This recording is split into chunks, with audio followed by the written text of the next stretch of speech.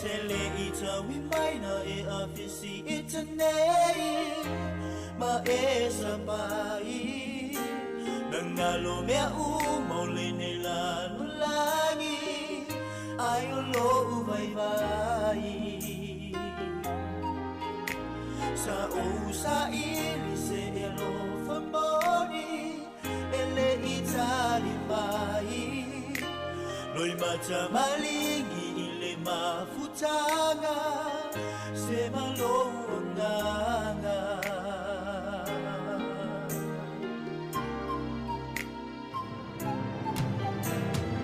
etele ila uwai ma o muli muli atu lo matai Yesu o te tau tino o te mawhai Taimi o te vai vai ai E musu musu mai lo ta tau mawhai Yesu o ia o te malosi ai Tulai mai Posi o uola vai vai E sauna lemu i a o lo matai O te manuai I whaingata e o mai So mai le sami o fita Le ai maso Fefe o na tinga O lana tausima O te mautino o te olai O lana tausima O te mautino o te olai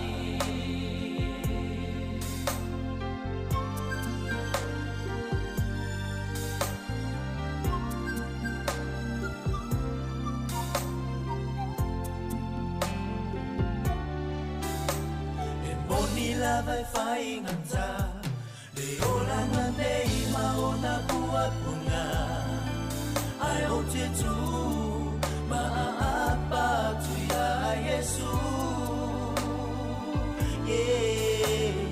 pe angi mai afa o le nei la lo langi ma ona tinga Yesu o te maua le file mu Imai o sia uola vai vai e saunga lemu I a o lo matai o te maluai I whaingata e o mai so mai le sami o fita le ai maso fefe o na tinga o lana tau si mai Mautino te olai O sia uola vai vai E saunga lemu I a o lo matai O te maluai I whaingata e o mai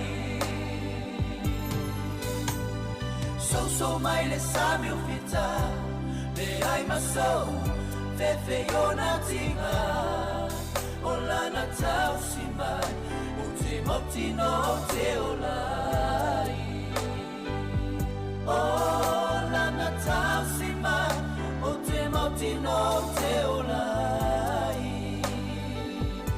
O lana tau si mai O te mautino o te olai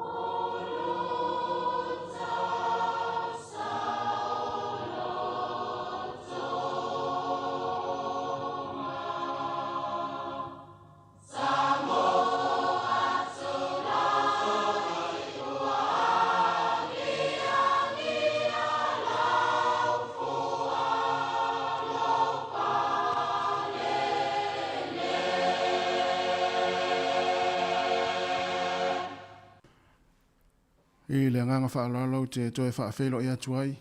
I le pa ia man mamalo le tātou te no. O malei fo mai fo I whanunga le lei le nei tai au fau. Nei fo ia so fau. Le lofa maleanga le lei o le atua. Ma lo le soifo manuia. Ma lo fo le langi e mama. O le si ufonga le nei o le lau moe Wellingtone. Wa toe amatalia fo ilana tautua o le nei aso. O le aso lua nei, le aso lua se fulu le masina. O yuni lua afe, lua se fulu mani tolu. Talofa lava. Ai o maia, o le tātou sauninga loto le nei tai au. Le atita ia le ai, le sunga I le whawhengainga, o le kalesia whapoptonga Kerisiano Samoa I Lower Heart, Reverend o Livatiai, o si maia le whaafonga.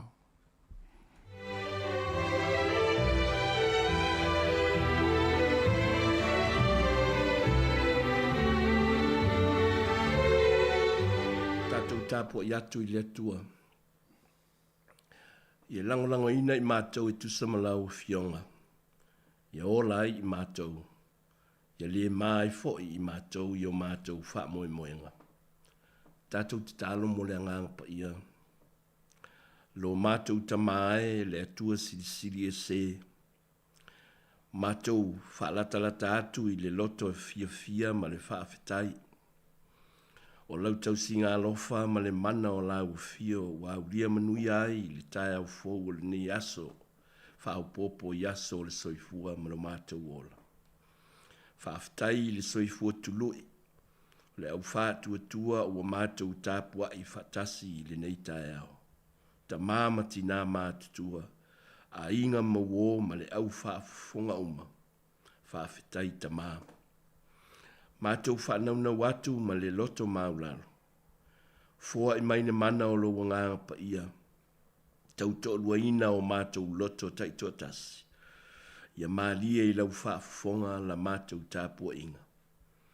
Mātou whaatele ina I pēr lo lava bi inga. I lo mātou wola tāpua I. Ma le soifua te tālo I lau fio. Leo lenga lea ala ia Yesu lo mātou ali. Amene. Whaawau tātou whaaftai, bi atu I le tua I le pese balu. Elele o mea o ma le alina ia whai o lo o tumua I le langi ma le lalo langi ne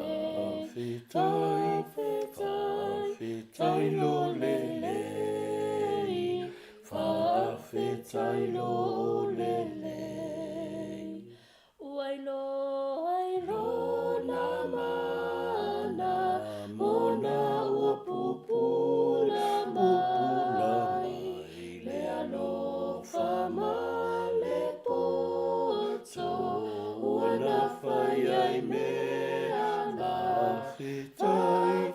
whawhetai lo lelei whawhetai lo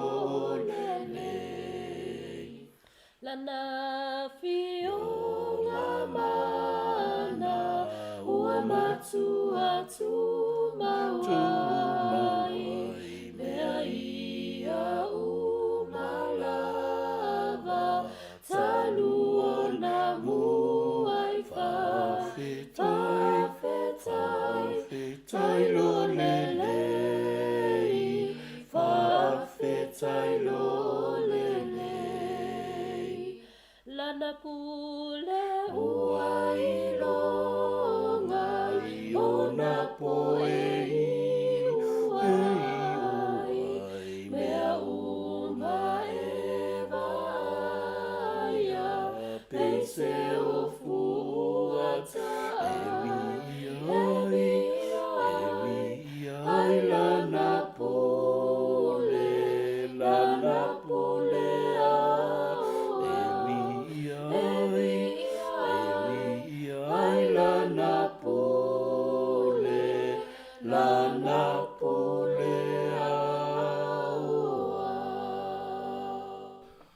O le feitawina o fionga pa ia le atua, tātou muli pēr I le tusi feitawaso o lo whaongaina e le kālesia whaputonga Kerisiano I Samoa.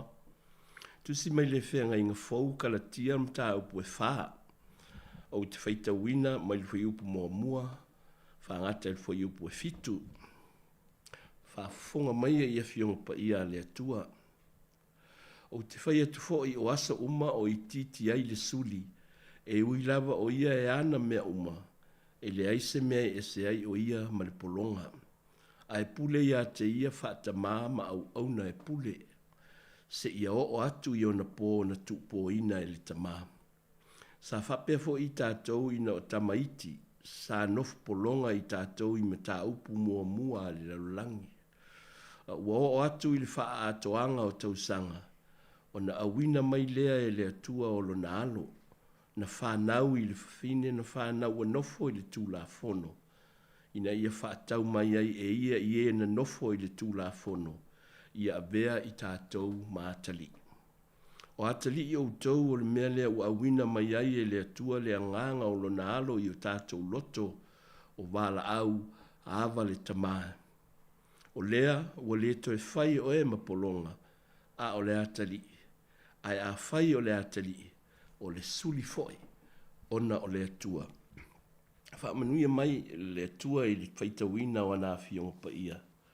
Ia tu maupea ia te ia luna lava bi inga nei e o i le whaababau. O le autu o loo tātou tuli loa i le nei vai aso. O ai loo a inga. Who is my family? Manatu autu o le nei tae au. O le suli i tamaititi o le atua. O le suli i tamaititi o le atua. A child heir of God. O le tūlanga whaapele pele ma mea sina ia o a inga Samoa. O ngafa o talaanga o suli o a inga e au i suafa ma whanua. Tele whaamsinonga o loo whaia nei i le whare whaamasino whanua ma suafa i mulinu. Peo na utou si le fia. O loo sa ili ai le pule. O ngafa masuli o e iai le a ia te tau. E tu wha solo ai suafa matai. Ai maise o mea tō tino a inga. O i lātou o tō fia e taitai a inga i suafa matai o ta maa po tina. O suli foi o tupu anga mai le amatanga. O i lātou ia o loo whaia le ngā luenga e tausi e pui pui e leo leo nei mea sina. A wātu pulanga lalo vaoa. Ma alo ma whanau whaiae i tutonu a inga manu. O le ata whaapea o lo tau wha malama i le apostolo Paulo i le Kalesia i Kalatia. O Kalatia o lau ele tu maunga i Asia i titi. Ia tu maunga i le tu i mātua i ngō Antolia. Lau ele ia sa whaatua i e Paulo mpanapa e Kalesia Kerisiano i lana malanga wha missionare mua mua lea o loo wha amtalaina le tusi o ngā luenga e sifuru ma le tolu ma le sifuru ma le wha. Ua umao na wha tutu mwha solo pea le tala i ngā Paulo pe o mōni mau le tusi o ngā luenga. Ai mulimuli ane ua maua tala ua tau mwhai tangata i utaia e tai se tangata nu ese ina ia perito meina ma ia lato wa ao ma muli maola i tu la fono a mose. O le malamlama anga lea lato te fia ta watu i tangata nu ese. Se ilonga e suli tangata i utaia po le whanaunga Israelu. O na whatoa iei leo le a ia te tau e mauai le whao le tanga le atua. A le awa o ngā Paulo e le whape nā le fina ngalo le atua. O i tātou e pei lava o tamaiti sa polonga i le angasala. O na whai lea o mātua tausi, lātou te tausia, le tūlanga suli se ia o le atoanga o tausanga, i le fina ngalo le atua nā fio mai ai Yesu, e whai le tō ngiola, ma tu mai ai le avanoa i le au whātua tua. Lātou te mauai le tofi o tofi o suli, o atalii o le atua, o tama whanau, o le ainga o le atua, whaatasi mai Yesu. Pei fo i ona tātou maua ni mta upu le aso ana nafi, o le ainga o le atua, o iai le loto tele ma le mauti noa, la tau te vala au i le atua ava le tamaa. O le vala au e fai e le whanau i lo la tau tamaa i to tonu o le lio wha le ainga. O le vala au fo i lea le au whātu e tua. La tau te vala au ai i le atua le tamaa. I le loto o tali tonu ma whātu e tua. O la le apostolo Paulo, o suli ua uma o na taunia e le atua e ala ia Yesu Keriso. O lea e na te ao ao i tangata o Kalileia. O le avea ma ainga o le atua, ma suli o le atua. E le whaapito i se tangata i uteia. Le aise i uteia, le aise e leni. Le aise tane po se fine. O le polonga po le tangata sa oloto. Ta mao ainga po le mativa. A o ilato uma ua talia le tala le lei. Le faa o le tanga a ke riso na ia whaia e fasa o loto ai. Le nofu polonga i le angasala. O ilato uma ia a toa matangata kalilai a kalatia uma. Ua ta ua o suli o le atua. O le a inga o le atua e ala ia Yesu Keriso. O le wha manatu ho i lea le tala le lei mo i tātou le nei tae au. Te le whiwhina wai, ma le white na, te tonu o ainga, o nuu, ai maise i le kālesia. Whiwha sino sino ai, ma whiwha ma sino ai. Po o ai e iei le ai a tatau. O ai e iei le suli. O ai foi e au. I whaavae masuli o ainga, ai mai se lava i tutonu o le tala lele. Le au whaafonga e leo le whale wha masino, e sa ili ai le suli o le ainga o le atua. O i tātou wa avea ma taitai o ainga manu, taitai o ekalesia. I e tātou manatua, o Yesu Keriso, na fio mai, o le alofa whaasalafa, o le ono sai ma le whaapale pale, o le whai mea tonu, ma le tuuava noa i tangata uma, ma le amana ia, o e vai vai, ma e le tango lima, o i lātou ia e tā ua i le ainga o le atua. O i tātou umalava o suli o le ainga o le atua. E le whaapea ua le tā ua o tātou ainga, i o tātou wheso ta inga wha le anganu, wha le lalo langi nei. Ai wha vae lo tātou wheso tai, i o tātou wheso ta inga ma o tātou ngafa, suli tau ave o ainga. Wha vae i le alofa, ma le anga le lei wha le atua. O na maua i lea o le nofo whearo fani, ma le nofo fe lango lango ma. Ma le ami o tonu a le atua i te tonu o tātou a inga manuu ai maise i le kālesia. O Yesu Keriso, o ia lava o le taitai, o le ulu o le a inga o le atua lava na liu tau tino tangata, na fio mai, na maliu li sa tauru, na toe tu manu malo mai le oti ma le tunga mau. O le tau tua le li o Yesu Keriso, whaea a inga, ina ia a vea tangata uma, e toe foi li suli o le a inga o le atua, na malepe o na o le angasala. O lo tātou ta iala fo i lea i le neiva yaso, ma le angai i le lumana. Amen. Tātou ti tālo. Le atua mamanae, whaafetai ia ua fionga ua mātou whaalongo ai i le neifo i tae au. Whaamanatu ma wha iloa mai, lo mātou tūlanga i te tonu o le lalolangi, o suli o lou ainga whaababau, o le ainga o le alofa tū noa, le alofa na whaalia ia Yesu ke riso lo walo. O le na maliu i le sa tauro, toe tū manu malo wa fio i le langi, ua ia wha mao popo ma toe tu ufatasi le ainga o la ua fio. Ina ia ola le finangalo o la ua fio ma lo i le lalolangi. Whaafitai le tu uawa noa o lo ua lofa tu noa. E maua ai pēa i mātou manuia, e le ngata o manuia i le tino nei, a o manuia wha le nganga, e tu mau e le ngata i le ola nei, a o le ola whaababau. Whaafitai lo wanganga pa ia foa i mai e tau to lua ina i mātou. E ta iala i o mātou vai ma o mātou whaale tonu.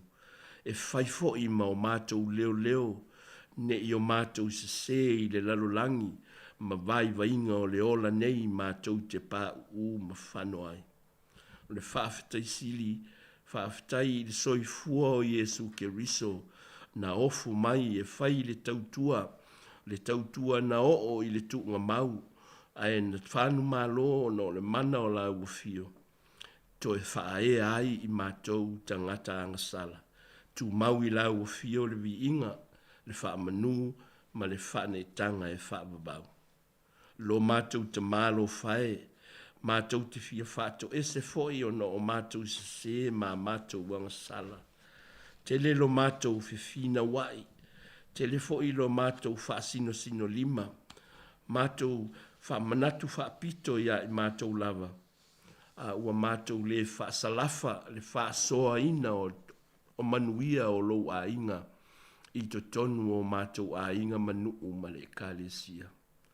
Whaamangalo i mātou, o e fu whaima tai o a inga, po tai fo i o nuu ma le kālesia, ua mātou whao malo i o mātou manatu, ma mātou ngā i o inga ma mātou wa mio.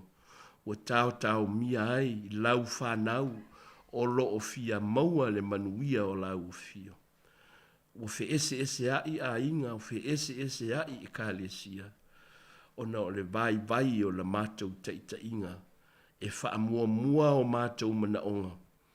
Ai mātou whaatua na i le fina ngalo o lau fio, mō le manuia lau tele o tangata Ta mae, mātou te talo ma le loto maulalo, wha ngalo i mātou i le toto i Yesu ke riso, wha wina o mātou loto, ia mātou i loa o na wha ngalo atu fo isi o mātou uto atangata, ma tu sa o loto o mātou au a inga ma o mātou nuu ma mātou e kālesia, ina ia tofu sia i lātou i wha manuianga o suli o le au wha tua.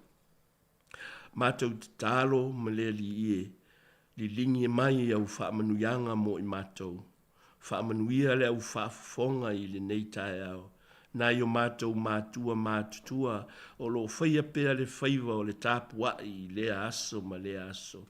Lango maluina ti ngā ma mawhitianga o le soifua o mātutua. Ina ia maua ai pēa, sili anga i te tonu a inga i le tō whā ma le whā utautanga. Ta iala ai foi, nuu ma e kālesia. Wha manuia ngā ruenga o le nei aso, ia maua le manuia lau tele o tangata uma i so se tiute ma so se whaiva.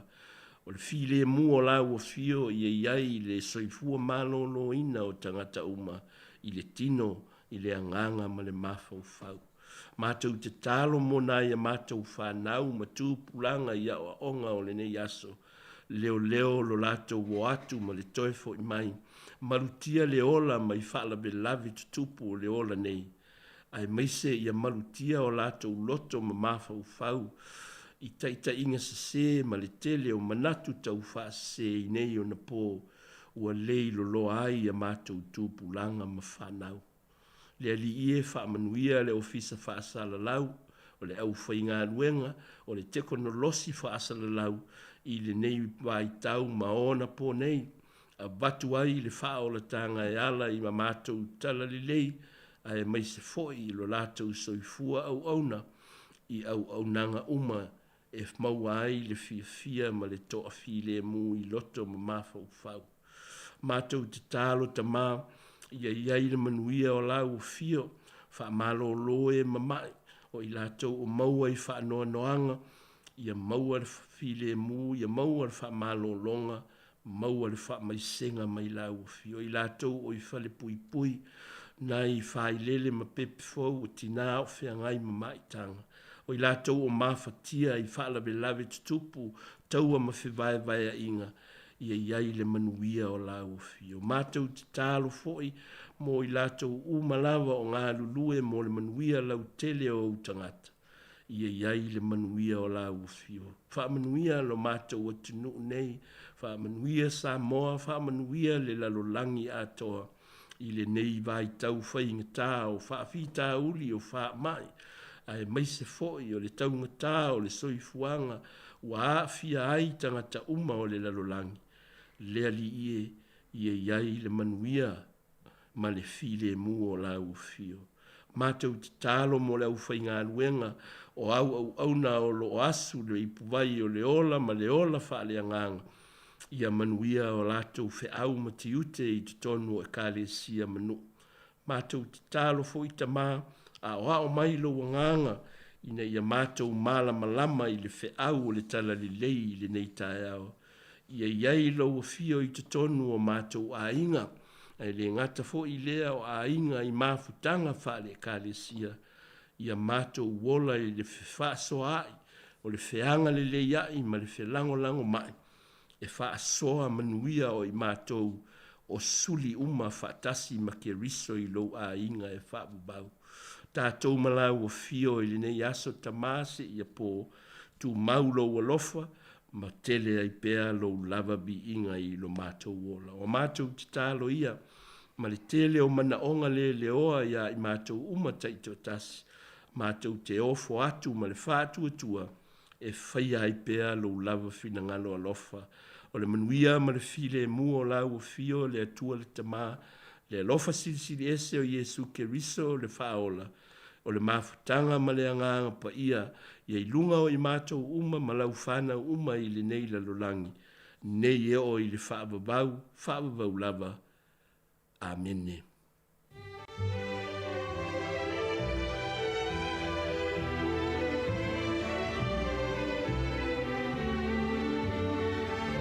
O le na ua whaafonga le tātou atanuu i le tātou sauringa loto le nei tae ao, teita ia le sunga i le whaafengainga, Reverend Oliver Tia i le Kalesia, whaapoputonga Kerisiano Samoa i loa hatu Wellingtone, e mole atu ele ngang whaafteitele, e lau sunga i le whaafengainga, ia mo le maanawanga pa ia o tala le leia le tuo le nei tae ao, e ala maila na upu fola, ia e whaamalosia i foi, ia le ola whaatua le tātou atanuu, ia e meise foi tō matauina i foi fuafuanga mga aluenga, o le awhenga iai o le nei aso mātou whaamani atu fo ia o a fuafuanga o le awhenga iai ia wha manuia le atua le nei aso ia i lau sunga i le whaafengainga whaafetai tele lava ia manuia fo le tāpo inga mai o le Kalesia ia o lo tāpo i mai ia manuia fo le nei aso whaamani le atua wa 25 minute o te enei le fitu o le siufonga le lau mua i Wellingtone.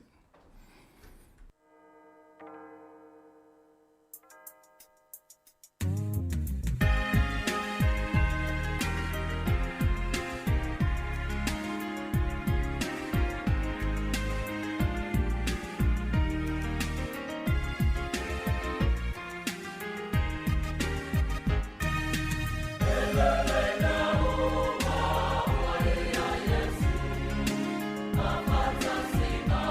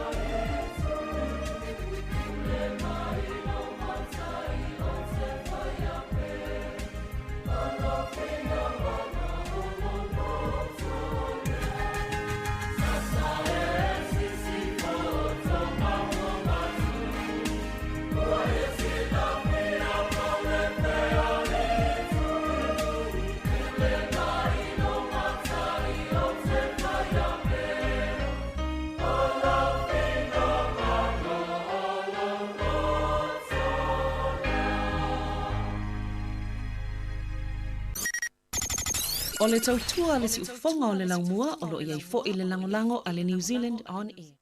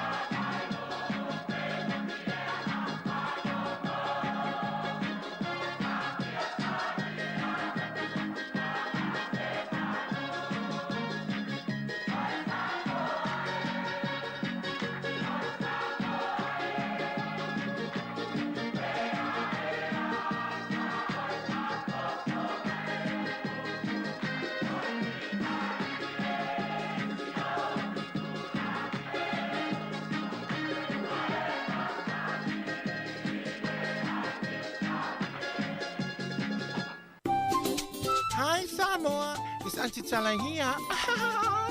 Instead of Fifi Falo, ile atau le tayao. Laugh of the morning. Amat sa may apple feet to the paveo, sufong alo mo, atau le tayao.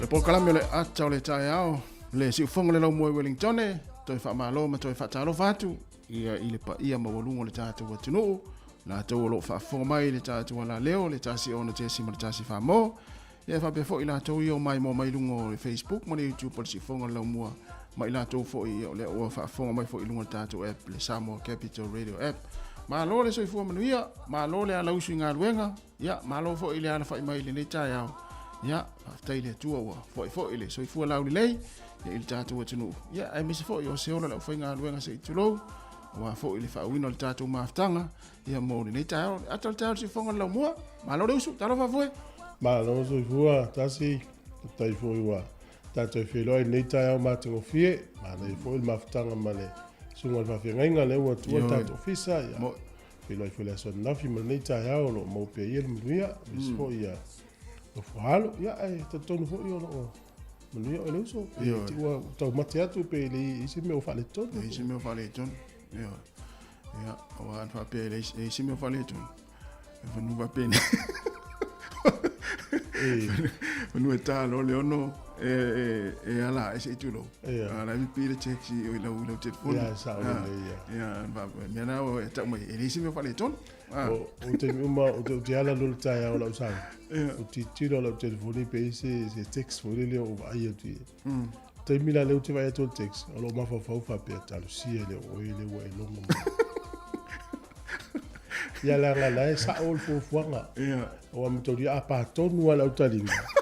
E hi fo le ke lo ngal tu na ngali ya ele sa o le mu le utalinga. Na sa o ya la ona o pa tonu le utalinga si le no fo fa ya le ta fi le ta ya la va tu na pa ma le mu. Ana ma le lo va fi. Na tau fa le tonu le ta ya. O sau i le pamu le tātou, e utua le tāwana. O sau la e aresto ina na pe ole. Pita ala telefits full tau sang. O so? Ia. E ala alu tonu le pamu, i tonu le fale. Ia, sau i fafo. Alu tonu, sau i fafo. Oi, o nala tau tusan tāwana. Ele ai. Fato e fau fuela wai si lato in. Ia alu tonu, ia vatu na i teine lai tonu lai faia, lai fau fata o loa, tala noa ia, i to e sau i fafo to e. Ai pasi ane ai lumo lau ta vale, lai uta va pesa o vai a pe te o be a fe mai le le ta. Ya, o mana tu lau ta vale na fa. Lai ai fero e va pe am fa se pa ma pe. Te se lo ya. Ya, to e fo tu lo. Kato e vai le pompensi ni si tanga te tu li fa tu e senta o po da pe na. Ya le lau e sao mai ya. O sa ta foi le ta wa fa ina ma fa. Io, te lo staat va pena. Io, staat va pena. Ia, e fofu lo vai sto in. Io, ali tonu sa fafo. Ia, le no tala e foi tu ele ai lai. Ia, ai e foi le mala foi nei tanga tala ia fe tu pam. Alo pola titi le pe polo ta vale polle. Va lo la velo spo. Alo foi del matua io ta pena ta mai tila onga. Ia, me spo ia o ta mai no fol fale ne yaso. Ono fai pe le fio fa ya o le ya o to mai ti mo se la você ma tua ta si ta no sta no le ya ma lo la foi ta fi lo io to mo ni le tu io ya fa ta lo fa tu ta tu no le ta ya fa ta lo fa tu sunga i fa fe ngai ngo o na le tua fa la ngo ta le ya me se foi la tu e fo floina le fino ngalo le tua ya fa ta lo fa tu le ta ya fa ta lo foi na yo ta tu ma tua tua asina sino le tunu o tu tai le tunu ma futa mai tonu ainga ma fa longo mai la le tio le tasi ono tesi ma le tasi fa mo le neta yao ia fa pe fo ina ma tu o fa longo mai tonu fa le tanga ma tu le malu lu le neta yao e fa pe fo tonu mo tanga se fa ta lo fa tu fo ia le auto si ma ia la to lo nga lu e fo ia i tolu fa i tonu fa le tanga ma tu e mai se ia mo tanga se fa ta lo fa tu ma lo la vale o ono ma lo fo nga lu e ma le fa maoli e wa fo le fa ingo nei e tatu tangata mai se tulo ia ole lo le tunu le wanga ia tunga luenga le neita yao fa mua le tatu sa ngale mu a o ia tuai ia inga luenga ia i lunga le wale le pisi e fo le neita yao ia e mai fo i fa malo fo ia la tau sa ngale lu le po na po ma lo lava le tau ata ia i tiu te mafaiva ma fe au ma luenga sa fe nga iai ia fe la fo se vanga la langi na te ma futa mai le Facebook ma le YouTube por se fonga la mua ia ma na tua la so ni fo tato programa ia share tato Facebook ia ma omi mai le fatu fo le mo ma o neta ia ona mai lona ia ona te lo fo te ia ma o neta ia ole programa le atal tato si fonga la mo le la fanga solo tato watu sina pese ia ona so le ma tara tau o so fa nau o tala mena tupu tara fa so pito la langi ia mai se fo o swing o le tupe mo le ola tupe tala valu o tala fo ma tala mai Samoa. Good morning, talo falava.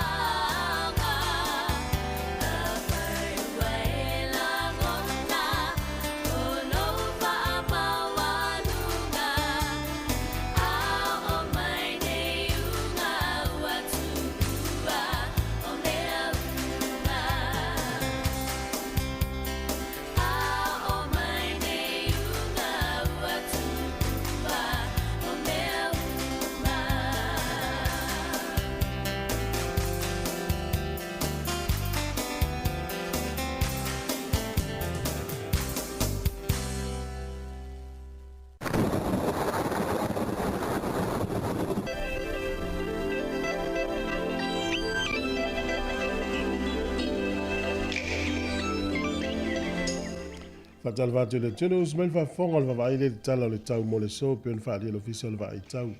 O le aso nei fa me official va i tau lang le tau fa pe fo tai mo le stofi.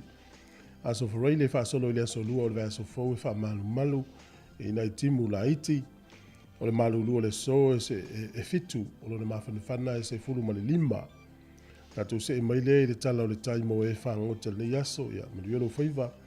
Wellington en pe le tai nei le te o le sfulu lua le veao. Sua le tai Wellington le afo le ono le tai o nei. To i pe le tai le afo sfulu lua le au auli.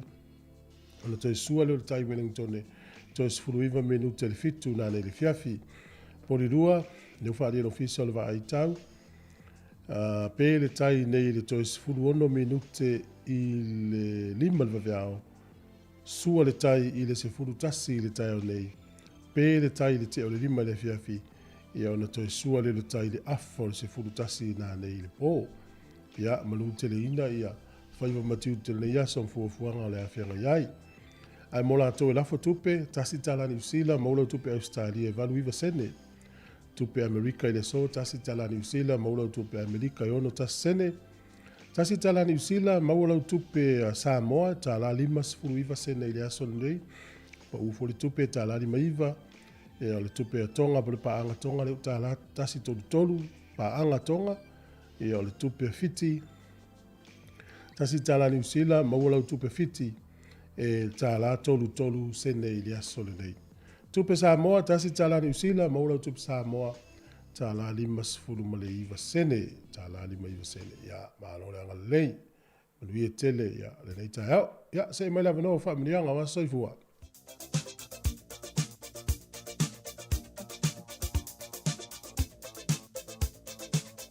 Tātou whamliango soifua mas whanau, tātou imeri masani lawa na asa whanau at samoacapitalradio.co.nz mo uto umana soifua mai lene yaso ia whamni ato to was soifua po se asa whanau fo se sia whanau ia whamanuia le atua ma ia whaopopo nisi tausanga se tele ia mafoa i pia le malosi ia ua fo i whianga iai i whiau mga luenga ai o le tusi whaitau mo mai lea le tusi e fesa o lona mata upo e lua a lona whai upo e se fulu awa o lana lava ngā luenga i tātou na whaia i tātou ia ke riso Yesu ina ia whaia ngā luenga lelei na saunia na mua e le atua ina ia tātou sāwa wali ai e feso e lua a lona whai upo e se fulu awa o lana lava ngā luenga i tātou na whaia i tātou ia ke riso Yesu ina ia whaia ngā luenga lelei na saunia na mua e le atua ina ia tātou sāwa wali ai manuia tele o tō wa soifua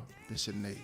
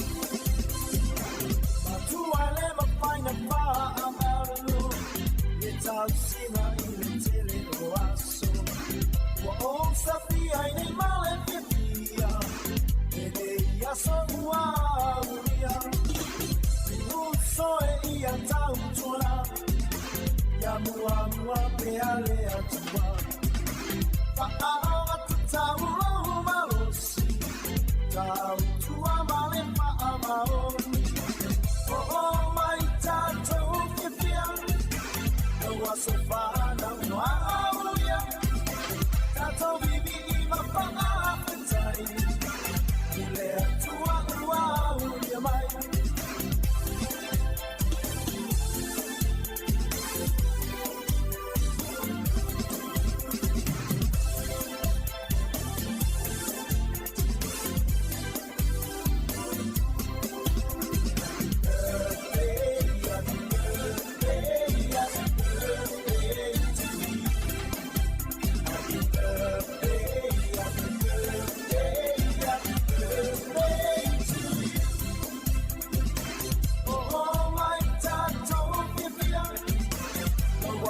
sofana wauya tato bibi mapanga petai ile atua wauya mai oh mai tato bibi oh sofana wauya tato bibi mapanga petai ile atua wauya mai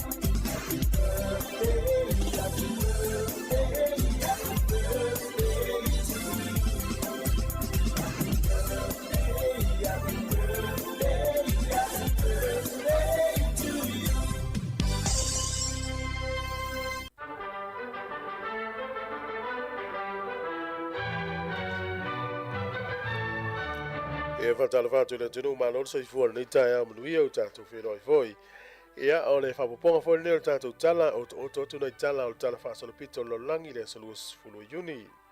O le solta usanga tasi lua whavalu o le Universite le Oxford po le University of Oxford i Beltania na lato mauai ia le tusi ia e ta o le Royal Charter o le whaatanganga le alo iai o na whaangalue ina na lato Universite. Ma vapea o le whaatanganga lea mai le pulenga whaatupu o Beltania ia o se whaatanganga maua lea i te tonu lo Beltania ia o ni awanoa tu atu e whini pisinisi e whaangalue ina ipo ni whaala putonga tu maoti o le sola te usanga te silua whaavalu na mauai ia lea foi tusi tāua mai le Royal ia po o le ainga tupu whamaunia i le whaangalue ina o University of Oxford. O le sol te usanga tasi fitu valulua na urua i whaonga ai le sio ale malo Amerika. E le tau te iloa e iei lava ia le sio fo le omi i tusi o whaamaumau ale malo Samoa, ale malo New Zealand, ia o le sola, o le malo la Amerika te usanga tasi fitu valulua na whaonga ai the Great Seal of the United States. O le sol te usanga e tasi valu tonu fitu na whaapaleina ai kuini Victoria e whai matupu o Engelani ia po kuini o Engelani ia po tupu tamaitai. E valus fultasi o na tausanga ia na tuumanoa le tausanga te siva o lua ia whatoa umailan no fua inga na mata mai tausanga te si valu tolu fitu.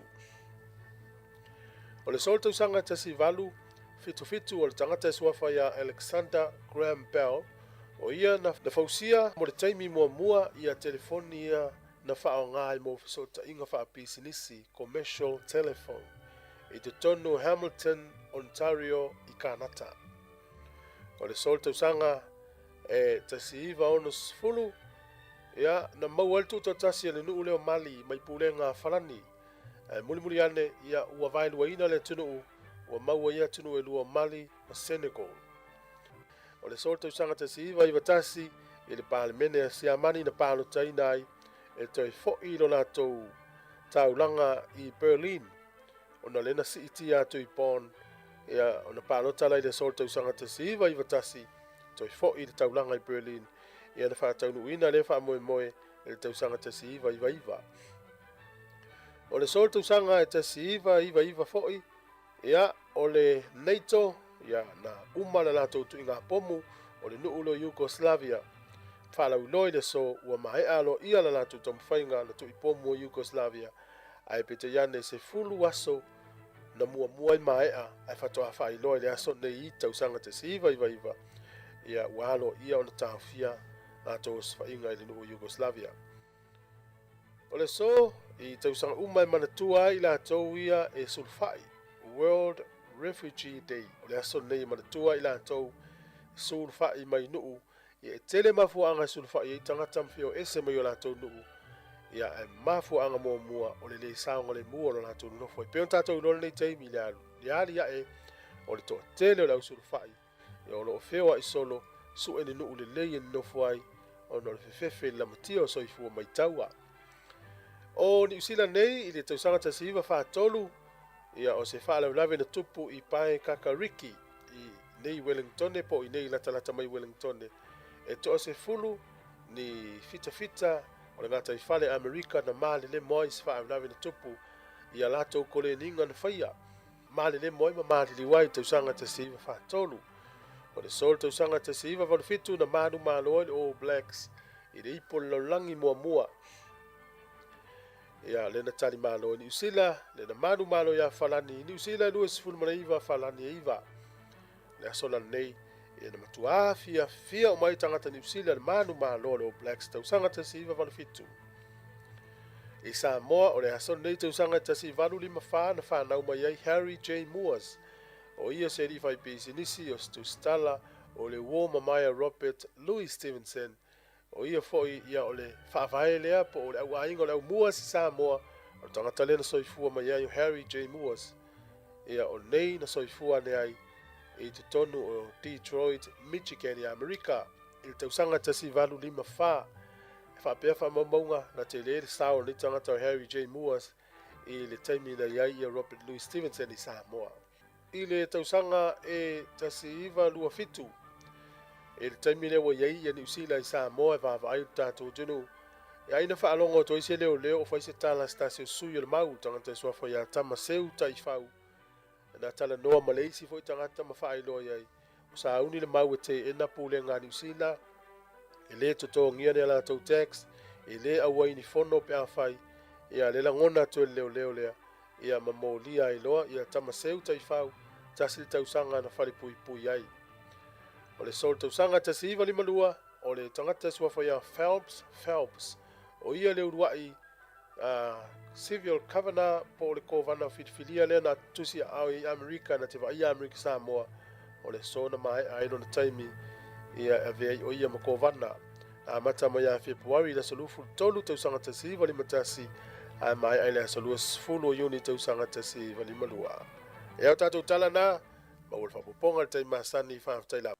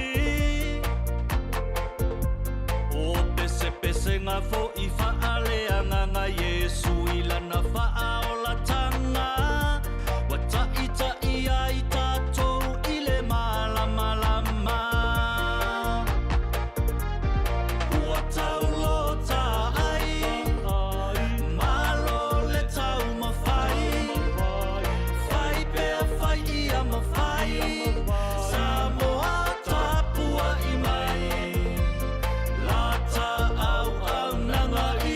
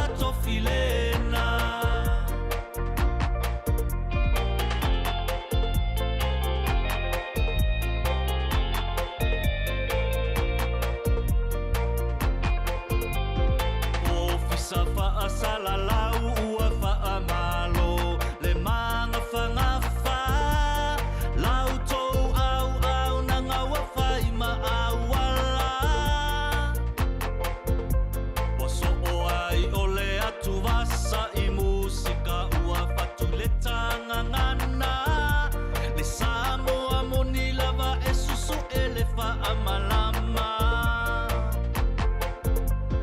La foane loa lau ula I tua tau au alo esa asa La au lima le au mangalo ane yo faiva Se e mali e siva ata oka se wa mata ina A o pepe se whana ua Samoa I le musika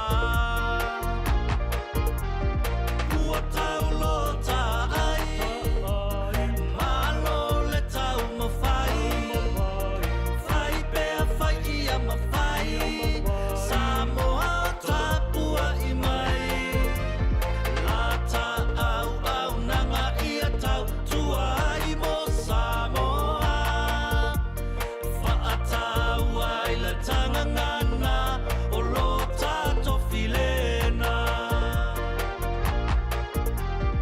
Ua tau lota ai Malo le tau mawhai Whai pea whai ia mawhai Samoa whaafofonga mai Lata au nanga ia tau tua ai mo Samoa Whaatau ai le tangangana o lo tato filena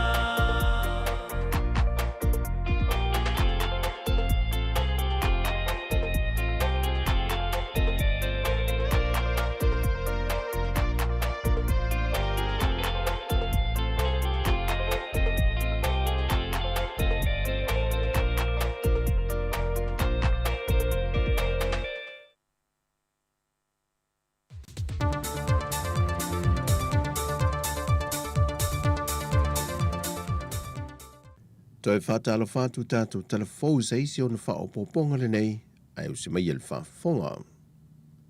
E le mai e ui longo report ya su etusi e le whaonga ino le tailua se la wafe tā lao le bloketi o le tasil miliona tā la moitu malo.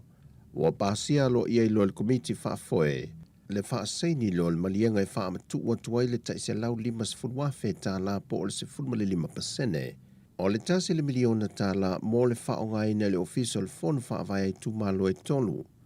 O iei tumalo e tolu e au fiai le tumalo nganga I whamaunga numero mua, e tumalo whaasale le anga numero mua, ma ana alofi numero 4. Ai lua I tumalo o whaamau nia mapasia alato reporti, o le whaonga ina le vaianga mua o le whaasalau 25 afe tala sa whaamatua tu iai, ma wanga va ai lo mapasia le komiti o le afa amatua tulo i ele vaenga lona lua o le isi fasa lau 25 feta la mo le lato poloketi o le miliona ta la mua mo le neidi matausanga e fai tu malo le ufa amatua tuna i ele lato fasa lau 25 feta la mua e au fia ile tu malo fa le alupo e tu malo fasa le anga numero 4 e tu malo palauli numero lua ma le tu malo nganga e maunga numero lua. O le fionga le tamaita e ministan tanga duengo tupe, le fionga mulipola ana rosa ale molio. Na sau noe toe wha amalo si atu I tu malo e le maea a lato reporte tu ina mai tutonu, e na ia wha a wau ma ia wha maea, ai ia vave wha amatu watu a lato se leni.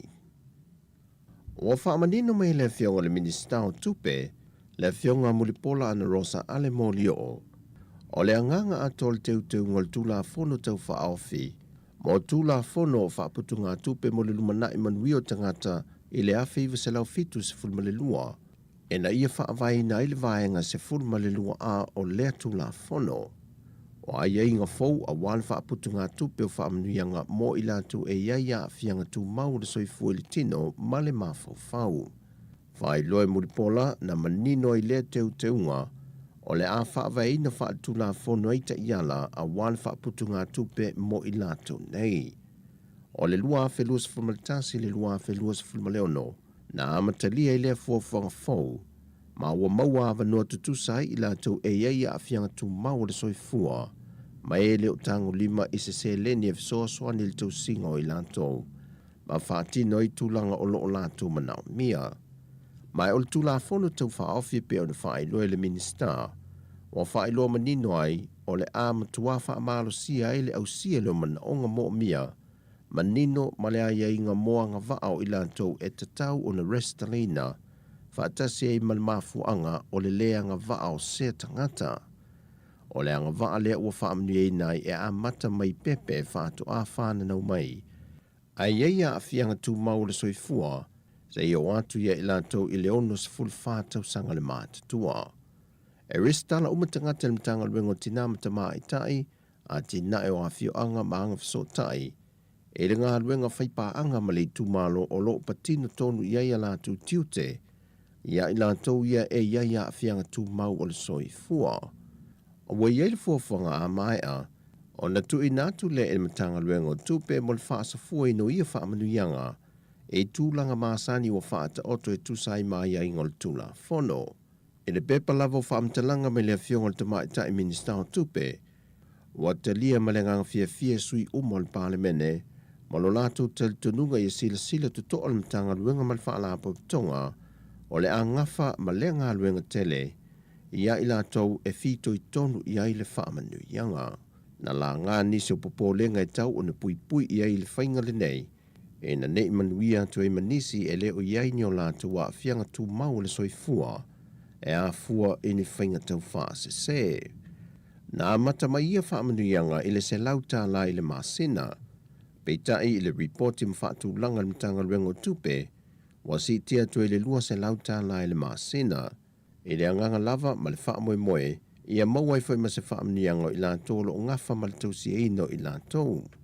O lo whaanga solo pele whaatalano ino le neitu la whono tau whaofi, e whonatanga a le pāre mene o lo whaanga solo.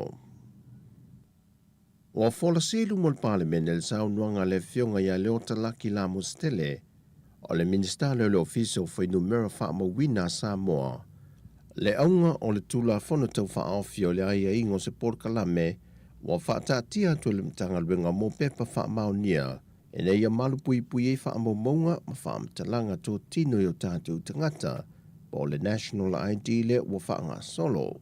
Sau no leota wa tele whaatalu noanga sa whaia mo lea mata opo, ma soalau pule to to ai mal talitonunga, e a aua nei mo tu sia le sila fio tangata lau tele malo lato malama, e le ngā yoinga o le a whaatino.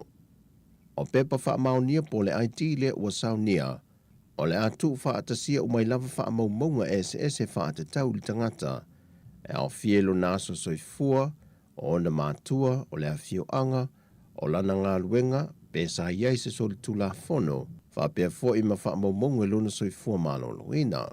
Peitai e ieni se o fionga i whaipule na whaalio lato whinangalo le mata opu po le tula whono tau whaofile nei, e te tau fo o na ieni whaetete nga le whaai loa o mo whaamtalanga i whaatatau li tangata, ona o leo o tātou moli mawina le laulangi le whaonga aina nisi o whaamtalanga whaape nei, e whai e ni whainga whaasoli tula whono, e me se lava i awala palpala e mawai se leni. Wa tui nātu le nei tula whono tau whaofi le komiti whaapale mene, e lātou te ngā lulua i ei molo na toe ilo ina, ma toe tu watu le lumo le whono a wawhai tula whono, molo na toe soa lau pule ina, ma le pasia ina. O le ale tu mama ina le vaenga so e su el mtanga luenga leo le vaenga le CID ma le IT. Le sa ilia leo vaenga uma e mawhai o nei loa po oai o lo i tu lau pepelo, o lo whai loa i whata wino whala au whasa ina. O le saunuanga le marisui komisino mtanga luenga leo, le tomaita e ia papali i Mona Lisa tia iketi. Sau no papali, o le asa ilia lava po fea no whanga i iai la atou nei. Ato ai malefiso o ta ingo i lantou ia ma i lantou wa taha fia mamolia, i lano lava o whala au whasa ina. Wa te talo mai le sui komisene i le atunuu, mo le mo mio ngā lulue whaatasi le wha i loa mai leo ni wha amtalanga, o ni wha i loilo e fisoa swani e su ngā leo lo wha ngā solo, ai leo tu uai whalitau sanga papali i a li mawhai pule o a fia anga titasi, ona o le tā ua tele o le lātou fo i fisoa swani mai nisi o mata opu watua nai, na reporti mai ai a li mawhai pule o a fia anga, nisi o lātou lava a fia anga, sa whaia ia sori ngā tula whono. Whai loe papali wa uma fo ina longo ta iulio vaenga ese ngā lulue whaatasi, mo le sa ilia lo vaenga mate te atu e whainga whaasol tu la fono, e a fiai o tātou tangata mai whala au whaasaina, ua tele tupulanga talavou, ua a fiai. O tala whauia mole ne yaso manuia lo tātou o tunuu whaasoifoia.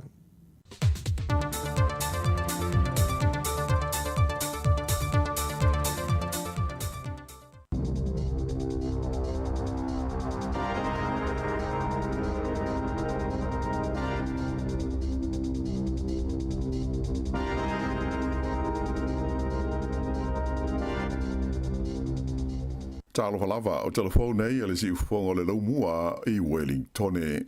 O le tātou tala mua na whailo mai whala wai tele le mano New Zealand le aso na nafi I lana fuafuanga e si iti ai a mate le aso mua o Iulai le pei meni po le tupe maua mo mātua ia no nofo maranga ruenga ona o le tau singa o la tau pepe fau.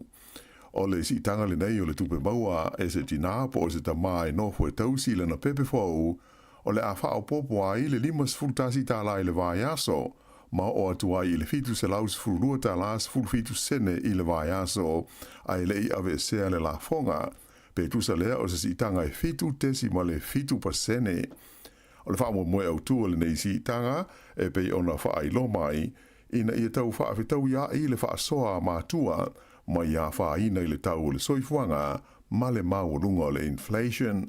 Whailo mai fo I na nafi e le li pārmia ia Chris Hipkins, ia se swinga I le fuafuanga e tusa o I tu la wha au popo e luas furu e a onga fuai ia ta maiti e ta ilua te usanga le mātutua ia onga amata. Whaalia le pārmia, o lea ua talia le mālo ia le ngona mamanatu o le whaalapo tonga wa onga amata e tusa ai o le nei mata aupu, ma o lea ua whaia iai ia le sui inga tā la whea ngai. E se furu lua tau sanga le matua o se tau mai titi na umaro na ola I Hamilton, ona o le songi ina I le mea whaamanongi e ngoa o le aerosol deodorant. O le nei whaalawelawe na tupu I le fiafi la stonai na awhia I le tau mai titi le nei, maniana uo se tolua, I do tono o se whale whaatali pasi I le awala I ngoa o le Tasman Road I Hamilton.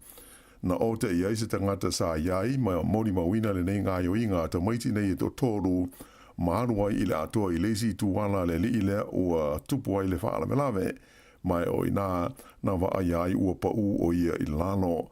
Sa tau mwhaitangata na iai ato fo I mala au whainga luenga le ambulance, e feso swani ia te ia, peitai e le I mawhai o na whaasao ina ai lonola. E iai le taltununga na songi ma manawa ina mo se teimi umi, e le neita mai titi ia se whangu whaamanongi o le tu ainga o le Dove deodorant. Whaamaunia mai e leo le mali wai o le nei talavau, mai o tu inatu le mata opu mo susu e ngā le pule mali upo o le corona. E le whau le tu ainga na whaarwelawe whapenei I le ai o Hamilton. O le amatanga o le tusanga, le fo ina lipo tio mai ai, e se tasi o whale te tā ai lava I le ai, le mawai o ni ta maiti e ta I walu tusanga le mātutua, o tau mawhai e songi ina, ia pauta ma waila au ia ta tā ai lava. E lua ni whaalawelawe tau ta amale na mali ni waitangata to lima I se whaai unga o le mai aso whaano no tele I lungo o wala I tūmalo Canterbury. O nei whaalawelawe tusa o lipotia le leo e le wā mau ia mea na tutupu ai. Whaalawelawe mua na wheto ai se ta amale ma se pāsi e ta maitia onga na mali li waitangata to lua I le fiafi o las foreile terwai I le ala tele no mela fitus furulua I Sefton. Sa whaamaunia mai I le pule a onga o le onga maurunga ringiora o Paul Donnelly e to ono ta maitia onga na iai de tono le pāsi I le taimi na tupu ai lea whaalawelawe ia mai na manu nua miti I la tau. O te ngata e to lua ia na mali liu o le awe taamale o le taamale le titi o se li e tolus furulua te usanga le matua ma lana pāse se luas furuwalu te usanga. O le aso ngā fuana nafi sa whaailoa mai e foi e leo I le tūmalo Canterbury e to tolu ista ngata na mali liu ona o seisi whaalawelawe tau taamale I le pō leo sa. O le nei whaalawelawe na mali liu umai awe taamale o taamale lua sa fiai ma le pasese o le tasi o taamale sa awina atu mautongo fitinga i le whale mai pe tai na uma i na ola i le whale mai te leo kala i stete i le pō lava o le sa.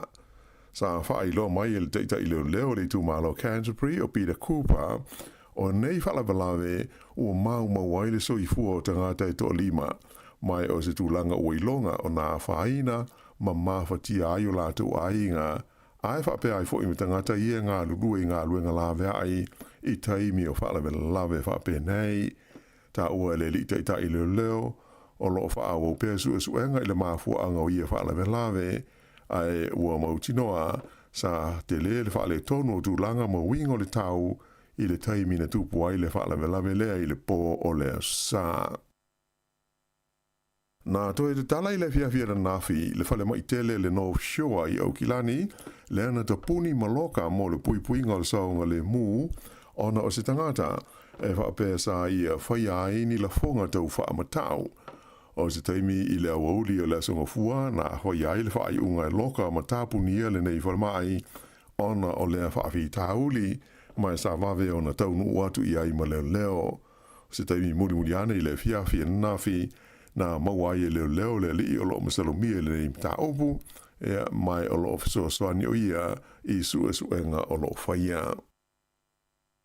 Ua whamaunia mai e le ofisa o le pāremia o New Zealand e whapea o le a maua se whailoa inga Chris Hipkins ma le peresidene o le malo saina o Xi Jinping a o iai o ia e le na malanga wha le malo i saina i le vai aso a sau. E le ngata i lea o le a whailoa i fo i le pāremia o ia o la fili fo le parlemia New Zealand ma le parlemia o le malo saina o le ingo i a Li Chiang fa pe ai ma le te fono o le komiti tu tonu o le fono o le malo saina o Sao Li Shi e to Louis Fruiva le a fai o le au malanga le li parlemia o New Zealand e au fiai i le au fai business ma tai o tangata Maori o le a fea i le malanga le nei le li pāremia le lau mua saina o Beijing ai whape fo i le ai o Tian ma Shanghai ma e te reni polo kalame ua whaatulanga ina e au fia i ma se saunoanga le pāremia o le a whaia i le University o Peking mai o le a wai fo i se fontanga tau i le tamao a inga. I le ai o Shanghai o le a te tala ina ai le li pāremia o New Zealand ia se ati nae se sofa antasi New Zealand mo saina i le tūtau tū lisi mai o le a whailo e fo i mataita i o lea ai te leo saina. O isi sui o le malo e malanga ma le pāremia i le whainga malanga le nei e au fia i le main star o whaatau inga o Damien O'Connor ma le main star o tū lisi o Penny Henare. Whailo mai ai le pāremia whapea o saina o lo whaatau watu i aile tusa o le kuata o loa uma New Zealand ia o lo ave i atunu i whafo ma a o le i tūla i mai le wha mai Covitis fruiva o saina sa lona lua i le au pito totele o tūlisi e malanga mai ai ma tā whawhau i New Zealand nei mai o stasi o tunu o le laulangi e au pito totele i a tama ma teine a onga mai whafo o lo malanga mai ai a onga i University o New Zealand. O le sa asau nei e tu uai le tunu ue le nei whai ngā malanga mō saina, ma le wha moe moe e to e taliu mai le asforai le la so tolu sa fulu o Iuni. E walu afe lima se lau wha sa fulu wha le a whai o mai whau Covitis fulu iwa na wha mau ina i le tono New Zealand le vai aso ua ma vai atu nei. O wha mau maunga nei e le mta ngā luenga le soi fua maa loloina e mō le vai aso a toa le na uma i le vailuanga o le pō le sa na te nei. E lua se lau whaas furu ono la whai tangata sa tau fia i whare mai mō tō whitinga e au fia ai le to ono i pōtu mō mai tinga aina ai tōlu se furu ma le iwa le a whai o maliu ona o le vairusi. O le nei a whainga o le ua o tuai nei i le tōlu afe ma le fitus furhitu le a whai o e ua maali liu ma whanoro lātou soifua ona o le wha mai Coviti ta lua na o mai i lau whanua o Aotearoa. O whainu mela mo le vai aso i o natua, na tūla i mai le iwa afe walu se lau walu tolu le a whai o mai whau ma le tolu furfitu o le a whai o maliu. O lo whanga solo so e ngā leo i le mafua anga o le maliu o stangata i Aukilani sa sae i le asonga fua nafi. Whailo mai le li ita i le leo ia tau filau wha manuia wa ailua. Wha pea sa wala uina mai se whasoani le leo ma tau nua tua i le whaleo se ainga i le wala o le Carusiana Road i le Half Moon Bay ma mawai se tangata ua umalo naola. Na ia ta ua o le a whailo mai nisi wha amtalanga wili ili o nei wha alawe lawe pe a uma i suenga o lo wha ngā solo i le teimi nei. O le wha wawai o le te o lo whai wha solo whai a onga o kolisi ma onga maurulunga o le a fia atua i o mata upu ma isi ngā luenga whai i whafo o pōtua onga. E pei ona si le fia e ui ina iai se whautuanga mai le ofisa e whea ngai mo mata upu tau ngā luenga po o le Employment Relations Authority ina ia se e atu le mata upu nei o lo fina waiwhai a onga ma le ofisa wa onga i se komiti tu ma oti mo le whaia se whai unga ae o lo tu mo pea o na wha wau ia le te. O le so lulu atai au le o lo wha moe whaia onga e amatai fo i ona te ma le a wai i lātou i ngā ruenga i whafo pōtua onga e au fia i mata alonga. Ai o le whautuanga le ERA e le tau le PPTA o na tā ofi le lātou te a o ilo ina le fuafuanga mo le tu ina atu le mata upule nei i le arbitration.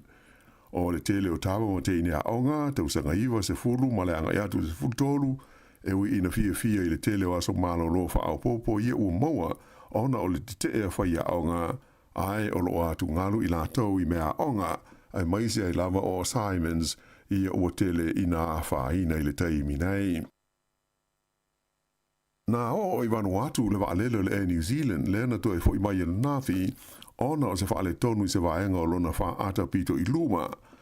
O le nei waalele o se waalele tele o le tu aingo le fitu valu fitu Dreamliner sa iai sana malanga whaatulunga ina mai au ki lani i Tokyo i Japani. Ai sa whaatonu ina toi te diu mai i New Zealand ei ina ua i loe pai la tele mea o tupu i le wha ata po o le windscreen. Whaelo mai e le li ofisa mo le saonga le mua le New Zealand o David Morgan, e le i mauti noa po o le ale mafua anga o le nei whaale tonu o lo o wha ngā solo nei haisu e suenga. A ena i ta ua o wha malama o waalele e le tasi se tioata a e te ilua pe te tolu ina i a saonga le mu i teimi umai lele ai le ea. O pase se nā fia o a whaatulanga o se teimi o le so e toi wha ua waile lātou malanga mo i Japani.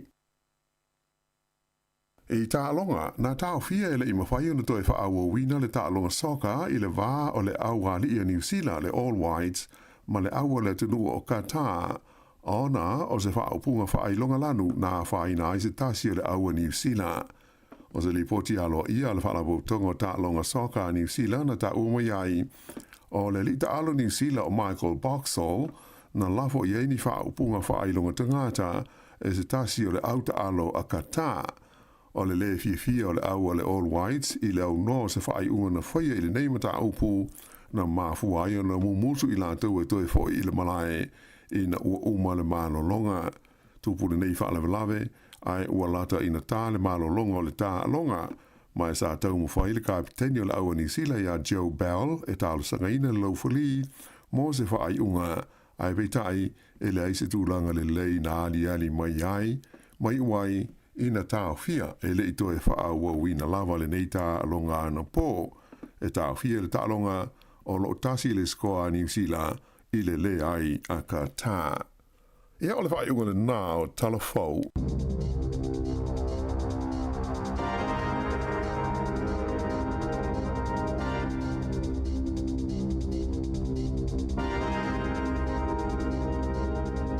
Malo fa tail fa fonga mai le tinu fa pongo mo na telefone nei tai ao na fonga nei le fionga la wano ati lawa ia matala mai Samoa tau tua sunga ta se salam sam tu la iva tau nei ona fa fonga le yai in fa ponga 2 minuto tai nei le valu ia ele fa pe e puleta to ia ina ngalo istanga ta pe afio idunga wala ia moi la le mo le mawina foi mai ta tu telefone nei tai ao ia ma liu foi ni stanga sto tolu se vai ane lava fa fonga mai le tinu le tai ao ia i Kleistete ia ina North le pito lunga la vole motu ia le ailo Kleistete ia le mali o tanga tana po ia ele o tu wala fo tatou tau longo man fa manatu atu ile wa veta vale ia fa mo sa ngale mu mo la wala mo lava ia afta vale malava e se le tele o fa vela vele va ia so mal fa ngol va son te ni jo fa vela tu pon po lo que station na mai tatou telefo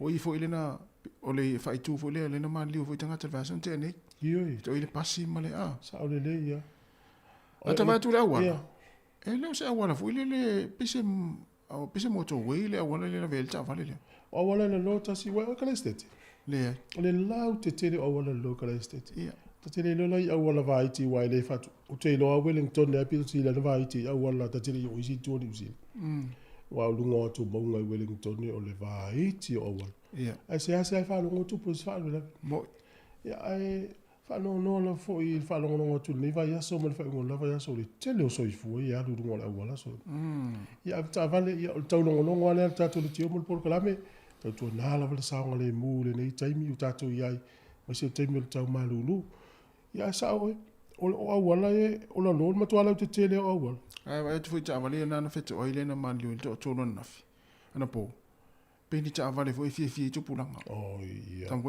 pe ta tu vo ia no wingon tu lang va pena ole o te ofo foi o tu pulanga le fei pe ala ia to ala fa no so I fua ai mo io ia ta no ale ti na mal ta mai no si o walo si o tama po si o tele ma le fine ina ia ta tu na mala to lu wala wala ia o te fa ma lo la foi nei ta mama ti na ia mala mai Samoa ia tu sole o le ingilisi o le ngana no na lu ala mo ala to le se ne ta mo nei fa na uen so I fua ne ia tau fai anga I fai le sene o le nai le lei nai au lawa vea ia mana tua o le lena po le sene mua le sene au ele o se le sene te avita vale o le sene au lawa vea e o no fo le o le tangata le ua a tolo le sene fu le sene mo lua tau sanga I wau tafa fa tontonu e lau lawa ve a feu le leila ua ve ia ha I leo totongi le le fai le sene ia mouso le sene avita vale ai ma lo lawa ia o sa ngale mu Io.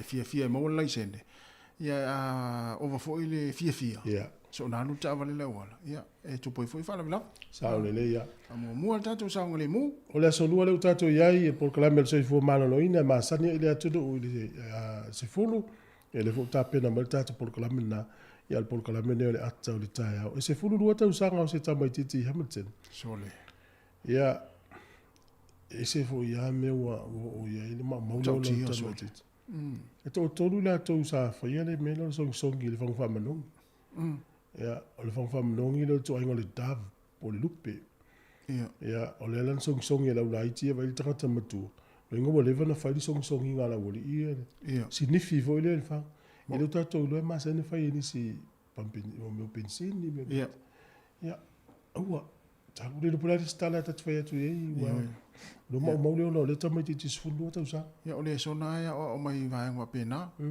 ma tu na ni wa fia tamai ti manong fang manong ai le tal fe ngai ma ma le tu lang so fu malo loin ia sa le ia le la wa fia le lo tamai ti le ia ai fo ista mai ti la to lu na la to ta si o la wa va vena fa singa lu ngal termine ia tua ia le ia lo fatu ni ta ia o le pe na mo ta tol fo tu la wa nga ta bai ti ia ma lu ia to wa nga fa la tu so le na o to ma tu ia nga fa la vele o tu sai bel tu la ngo i termine te va fa ia nga le ia ava na va tu me nga fa fale ia ina ia fa nga la va no na fale ta bai ti fa ila to me nga ana ia alo fa tai ia pa sina fa fia nga ia tali mai nei fa unanga fia fa la ulo ia tatu tel tano fo ia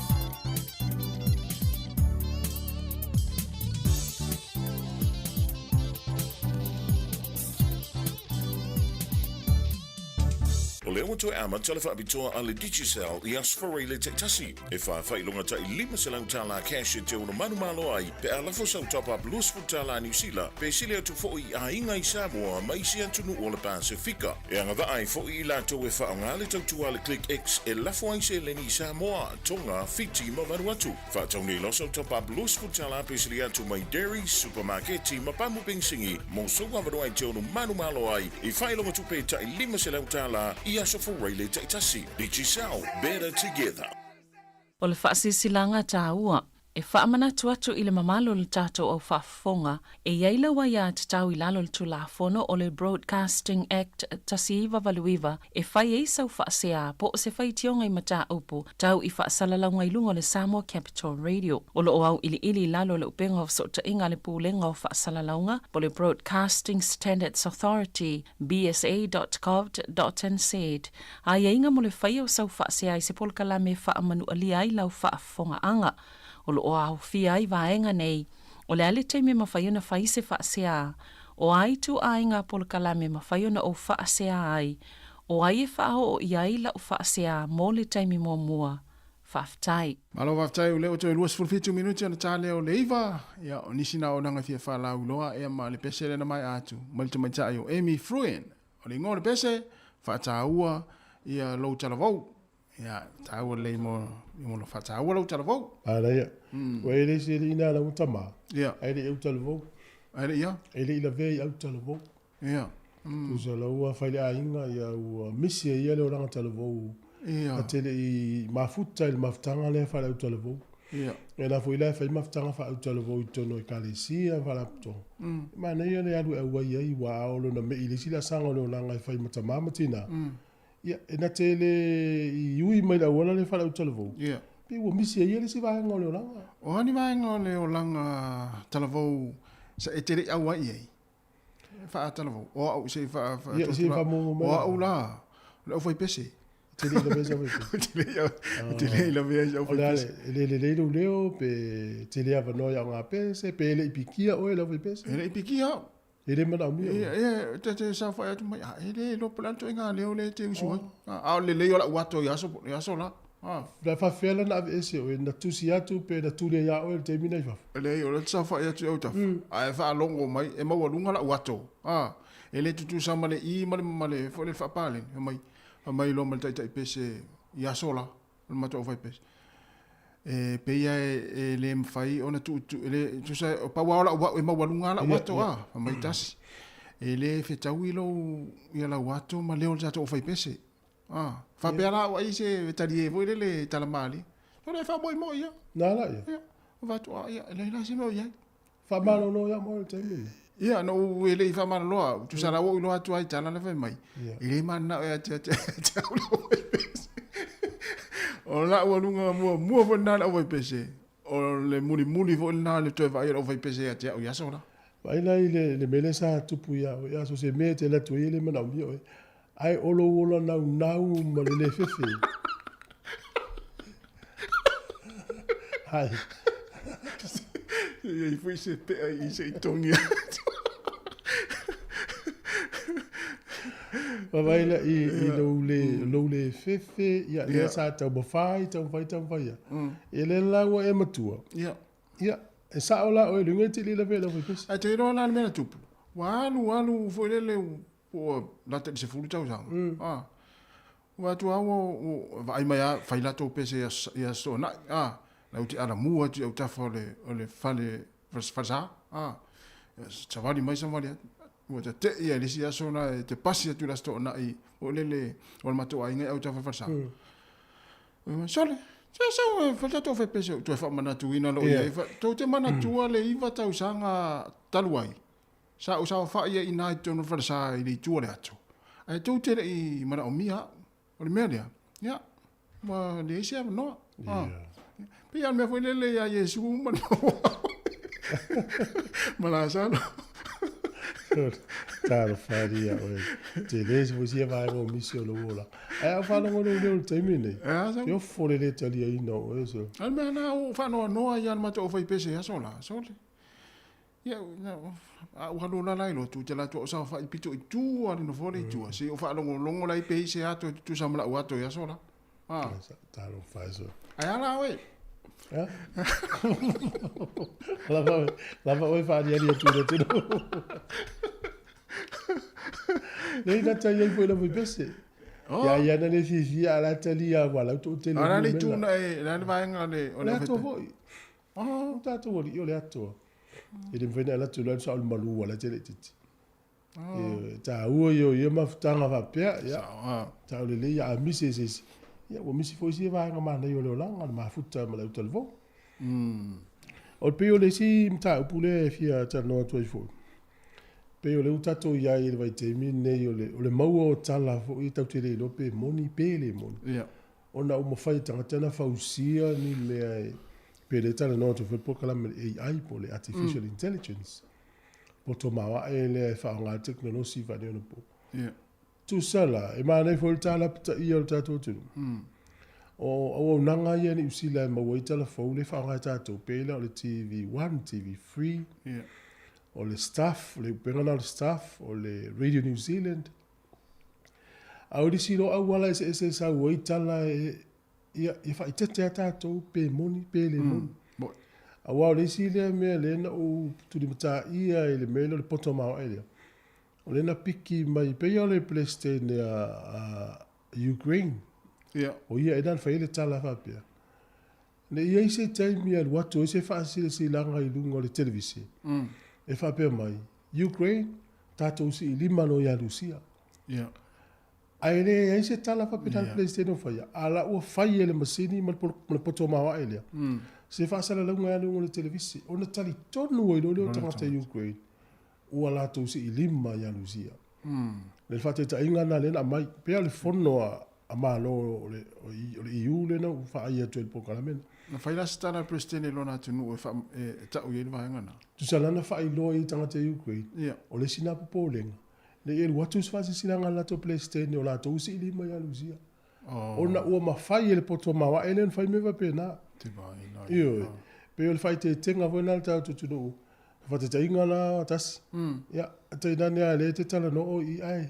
Fausia e le poto mawa e lea so wata o laite fa o lima stanga te le mo o oe uma ai le oe ia va e le sala lau o le tala o oe ia e peo le winga na e o foi lai tala i tala no to tato ritio ia o tala lava mai i au nanga ia tali tonu ina e tato ia ni te ua iei ni au nanga se fa se i tato Te leo te mawhau po le ha se tū le lei o le poto mawa ele. E tele o i tū le lei.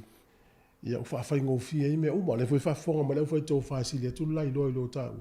Tele, a ona i tū le lei la nae wawela pata. Whase i tangata. Io, i whase i tangata. A tato vai fwoi teimil nei, ia, o le tele o nauao, pēla o meo robots. E le whale ingale i po lua o whaongale, le masini sau e mai lau mea ai. O le Copen Co e pula ele ngol fala inga le fafsara i KFC le lo. Ia, o le van sa news po le lua tau sanga ta lua. Le fale fau le fale inga le mele sa le leva. Io, te no le McDonald mo ai ni usila. Ia. O le labo e sela vanga sa ina, ale watu lo fale inga na. Ia. E sa masini o na mai. Ia to ga poto ma ela na vai. Pe foi la ta telefone via. Ia. O so ia sa ta o mi o te mine. Na salwa e tango omi le GPS po le wala su e ala ya fascina so te le yo na le ai ya o le tu na ni te ua fa se i dai sis ya o fa te inga o fa usia strata ai te ua tu lo o fa te inga te ua fa ina swida o sau si sau no nga ta to mai te pa le mia e la una va vale mai lungo ya i lungo se ala ata po ja, ona tali tonu e nono o tele mai wo tofi o la ya ele ai o ma poto ma ele poto nga poto la na le e fai tete ata to ni te mi o ni va vete di tonu o ses ya ai su e mo o le e peila o le si tala le no mi e lungo le tato o le penga le a tonu i tato o le news app o le tuala e ma fai fo i penga i tonu i tato ona sasim fa le tonu i lato ya e al te mi te ula to li potia stala le moni o te no la fo sa ni lato si e to e fai se fatto singa pe o newspaper ya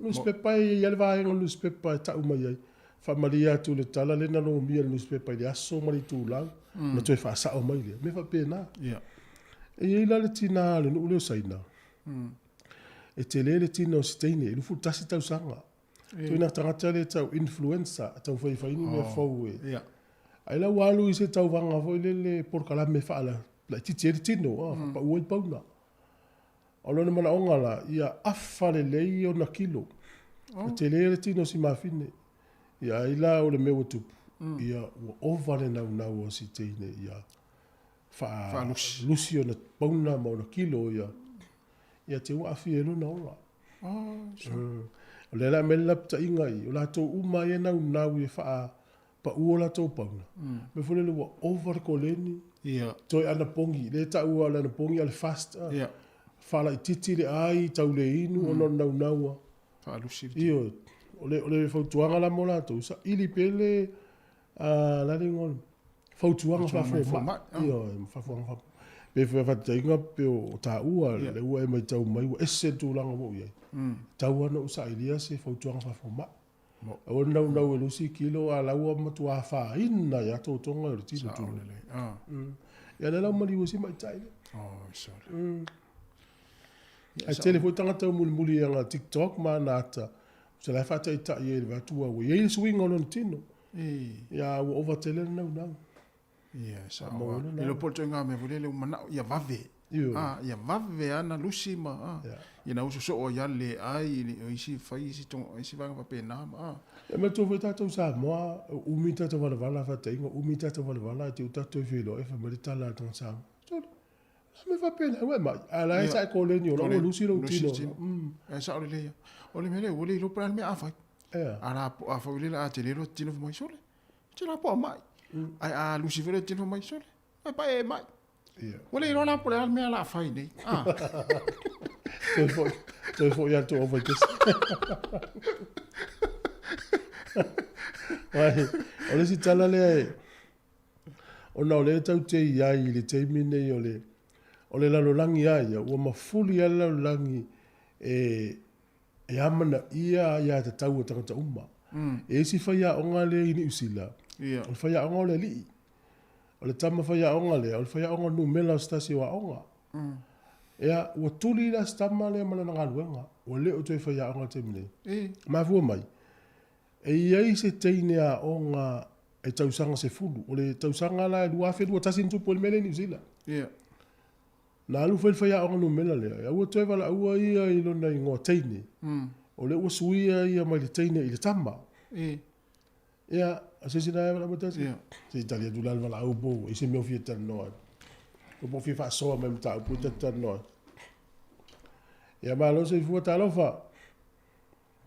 Ano na ban se fua i go sunga. Ea, o le nunga ea, maa lo se fua. Ia, o le wala ua kui au kilangi. Oi, ta alofa matfua. Ia, al palolongo a kui le. E la ulua. You can make it out. Taftai ya. Au la vale mea foi lea na wala ua tole tulanga la lea la sunga tasi ya. Ia. Awale avea le se ma mea bafa. Awai. Ole mea foi le osilfia e tufu e a. Ia. E mantua e mo ole vaenga na la foi pese ka ole aso ai ei longa fa uminga langa u fa pupu to ina ole fa uminga ole leona ole ako e fa fo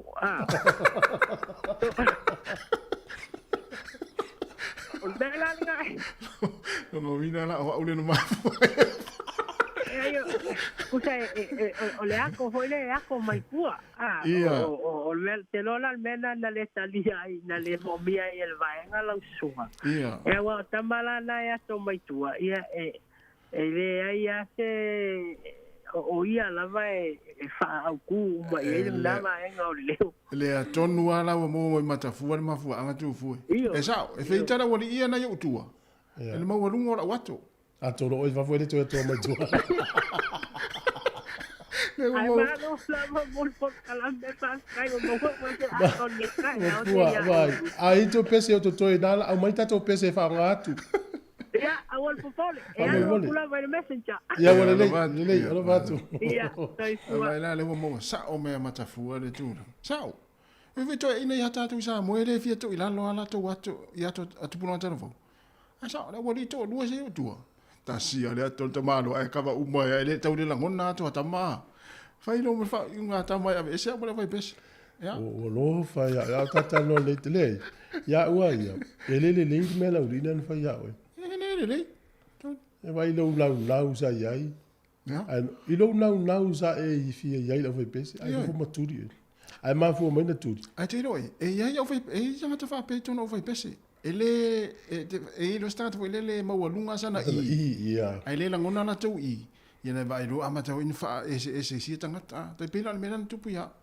Ta sia le pesenga te malo o vai pesi. Ia. Ai le ai kava atoa isi ato pe tolu e pe fai o tua. Mo. Ia. Fai lo mo fa nga. Fai lo ma ave ese lo ma o vai pesi. Alo faya o eso. Ya, tu fo ya tu le tala ile isi faya o ngale. Ia. Ole tu langa nei ai. Tu so le faya o ngale lua fe lua tasin tu puai. Ole teni titi le ia ten pe tau sang sfuru kolisi. Ia. Walu la le teni le faya o ngalu mele le. A ua te ta ua i lo na ingoa teni. A fa ingoa na ingoa tama o le wa sui ia mai le teni le tama. Ia. Al faya o ngale, al faya o ngale kewisiano. Fai lo fai onga. O lo mana onga ele tusa malo tantonunga. Tantonunga o ke usian fai on ke usian no ele. Ya amatolona fa ali do ye tantonunga fai onga e si mai mau tus pa yelang no. Ia. Yo na ave no lo fa sinonga le fai onga ye le wotuli si tam fai on. Sole. Yo. Pei o le ai o tato ai o tato le tunu sa mo le tunu ke usian. Ia, e mo e mawhai na whai nai lau ngā luenga o na o lau tatitonunga. E mwhinga, peila lau whai na fo isi whai ao. O le si wai lafi si li whātu manatu tātou porkalami. Ia. A whai wa tuli le whai ao ngā o na lau tatitonunga whai keu sian. O la ni si au wala so so ni a oe e mawhai ona e wha ina ni mta au pu whapea. Wa musu whai ao ngā tama lea. E ta ule teine le no na ingoa tama. Whai le maul whai ao. E paule mele sui oi, o lo ingoa tama i tono le aonga. Ai le aise, e le iso ingoa na sui faa le tū la whono o mai a te au te taua o le tama. O le te lea la le... A te te inga, le la vena te inga ta au tu awa peo o tasi. A le wemela o sui lo ingoa le whaia aonga o saja. A pea whate te ia oi. Whapeo e tūfui. Ia wei le le Tasha. Tasha la oi. Whapeo o tūfui. O lo ngosa o tūfui. A lo wei mana e Tasha. Ai Sasha. Ia le la. E le whai whatu manatu ia tātou. Mana ia. Po le a le ngā luenga o e ngā lue. Ai a e te i le whainga le wasau e nila lagi i te imbi nei o le a ia i tangata uma mana mai. A mana ia tangata uma. Inclusive. Ia. E ono a whaina i oe. Sao sole. Ia. Ma e sa o atana tus. E sa waina o to. O sa wangala. E le wo o se whai au ale. A te whai atu la. O na wa a fia i la ma le tuna whele le o le ia te tau o le whai au. Iu. Te lon, o le lau whamalo no se whai au. Ma le tua la. A ti register. Po laua le whaale au ngā ina lona tusi whai au. E le toi mauala so na mano i se isi au. E o iau ke si anu. Ma foi laua le toi iaiso na tusi whai au. Ala ia ia le to mai. Awa o numela au tangata i le mana o mia. Wai la oe lea mana ia te leo lea ia tangata ia e tu ainga ia wha ia. Ai e wha angalo ia ia i tangata. O lapta inga mō tātou. Ia tātou le poto mai le i wha foe e mata upu wha pēa. Ina ia ua le ia wha ina i seisi. Ia, o tala tu tātou nei dai. Po iei fo ini mea na tupu i au whai pese ia so ini mea maari e po tala maari na tupu. Aua o se saole ia e iei stangata i tono o whai pese. Pa wala to me whai tono whai pese. Nal tongi sala. E sasi roa mai wha sala o lua. Ia o le la tou wana me whai o whai pese. Wasa ui fula o whai pese. E iei ato ina whapena. E o ai le a o whapena le wa o le pese o le mo fiu ya ole ato. Fa sala o le ato. Ato o lima pe to valu le ato. Ia, fai poto tātou, ia. Nai te ino? Ia, sa ole ia, fai whasala. Ia, ma nei fo ibo ani tala maali e tupu ia fai pese ia so ia maso fo ine. Ia vini mai tatala no. Ia pesa a ta ue ia tanga te tono fai pese ri fia to ilalo lana i risi. Ia, sa ole le ia. O loto risi ia. Ai fo ile tangata ile ia ngā pese. Ia. Ia ai wa e lana na i le aso uso le pese la sa ai le pese. Ia o a fo ini tutu te pese. Wele le tato tana no e fai pese. Ia mini mal tonu valu lima o fatas. Mana ia. Ia va vi fianga le tau te lo ta si au tatal no. O fa no ai to ina fa malo lo oi. Ai lopo la e oso ile o loto. Ia o loto fa to le tu le ato le te ia. A le te luma nei tu to. Ia fa la ia ile tu le ato a lo le oso ile tu o loto le lopo le mafu anga. O te o mai o loto ia se. Ja, maar wie zeggen altijd jou? 20 minuten in de taal, dat is waar.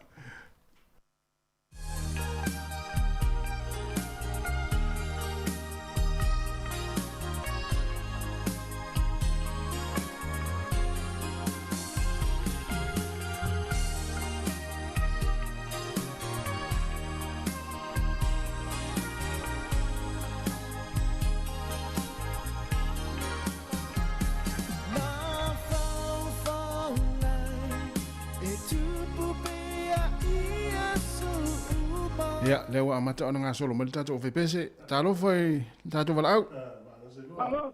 Malo sei fua. Sorry, vai ho fa rongo aku. Tau sua sau koi pese. Ale, e la o pese le kusia le fi faku le sua se faku pese sole. Ia nga fa lo fa le ko mu le. O kamo pese le yo ku ni le. E la o pese le fi kusi. Tu si le a? Ai. Ale sua se faku pese kusi. Ia vai. Kan we nge yang fa ka wo ka ko nga ho le fa ka mo ni nga sa mo. Just nga me ya nga i me yo pese wa. Le ho ye fa ka wo ka we ka ko ha ga ia o nga ma me fa pe wa. Sa la vez vai pese ia tu carecia. Le ai da ku sa ka wo. On ma kwa pa ulua le leo. Não falar nada, é cusi da PC. Pas do rola. E a vez eu faço PC. Eu faço PC. É foi na que ia. Não suína. Eu vi que eu do cu, eu vai alguém não me quer ver. E ela faz como eu fiz me foi PC. Ana tu si la PC na su se fatua. E não parle de la tu si le PC. É su se suína. Ah. Yeah. Ia wa ka ua ia ka ko whakaua ka ko o nengi o pese pifo ka ko ngalanga i whakaua ka ruengi. Ia ua a ka mawhawhangi whakaua ka ko ngana, bangi hoi lua suma. I meo o whawhanga na whaia lea tua i la au maa. Mo mea ola. E waku fo ia i meo la au ai kalangoa la au. Ai ko kosa la au. Kalanga ka makua ia soi. Ia ka mo la au e ola mai pape nga hoi lai i me ola vaku o rua ma a ka ngol len ko i me ola ia le ki opa nga ia o le ia ia ka i fau ma ia mo ma ia nga mai ta ka u le ia pe la o le push a ka ngol me ola ia la mal pushi mo ni kasi ai anu ne luela ia ia mangi da so Mamãe, tá carangolê já. Malo. Guarda isso. Não. E a salsa foi boa, carne mãe. Olha bem lá, olha que a cozinha o peixe aí. E fa pegar caco seu manga. Tá caro não. E aí leite. A o leite baba, aí fa peixe. Ia. Tai. Alo fa tele atu manuia nga luenga o whera iai. Lo fatu? Ia, alo fatu foi. Alo, alo, vidi mai tatal noa, vidi mai marei foi wala au si uso sia. Ia, mo. Tonu walu lima lu o fatasi, Ili mai tātou whāsole uto tolu minuti o na tāle le iwa. Toi wha wau tātou pese o si whonga lomua.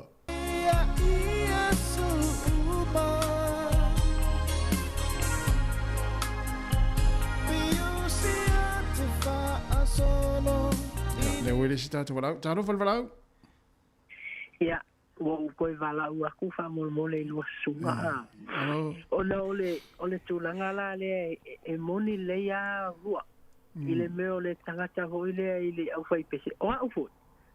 Se ole au whai pese la inge New Zealand o Samoa. E ei la le ile mako whai pese ei la si tamaita inga e la na lua ta ua a. E kua inga I hoi la le e fiu le whai pese whakongongo mai. Ai a I la kangakaranga. Ala. E whai ole leo kele. Ai makua, wha kōt foi leo le. I anga nonta. Ia inga oro le sia so wa fiu le whai pese whatontonu o le mea e kasi whamai no markala kai pese. So le, sunga o kouia le I. Se ku le I falala wa whape. Ko whalu falala o ule me ka ule I falala. Ia, pena wa whai ama ma upu hoile fa anganga tamaiti wa man ole worship team ole involve ai matamaiti la itile autalo e ole me e sasi ka fa ku ya la wo sau de I fa la ya kai hoila vai lo sunga tasia masas o I lo sunga tasia ma to foile ma ngai kele le to pekol kai au e kasia la ufalo e yo ombea la e atai tasia o kasia le ya lo si ufonga pero e kamai ki ole si moko ele va mai mai manuia la malo ali matua ali alu e se vo le mala yo le me lo talu se mete ina taita yo ia ke fa mama fare a venga al camazo ai te ina tu va fore alo matele atu ai ia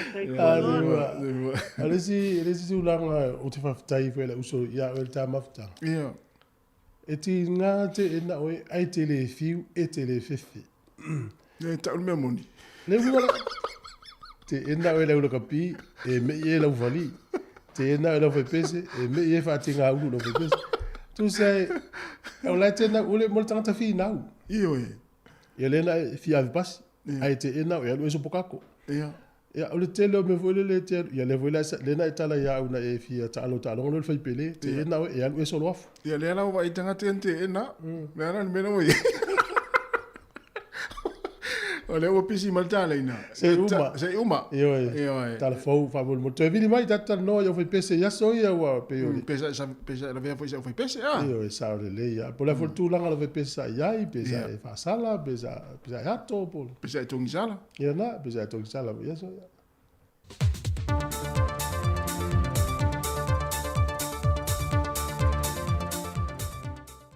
Toi whatala whātu tātou telefou seisi o na whaopoponga le nei, ai usi mai el whafonga. E le mai e yu ilu longo report ya su etusi i le whaonga ino le tai lua se la wafe tā la o le bloketi o le tasil miliona tā la moitu malo. Wa pasia lo ia ilo le komiti whafoe, le whaaseini lo le malienga e whaamatu ua tuai le tai se lau 5 wafe tā la po o le 0.5%. O le tasi le miliona tala mo le whaonga ina le official phone whaavai tu malo e tolu. O iei tu malo e tolu e au fiai le tu malo ngā ngai whamongu numero mo mua, e tu malo whaasale le anga numero mo mua, ma ana alofi numero wha. Ai luai tu malo o whaamau nia mapasia alato reporti, o le whaonga ina le vaianga mo mua o le whaasalau luas fulima afe tala sa whaamatua tu iai. Ma wanga wa ai lo mapasia le komiti, o le a whaamatua tulo i ele vaenga lona lua o leisi whaasa lau luas fulima feta la, mo le lato poloketi o le miliona ta la mua mo le neidi matau sanga. E whai tu malo le u whaamatua tuna i ele lato whaasa lau luas fulima feta la mua, e au fiai le tu malo whale a lupo, e tu malo whaasa le anga numero wha, e tu malo palauli numero lua, ma le tu malo nganga e maunga numero lua. O le fionga le tamaita minister na tanga duenga o tupe, le fionga mulipola ana Rosa Ale Molio. Na sau noe toe wha amalo si atu I tu malo e lei maea a lanto reporte tu ina mai tutonu, e na ia wha a wau ma ia wha maea, ai ia vave wha amatu watu a lato se leni. Wa wha manino mai le fionga le minister o tupe, le fionga mulipola ana Rosa Ale Molio. O le anganga atol teu ngol tula fono tau wha aofi, mo tula fono o wha putunga tupe mo le lumana I manuia o tangata I le awhi iwa se lau fitu se fulma le lua, e na ia wha avai na ili vaenga se fulma le lua a o lea tula fono. O a iei nga fau a wan wha putunga tupe o wha manuianga mo ila tu e iaia fianga tu mau le soifu ili tino ma le mafau fau. Whai loe muripola na manino I lea teunga, o le a whaavai na wha tula fono eita iala a wan wha putunga tupe mo I lato nei. O le lua whelua fulmaletasi le lua whelua fulmaleono, na amatalia I lea fuafanga fau, ma ua maua awa tutusai I lato e iaia a fianga tu mau le soifua, ma e leo tango lima I se leni e fisoa swani le tau singa o I lato, ma whaatino I tūlanga o loo lato manao mia. Mai o le tula fono tau whaofi pe o na whaeloa le minister, wa whaeloa manino ai o le a matua whaamalo sia e le au sia leo mana onga mo mia, manino male aia inga moa nga vao I lantou e tatau o na restalina, whaatasi e malmafuanga o le lea nga vao se tangata. O le anga vaa lea ua whaamni e nai e a mata mai pepe whaatu a whana nau mai. Ai eia a fianga tu mau le soifua, se ia o atu ia I lantou I le ono se ful whātau sanga le māta tua. E restala umatangata le mtanga luengo tina matama I tai, a tina e o a fio anga maanga fiso tai, e le ngā luenga whaipa anga ma le tūmalo o lo patino tonu iaia lātu tiute, ia I lantou ia e iaia a fianga tu mau o le soifua. O wa iei le fuafuanga a maea, o na tu inatu le e matanga luengo tupe mo le whaasafua ino ia whaamanuianga, e tūlanga māsani wa whaata oto e tūsai maia ingol tūla fono. E le pepa lavo whaamtalanga me le fionga le tamaitai minister o tupe, wa te lia malenganga fia sui umo le parlemene, ma lo lato tel tununga I sila tutoa le matanga luenga mal whaalapo tonga, o le angafa ma le ngā luenga tele, ia I latou e fito I tonu ia I le whaamanuianga. Na la ngā nisi o popolenga e tau o na pui ia I le whainga le nei, e na nei manuia tu e manisi e leo iai ni o lato wa fianga tu mau le soifua, e a fua I ni whainga tau whaase se. Na amata mai ia whaamanuianga I le se lauta la I le masina, peitai I le reporti mwhatu langa le mtanga luengo tupe, wa si tia tu e le lua se lauta la I le masina, e le anganga lava ma le wha moe, ia mauai fai ma se whaamnianga I lato lo ngafa ma le tausi eino I lato. O lo whaanga solo pele whaatalano ino le neitu la fono tau whaofi, e fono tanga ale pare mene o lo whaanga solo. O fola silu mo le pare mene le sau nuanga le fionga ia leota laki la mustele, o le minister le ofiso fai numera whaama wina Samoa, le aunga o le tula fono tau whaofi o le aia ingo se porkalame, wa whaatatia tu le mtanga luenga mo pepa whaamaunia, e nei ia malu pui e whaamamonga ma whaamtalanga tō tino I o tātou tangata, o le national ID le wa whaanga solo. Sau no leota wa tele whaatalunoanga sa whaia mo lea mata opo, ma soalau pule to ai mal talitonunga, e aua nei motu sia le sila fio tangata lau tele malolato malamalama, e le ngā yoinga o le a whaatino. O pepa whaamaunia po le ID le wa saunia, o le atu whaatasia umai lava whaamaumonga SS whaatatau li tangata, e au fielo naso soifua, o na mātua, o le awhio anga, o lana ngā luenga, pesa iai se soli tula fono, whapea fo ima whaamaumonga luna soifua maloloina.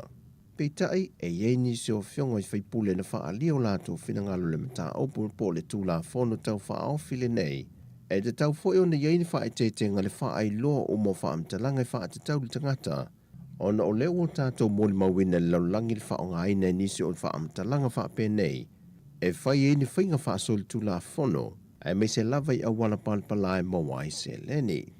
Wa tui nātu le nei tula fono tau whaofi le komiti whaapale mene, e lātou te ngā lulua i ei molo na toe iloina, ma toe tu watu le luma le fono a wau fai tū la fono, molo na toe soa lau puleina, ma le pasi ina. O le ale tu mama ina le vaenga su el matanga luenga leo le vaenga le CID ma le IT. Le sa ilia leo vaenga uma e mawhai o nei loa po o ai o lo i tu lau pepelo, o lo fa i loa i fata wino whala au fasa ina. O le saunuanga le malisui komisino le matanga luenga leo, le tomaita e ia papali i Mona Lisa tia iketi. Sauno papali, o le asa ilia lava po o fea no whanga e iai la atou nei. Ato ai malefso o ta ingo i lantou ia ma i lantou wa taha fia mamolia i lano lava o whala au fasa ina. Wa te talo mai le sui komisene i le atunuu, mo le mo mia ngā lulue whaatasi le wha ai loa mai leo ni wha amtalanga, o ni wha ai loilo e fesoa swani e su ngā leo lo wha ngā solo, ai leo tu uai fo le talo sanga papali i li i mawhai pule o awhia anga tiktasi, ona o le tā wa tele o le lātou fo i fesoa swani mai nisi o mata opu watua nai, na reporti mai ai li i mawhai pule o awhia anga, nisi o lātou lava awhia anga, sa whaia ia sori ngā tula, fono. Whai loe papali i, wa uma fo na longo ta iulio vaenga ese ngā lulue whaatasi, mo le sa ilia leo vaenga mate te e atu e whainga whaasol tula fono, e a awhiai o tātou tangata mai whala au whaasa ina, ua tele tupulanga talavou, ua a awhiai.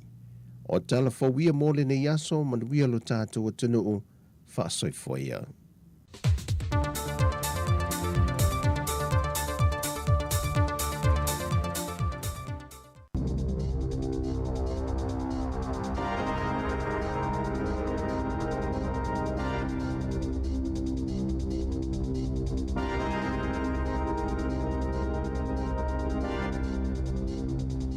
Talo halava o telefone nei ele si ufongo le lau mua i Wellington.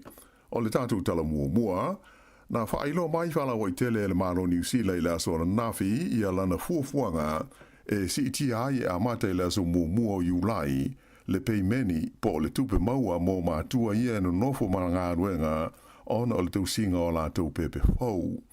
O le si tanga le nei o le tupe maua e se tina po se ta mai nofo e tau sila na pepe fau o le a whao popo ai le limas fultasi tala i le vai aso, ma o atu ai i le fitu se laus fulua tala as ful fitu sene i le vai aso, ai le i ave sea le la fonga, pe tu sa lea o se si tanga e fitu tesi ma le fitu pa sene. O le wha moe au tua le nei si tanga, e pe ona wha ai lo mai, ina i tau wha awhitau ia i le wha soa mātua, ma ia wha ina i le tau o le soifuanga, ma le maurunga o le inflation. Whaelo mai fo i na nafi e le li pārmia ia Chris Hipkins, ia se swinga i le fuafuanga e tusa o i tu la wha au popo e luas furu e a onga fuai ia ta maiti e te ilua te usanga le mātu tua ia onga amata. Whaalia e le pārmia, o lea ua talia e le mālo ia le ngona mamanatu o le whaalapo tonga wa onga amata e tusa ai o le nei mata aupu, ma o lea ua whaia iai ia le suinga tā la whea ngai. E se furu lua tau sanga le matua o se tau mai titi na umano na ola i Hamilton, ona o le songi ina i le mea wha amanongi e ngoa o le aerosol deodorant. O le nei wha alavelave na tupu i le fiafi la sto nai, na awhia i le tau mai titi le nei, maniana uo se tolua, i do tono o se whale whaatali pasi, i le awala i ngoa o le Tasman Road i Hamilton. Na o te iai se tangata sa iai, mai moni mawina le nei ngā yo inga ta maiti nei e to toru, Maanua i le atoa i lesi tuwana le li ile ua tupu ai le whaala melave, mai o ina na wa ai ua pa o ia i lano. Sa tau mawhai tangata na iai ato fo i mala au whai ngā luenga le ambulance e feso swani i a te ia, pe tai e le i mawhai o na whaasao ina ai lonola. E iai le taltununga na songi ma manawa ina mo se teimi umi e le neita mo i titi ia se whangu wha amanongi o le tu ainga o le Dove deodorant. Wha maonia mai e leo le mali wai o le neita lo wau, mai o tu inatu le mata opu mo susu e ngā le pule mali upo o le corona. E le whau le tu ainga le wha arvelave wha penei i le ai o Hamilton. O le amatanga o le tusanga, le fo ina lipo tia mai ai, e se tasi o fale te tā ai lava i le ai, le mawai o ni ta maiti e ta i walu tusanga le mātu tua, o tau mo whai e songi ia pauta ma waila au ia ta tā ai lava lava. E lua ni whaalawelawe tau ta male na mali ni waitangata to lima i se whaai unga o le vai aso whaano no tele i lungo o wala i tūmalo Canterbury. O nei whaalawelawe tusa o lipotia le leo e le wā mau ia mena te tupu ai. Whaalawelawe mua na wheto ai ai se ta male ma se pāsi e ta maitia onga na mali li waitangata to lua i le fiafiolas foreile terwai i le ala tele no mela fitus furulua i Sefton.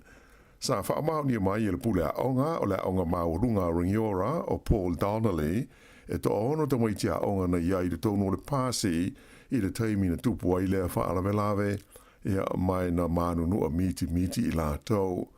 O te ngata e te olua ia na mali liu o le awe ta male o le ta male le titi o se li e tolus furulua te usanga le matua malana pāse se luas furu walu te usanga. O le asonga fuana nafi sa whaailoa mai e foi e leo i le tūmalo Canterbury e to tolu istangata na mali liu ona o seisi whaalawelawe te uta male i le pō leo sa. O le nei whaalawelawe na mali liu umai awe ta male o ta male lua sa fiai ma le pasese le tasi o ta male sa awina atu mautongo fitinga i le whale mai peitai na umai lo na ola i le whale mai te leo kala i stete i le pō lava o le sa. Sa whailo mai e le teita i leo le tūmalo Canterbury o Peter Cooper o nei whalawalawe o mau ai le so i fua o tangata i to lima mai o se tūlanga o ilonga o nā whaina ma mawhatia ai o lātou ainga ai whape ai fo i tangata i e ngā lulu ngā luenga lawe ai i taimi o whalawalawe whape nei ta ua le li teita i leo o lo fa o pesu enga ile mafu anga o ia fa la velave ai ua mautinoa sa te le fa le tono tu langa mo wingo le tau i le taimi na tupu ai le fa la velave le i le po o le sa. Na to e te tala i le fia nafi le fa le mai tele le no show i Aukilani le ana te puni maloka mo le pui ngol saunga le mu ona o se tangata e fa pesa i fai ai ni la fonga tau fa amatau. O se taimi i le awauli o le songa fua na hoi ai le whaai unga e loka ma tāpunia le nei whalmai ona o lea whaafi tāuli mai sa wawe o na taunu atu i ai ma leo. Se taimi muri ane i le fiafi e nafi na mawai e leo le li o lo masalomia le nei ta opu e mai o lo soani o ia i suenga o lo whaia. Ua whamao nia mai e le ofisa o le pāremia o New Zealand e whape o le a maua se whailua inga Chris Hipkins ma le presidente o le malo saina o Xi Jinping a o iai o ia le na malanga wha le malo i saina i le vai aso a sau. E le ngata i lea o le a whailua i fo i le pāremia o ia o le a whailua i fo i le pāremia New Zealand ma le pāremia o le malo saina o le li ingo i a Li Jiang whape ai ma le teite i fono o le komiti tūru tonu o le fono au o le malo saina o Sao Li Shi e to Louis Fruiva le a whai o le au malanga le li pālemi o New Zealand e au fiai i le au whai pīsnisi ma tai o tangata Māori o le a whea i le malanga le nei le li pālemi le lau mua saina o Beijing a whape fo i le ai o Tian ma Shanghai ma e te reni por kalame ua whaatulanga ina e au fiai ma se saunoanga le pālemi o le a whaia i le University o Peking, mai o le a waifo i se fontanga tau i le tamau a inga. I le ai o Shanghai o le a te tala ina ai le li pālemi o New Zealand, i a se a ti nae se sofa antasi a New Zealand mo saina i le tūtau tū lisi, mai o le a whailo e fo i mataita i o lea ai te leo saina. O isi sui o le malo e malanga ma le pālemi i le whainga malanga le nei, e au fi ai le main star o whaatau inga o Damien O'Connor, ma le main star o tūrisi o Penny Henare. Whailo mai ai le pālemia whapea o saina o lo whaatau atu i ai le tusa o le kuata o loa uma New Zealand ia o lo ave i atunu i whafo, ma a o le i tūla i mai le whaamai COVID-19 fruiva o saina sa lona lua i le au pito to tele o tūlisi e malanga mai ai ma tā whawhau i New Zealand nei. Mai o stasi o tunu o le laulangi e au pito to tele i a tama mo teine a onga mai whafo o loo malanga mai ai a onga i University o New Zealand. O le saa so nei e tu uai le tunu le nei whai ngā malanga mō saina, ma le wha moe e toe taliu mai le asforeile la so tolu se fulu o uni. E walu afe lima se lau wha se fulu whaale a wha i o mai fau COVID-19 fulu iwa, na wha mauina i le tono New Zealand le vai aso ua mawai atu nei. O wha maumonga nei e le mtanga luenga le soi fua maaloloina, e mō le vai aso atoa, le ana uma i le vai luanga o le pō le sa na te nei. E lua se lau wha se fulu ono la wha i tangata sa tau fia i whare mai mō tō fitinga, e au fia i le to ono i pōtu mō mai tinga aina, ai tolu se fulu male iwa le a wha i umaliu ona o le vairusi. O le nei a whainga o le ua o tuai nei i le tolu afe ma le fitus furhitu le a whai o e ua maali liu ma whanoro lātou soifua ona o le wha mai COVID ta luana o mai i lau whanua o Aotearoa. O whainu mela mo le vai aso i ona tua na tūla i mai le iwa afe walu se lau walu tolu le a whai o mai fau ma le tolu furhitu o le a whai o maliu. O lo whanga solo so ngā leo i le mafu anga o le maliu o stangata i au kilani sa sae i le asonga fua nafi. Whailo mai e le lita ita i leo i a tau filau wha manuia wa ailua.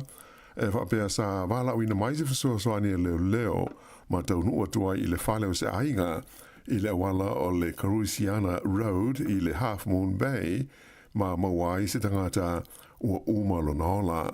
Na ia ta ua, o le a whailo mai nisi wha amtalanga wili ili o nei wha lawe pe a uma i a suenga o lo wha solo i le teimi nei. O le wha wawai o le te o lo whai wha solo whai a onga o kolisi, ma onga maurulunga, o le a fia atua i o mata upu, ma isi ngā luenga whai i whafo o pōtua onga. E pei ona si le fia, e ui ina iai se whautuanga mai le ofisa e whea ngai mo ta uputau ngā ruenga, po o le Employment Relations Authority, ina ia se e atu le mata upuli nei o lo fina wifi a onga ma le ofisa wa onga, i se komiti tu ma oti mo le whaia se whai unga, ae o lo tu mo pea ona wha wau ia le te te. O le so lulua tai au le o lo wha moe whaia onga, e amatai fo i ona te te ma le a wai i lātou i ngā ruenga i whafo pōtua aonga e au fia i mata alonga. Ai o le whautuanga le ERA e le tau le PPTA o na tā ofi le lātou te a o ilo ina le fuafuanga mo le tuina atu le mata aupule nei i le arbitration. O le tele o tawa mo te ine aonga, tau sanga iwa se fulu ma le anga iatu se fultolu, e ui ina fia i le tele o aso malo lo wha au popo i ua maua, ona o le te e whaia aonga, ai o lo atu ngalu i lātou i mea aonga, ai maisi ai lava o Simons i ua tele ina a whaina i le teimi nei. Nā o i Vanuatu le waalelo le e New Zealand, le na toi fo i mai na nafi, ona o se whaale tonu i se vaenga o lona wha ata pito i luma. O le nei waalelo se waalele tele o le tu aingo le fitu valu fitu Dreamliner, sa iai sana malanga whaatulunga ina mai au ki lani i Tokyo i Japani. Ai sa whaatonu ina toi te mai i New Zealand ei, ina ua i loe pai la tele mea o tupu i le whaata po le windscreen. Whaelo mai, e le li ofisa mo le saonga le mua le e New Zealand o David Morgan, e le i mauti noa po le ale mafua anga o le nei whaale tonu o lo o wha ngā solo nei ai suenga. Aena i ta ua o wha malama o waalele, e le tasi se tioata ai te ilua pe te tolu ina i a saonga le mu i teimi umai lele ai le ea. O pase se nā fia ua whaatulanga o se teimi o le so e toe wha ua waile lātou malanga mo i a pani. E tā alonga, nā tāo fia e le i mawhai ona toe wha ua wina le tā alonga soka i le wā o le au wali i a New Zealand le All Whites ma le au le tunua o Qatar. Ona o se wha upunga wha ilonga lanu nā wha ina i se tasi o le au a New Zealand. O se li poti alo ia le whalabo tongo tā alonga soka a New Zealand na tā umaiai. O le li tā alo New Zealand o Michael Boxall na lafo i eini wha upunga wha ilonga tangata e se tasi o le au tā alo a Qatar. O le fia o le au le All Whites i le au no se wha i unga na whaia i le neima tā upu na mafua i o na mumusu i lātou e toe fo i le malae ina ua le malolonga tupule nei whaalawalawe ai ua lata ina tā le malolonga o le tā alonga mai sa tau mo whai le kapiteni o le aua New Zealand ia Joe Bell e tālu sanga ina le laufali mo se whaai unga ai veitai e le aise tūlanga le lei na ali mai uai ina tā fia e le ito e wha ua wina lava le nei tā alonga ana po e tā fia le tā alonga o lo tasi le skoa New Zealand i le ai a ka tā. Ia o le whaai unga le nā o talafau.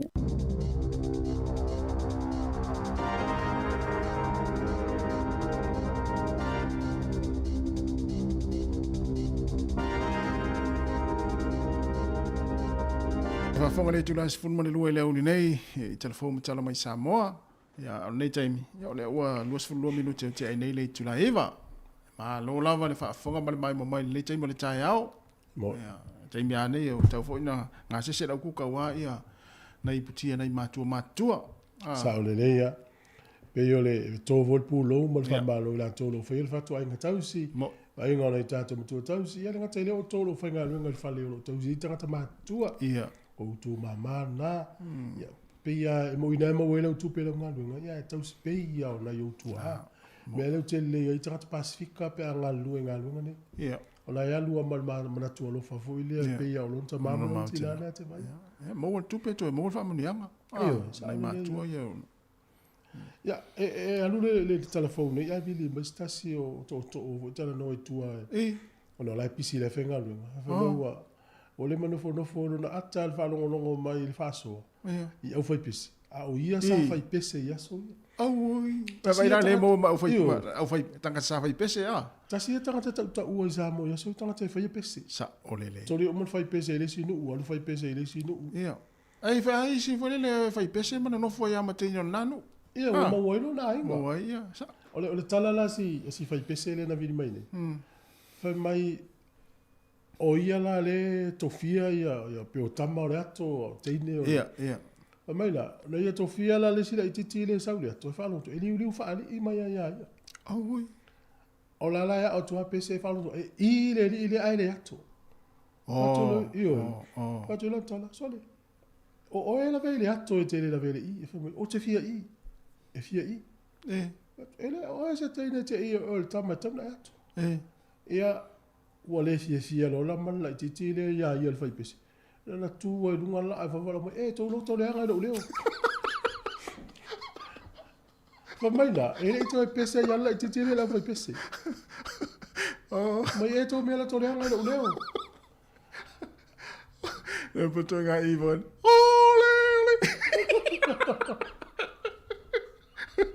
o ya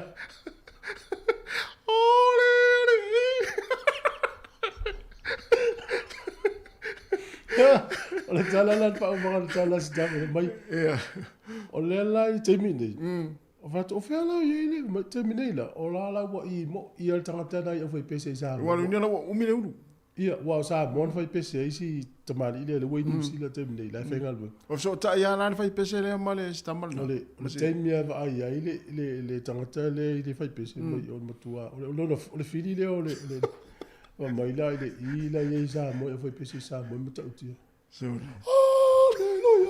te ria ga te no i tama i e bi lu e mo le la te tala tu tato le na ton von lima no fatasi o ani tala ma li e o fai pese ya so ia vi mai tatu ka no o la te vangala na te to e riso le o me ave tu tala ia ma fa mo mo ga to ga ele wa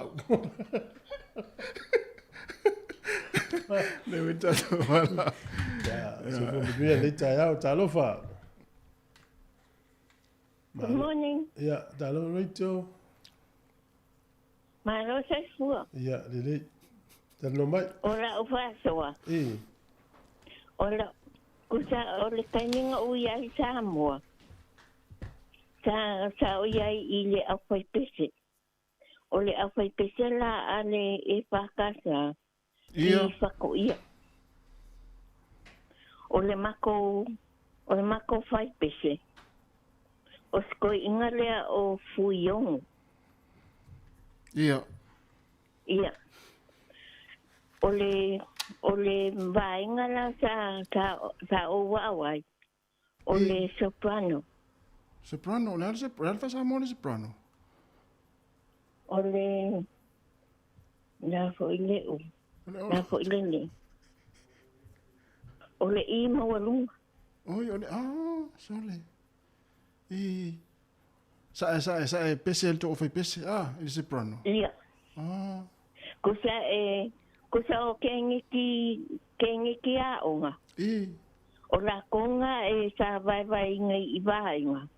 O kengeki a onga la e sai le o loko. O sa il soprano. A ma kola manga i sikinga. Ia. Wa ko akele ale I. Ia. O le kusa e a o lo se pese. Ia. E fai mai asi si koi inga fai mai. Ko kai ko kasi kanga kai e usu mai longa leo. Ia. Ia e ma ke kuku o mai lunga. Ai a ola I fasa I fako ia. O le melanga e a fai. Nga alwa yalia.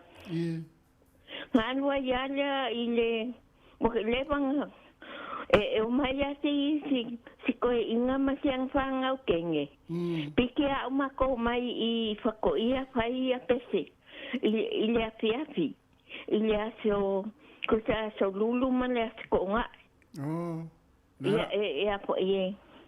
O melanga e a po ie. O ke loanga ai. O le a usungu sa pese. Ia. E le mpwenga ngalo ia ule I mawalunga. De kuenga I ponga le mawalunga. Le I le isu. Le at. Oi. Kusaya o mai sko inga le I. Kusaya makua I. Se tau na fata I tai mai Rachel. Makua I fa manga le nguku ai fa asau le o I fako. Tau na fata I tai mai se fai foi le se tasi. Wa ese ala foi le ese ia. Ia o le pesela lea o le pesela ale e pakasa. Ia. O le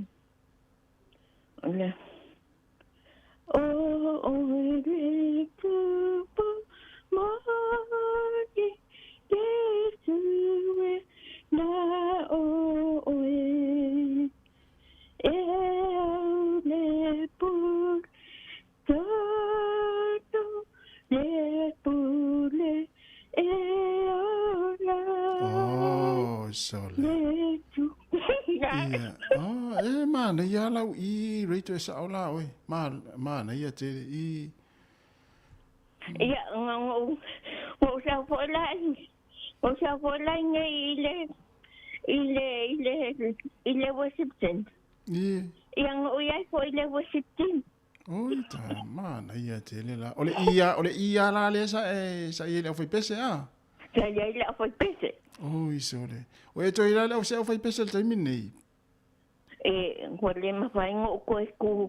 Oi. Mapaingo ko ku umi. Oi, me sili la na le ya la lo le wa. La le ya le le. A fai lo mako I last time. Ia. E fai lo mako item. Ia. Ia e usuara o pese. Mana ia tele. Ia. Ia fangale o la moleli. Ia na Ia maleleo e bibi ia I moleli. Ia lele mana ia tele. Fa tai lava reita wala mai. Ia manuia na mana ia sa. Pasai fo.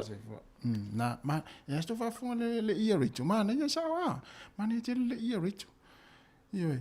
Ia ia sto inga ina tati ropo le winga tati la e fai mea pese tati at fa no tu istara si lo matua le fai pese. Fa mai. Fi le mawalunga le I le isu fa mai I le isu tati ropo le na to inga I. Ropo ava pete lo to inga ina le te ni fa mai stanga ta e mana I volu tanga fa ta I metaro fa fala. Ta lofa. Ma lo sai fu.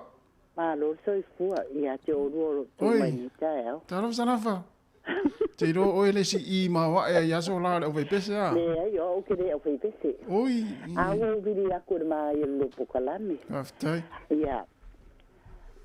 Ola o fa so. Se au fa longo atu fa o punga fai mai. Ia.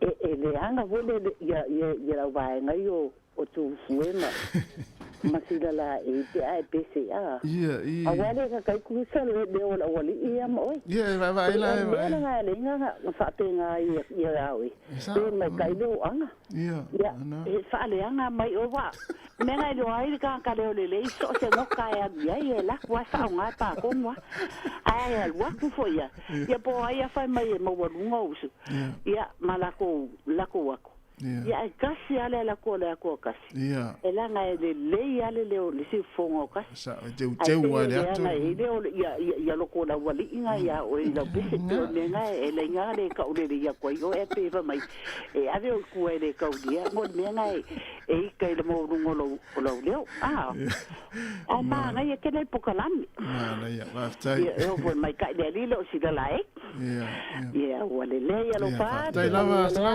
ia mana ia esse te face já la fa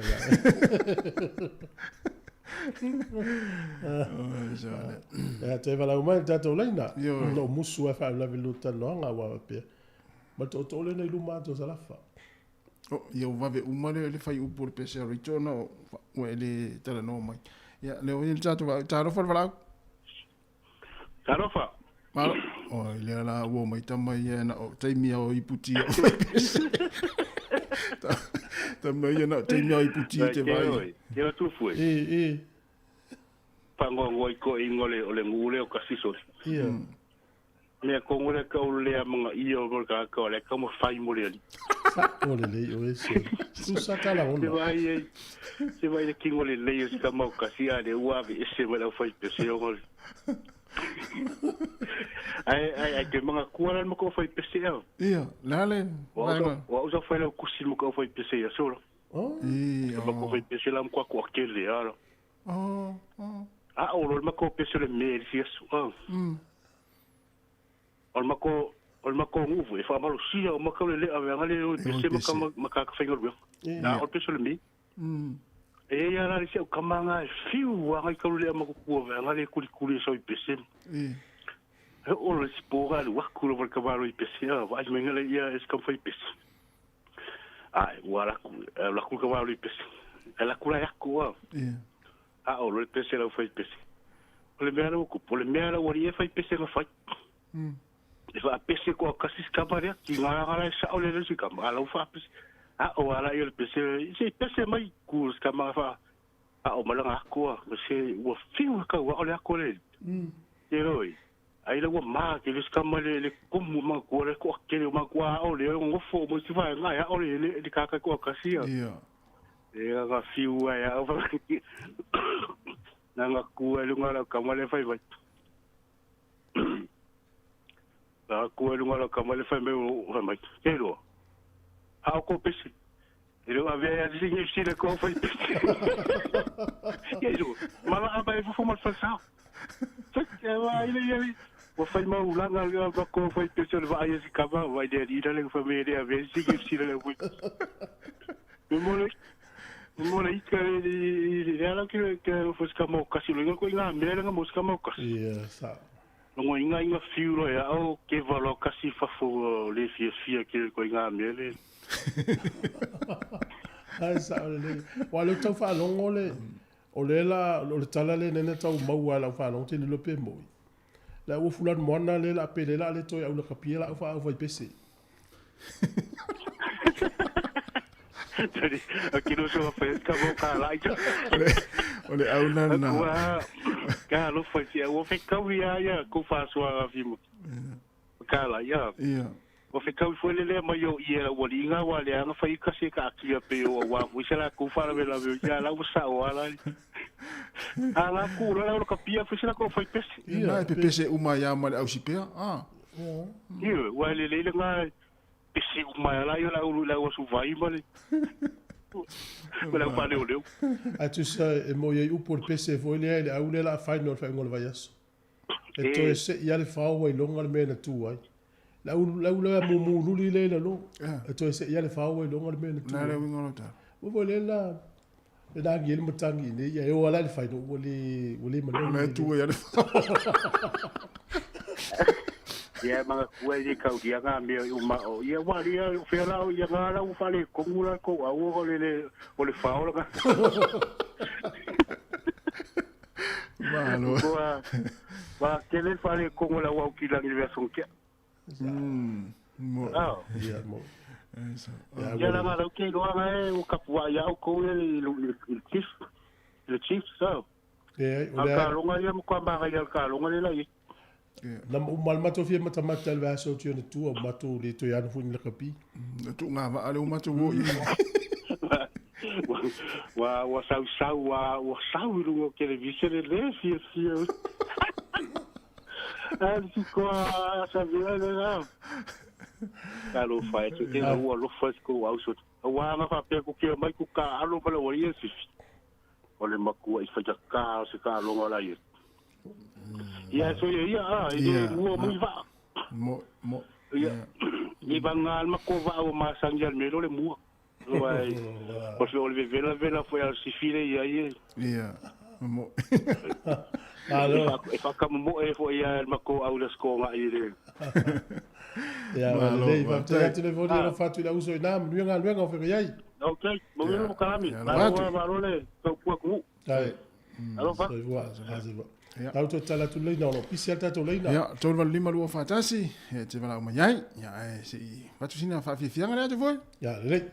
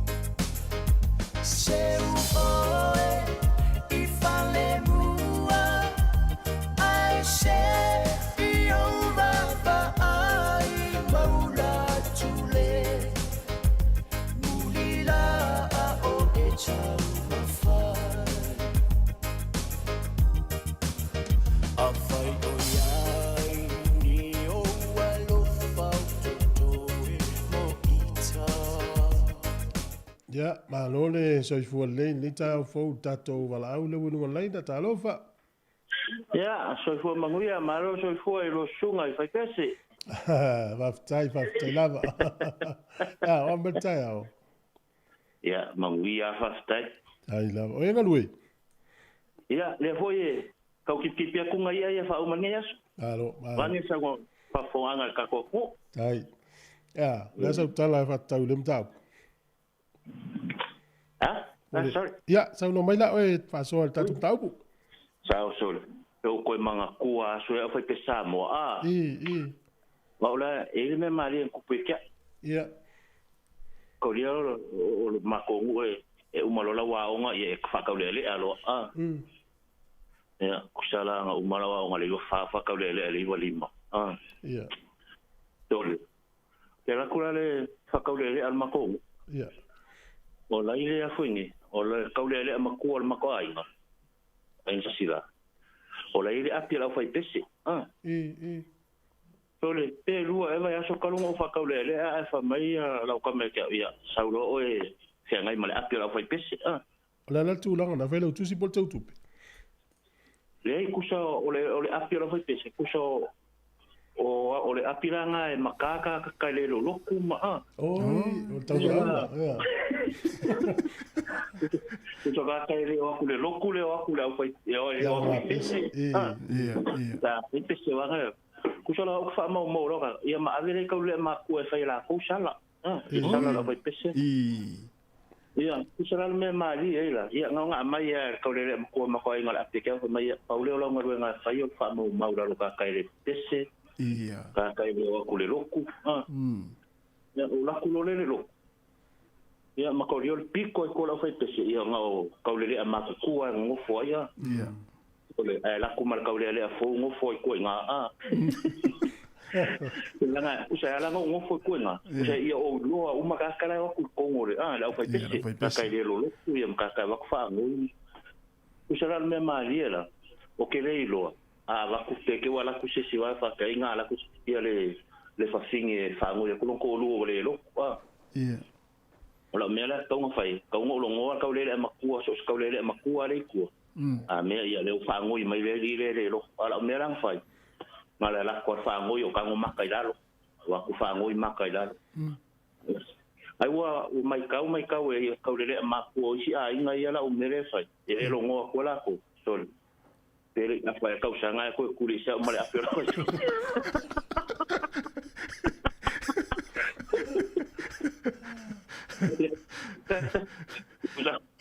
Si po si nga mar kaulele a fo al mesa ka nga longo kaule ma ku ka ka la fa ngoi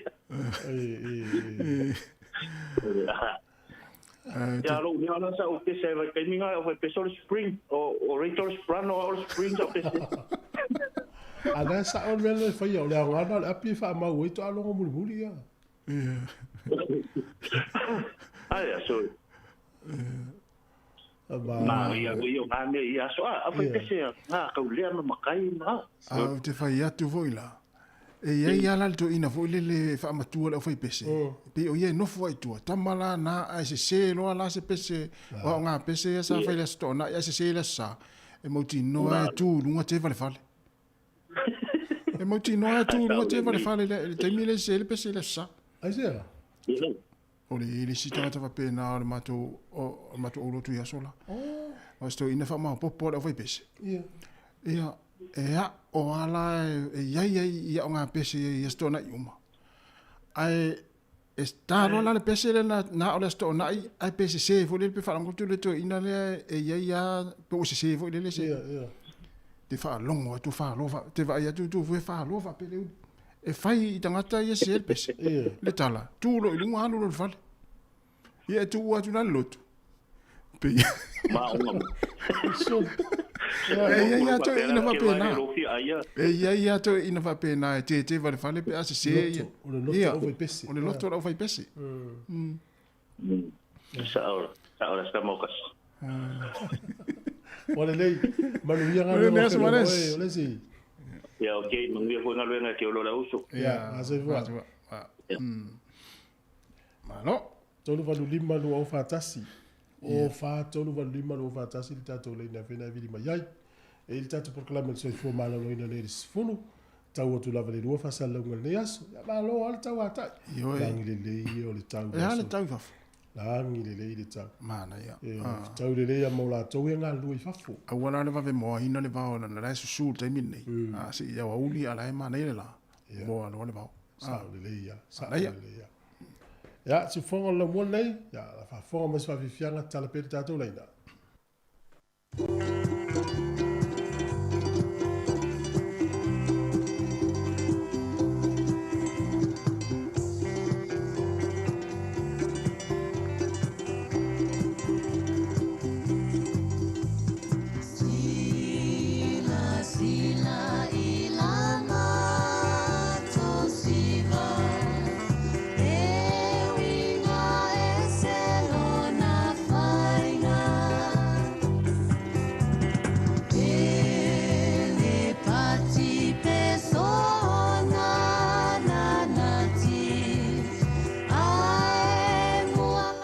Ole ua, tō whamil tātou wala au lea. Ia, tālo whal wala au.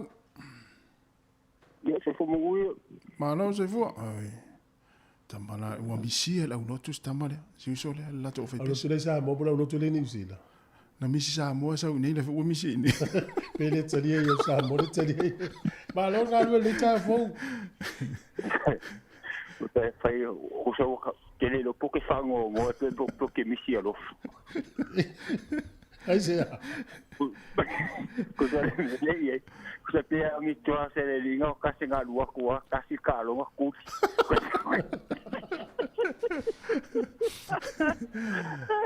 E sa ore kala luma kua ne kwa se o mangi, o le waringa kakanga kua fue kasi e se a kua oi, lalo e kua kua oi.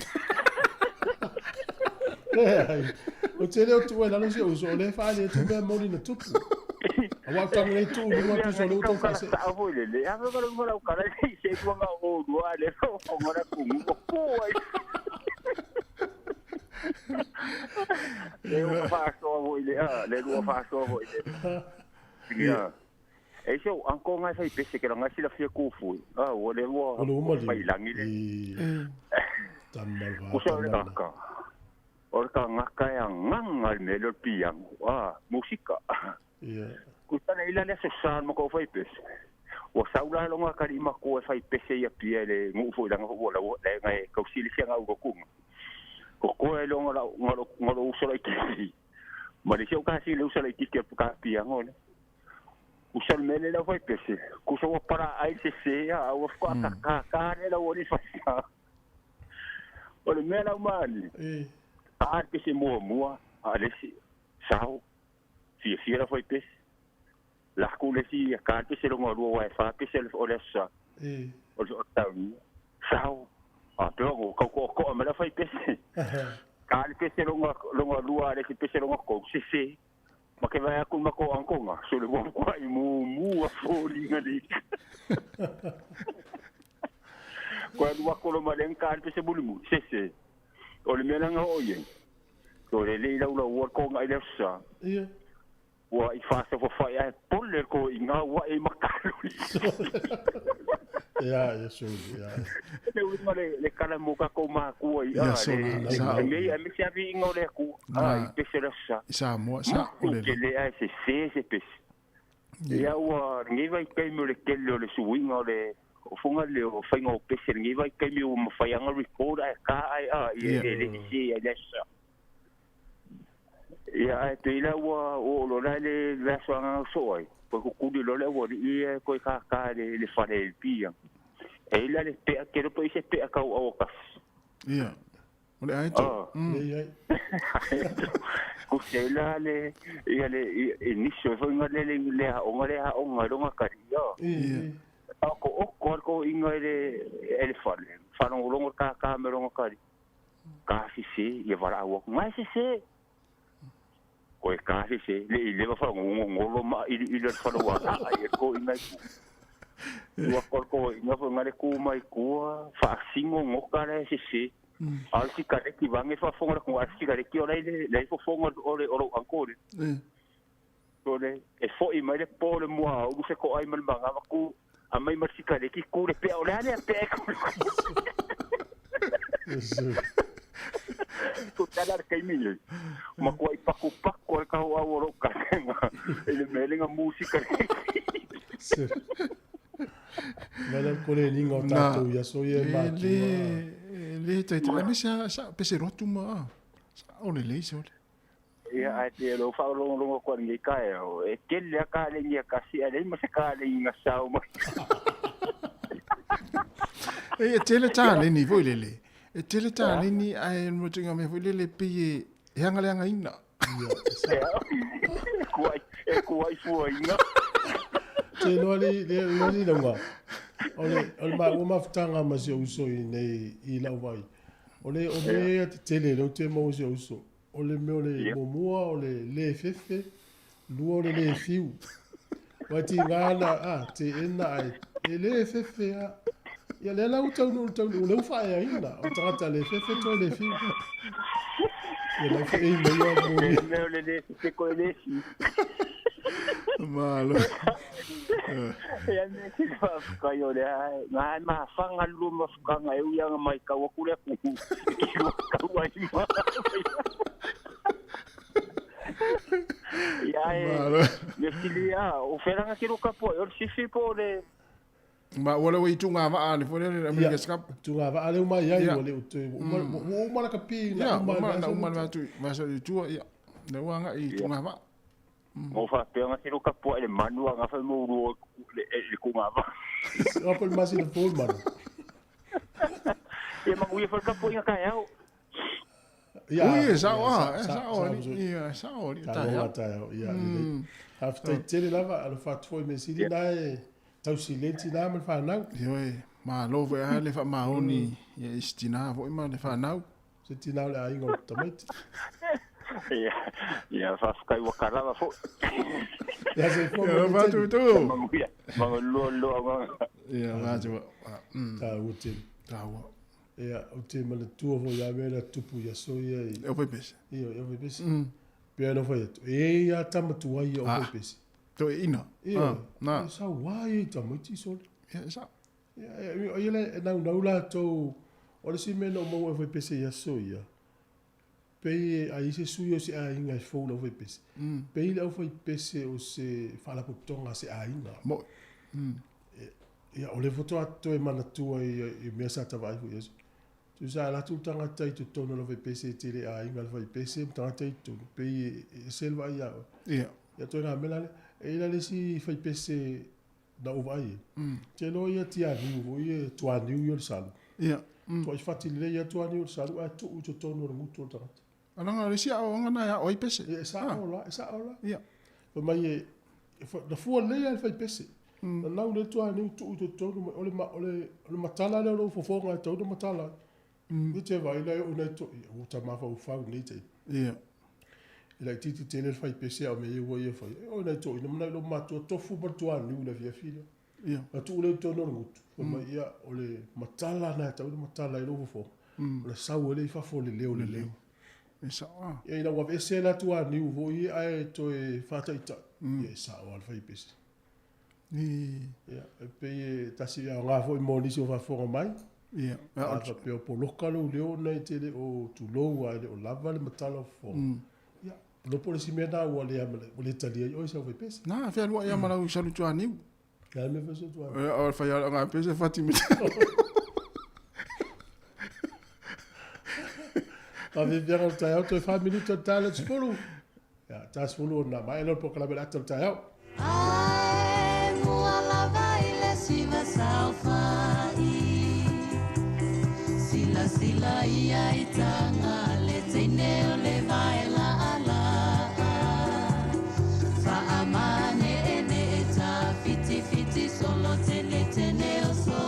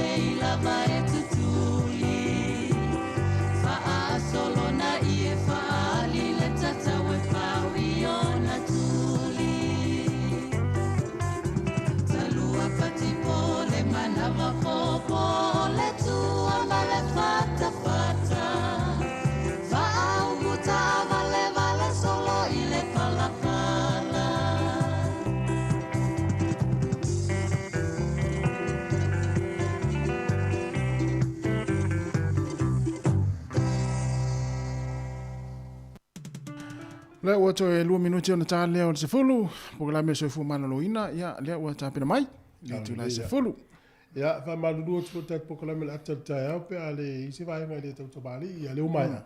Ia le tau te ia le ofisa tau wa le lua la wauli. Ki ma pe la luitio ma la Facebook o le YouTube fa pe tatu api. O le Samoa Capital Radio. Awhai fo i tele i subscribe i tatu YouTube channel. Ia o le Samoa Capital Radio. Faina mawai. Ia ala vai fo espese. Ia o tapena ma le tatu poka la me soi fu mana loina. Aftai lava.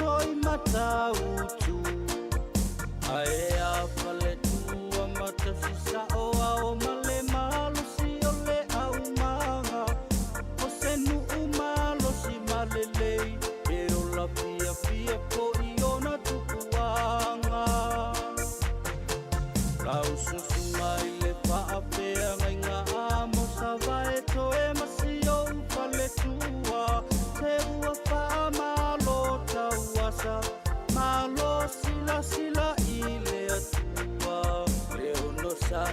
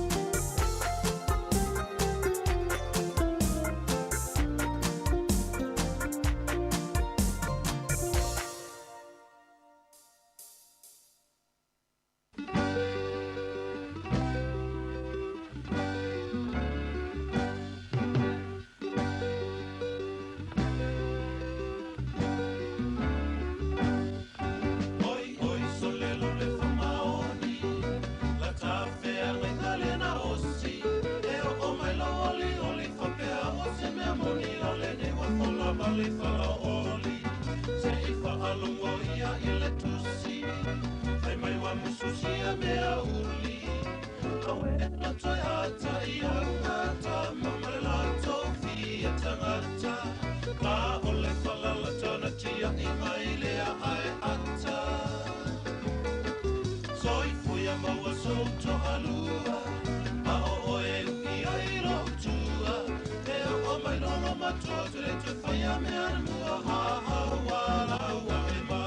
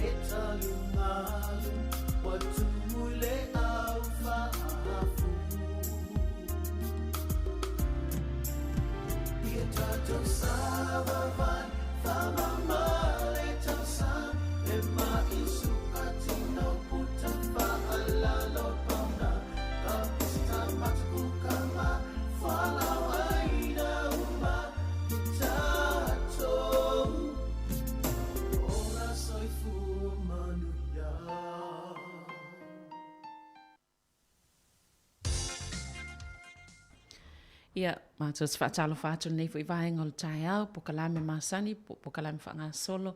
Ale si ufonga le lau mua, pe nei nei tae au le asolua, o po kalame le soifua maloloina. Ia o le tae au nei, ia o le fo iwa whaatasi mai, ia le whaolulunga o le au onanga, ale Pacific Health Plus I porirua, le sunga ia li Pias, tal noe le tolanga ia I fo ilatau au onanga.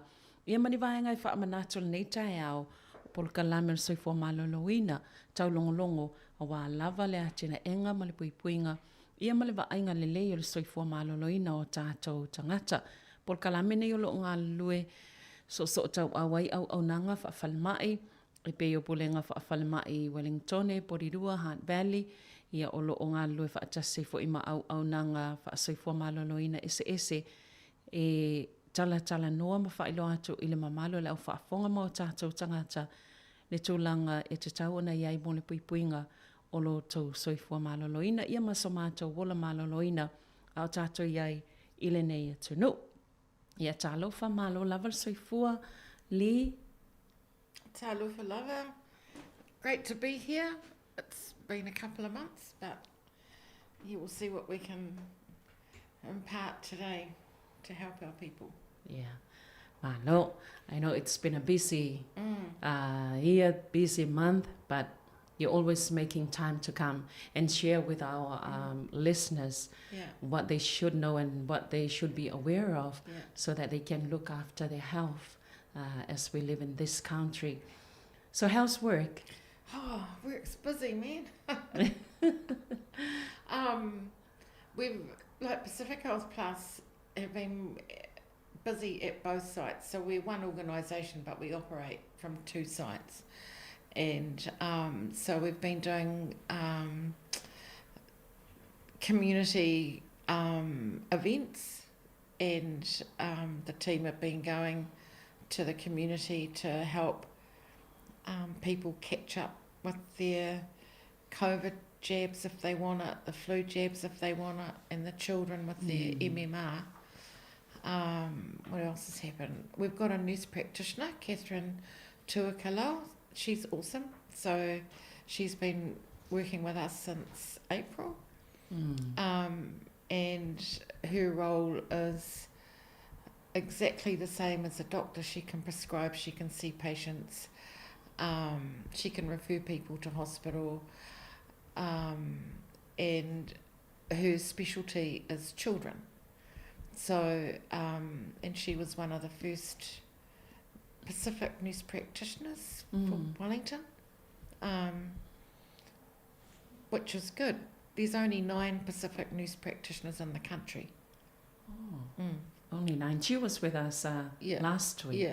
Yeah. So she works in the hut on a Monday and Tuesday, but the rest of the week she's with us, and she works at Kapiti for 2 days and in Porirua on a Friday. So, yeah, we've been busy with that. We also have been hosting trainee interns, so Pacific trainee interns. So basically they're students that have finished their medical training, but they have to do a year as a trainee intern before they formally become a doctor. So at the moment we've got Kuri Laupepe. He's very good, very dedicated young Pacific male. And of course we also support nursing students when they come for their placements. So yeah. And how long they do their placements? The nursing placements are 6 weeks, and the trainee intern is 3 months. Okay. All right. Ia, mo lau whaafonga pe ona o tau whaafonga mai o le sunga ia li Piers I mai le vaenga o le au nanga le Pacific Health Plus I Porirua. Ia le fo iwo o mai e whaatala noi ma ta upta o le seifo maloloina. O le satala noi le pisi o lato au nanga o whianga I le nei fo I vai tau. Ia ai mai se lava fo I o le whaanga salonga o ngā luenga masani pe o tui pui puia ma ngā luenga ma au nanga whaapena. O lea fo isa tala no ai Salo sau tō whaafonga mai Samoa mai ni silva stalo ai sa whaatano atu ai le sunga fo i le tau soifua ia Catherine to akalau.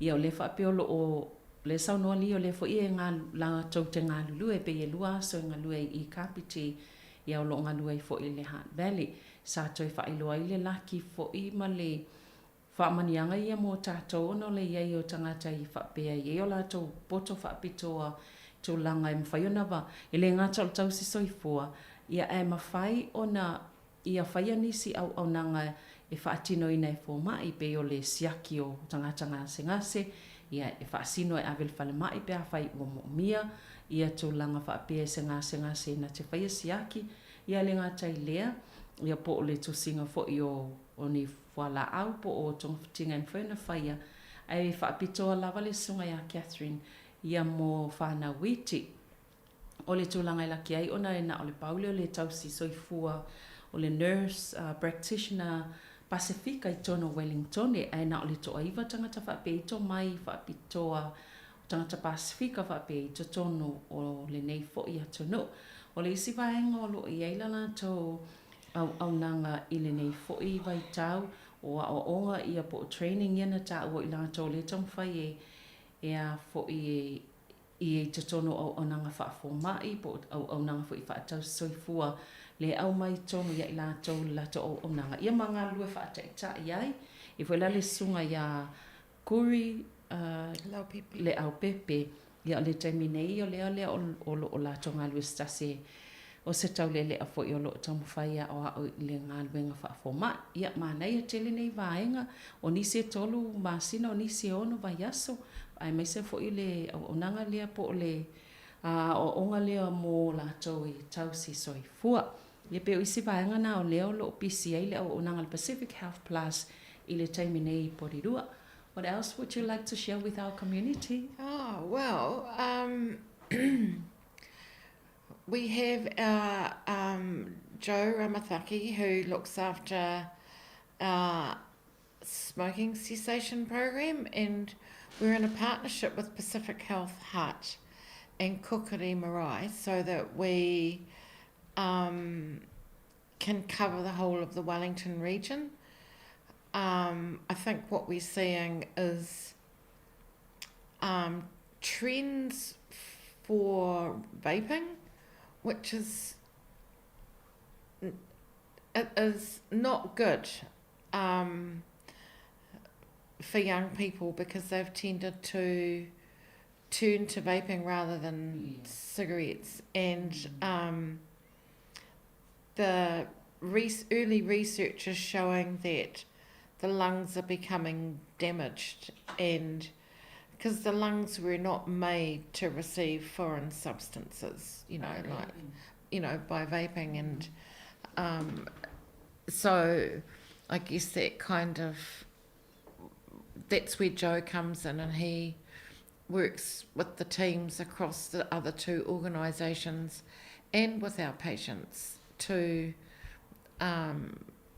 get people to quit, because smoking does so much damage to arteries, to the heart, to all the different organs in the body.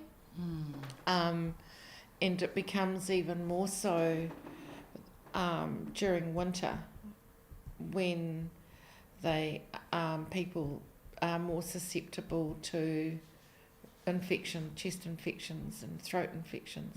Yeah. Thanks, Lee.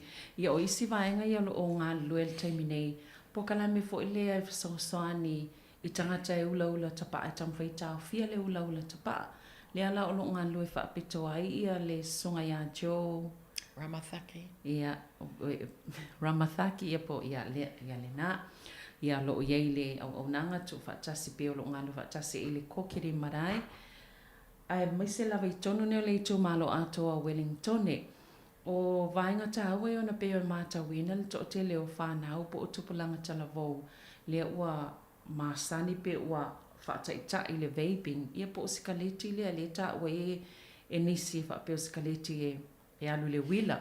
Ia pe o mea sa whaao ngā if so sani ta ofi e le ulau la tapa ia pe o to tele lava tupulanga talavo o la to fa nga ina nei vai tau o le ala longa lu eli sunga ia cho nga lu fa tasi ai tau mafai ai ina ia fa ititia fo ile tu langa le ulau la tapa ai ole fo isa ta weli e iso so enga po sa ili linga ia mai le amatanga lava le fo ta waile amata fa ino pe o mama ia mai si tonga o tangata nei mai le vaping ia po o to inga tapa le saf so soani e tau fia ile ulau la tapa o tangata ia mantua le ta ua a fia ile fatu o isi vaenga po o isi tonga o le tino e mai se fo ila ile taimi nei le tau malulu ia fai ngofia na a fia ia le fata mantua o ngā se ia po vaenga ia e tele ina whai nei le vaitau o le tau malulu.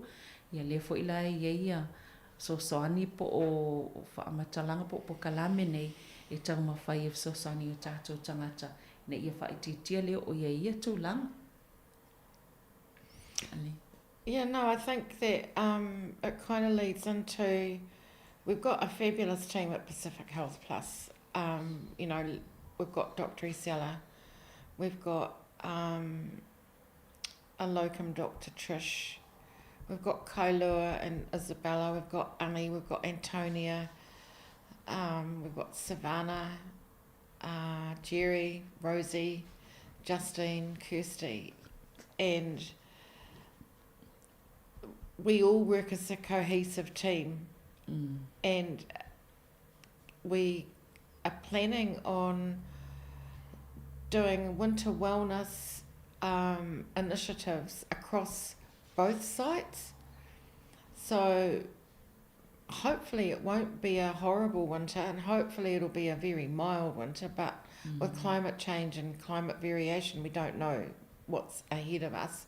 But I do know it's been very cold, because last week I had frost on my car and I'm thinking, oh my gosh, that's not good. And it was freezing cold. So, and I think that for our people, if they're not in warm homes and they don't have warm winter clothes, they're going to be susceptible to the coughs and colds and chest infections and not being well, which means that they won't be able to go to work. It means that they won't be able to earn the money, and then the domino effect occurs.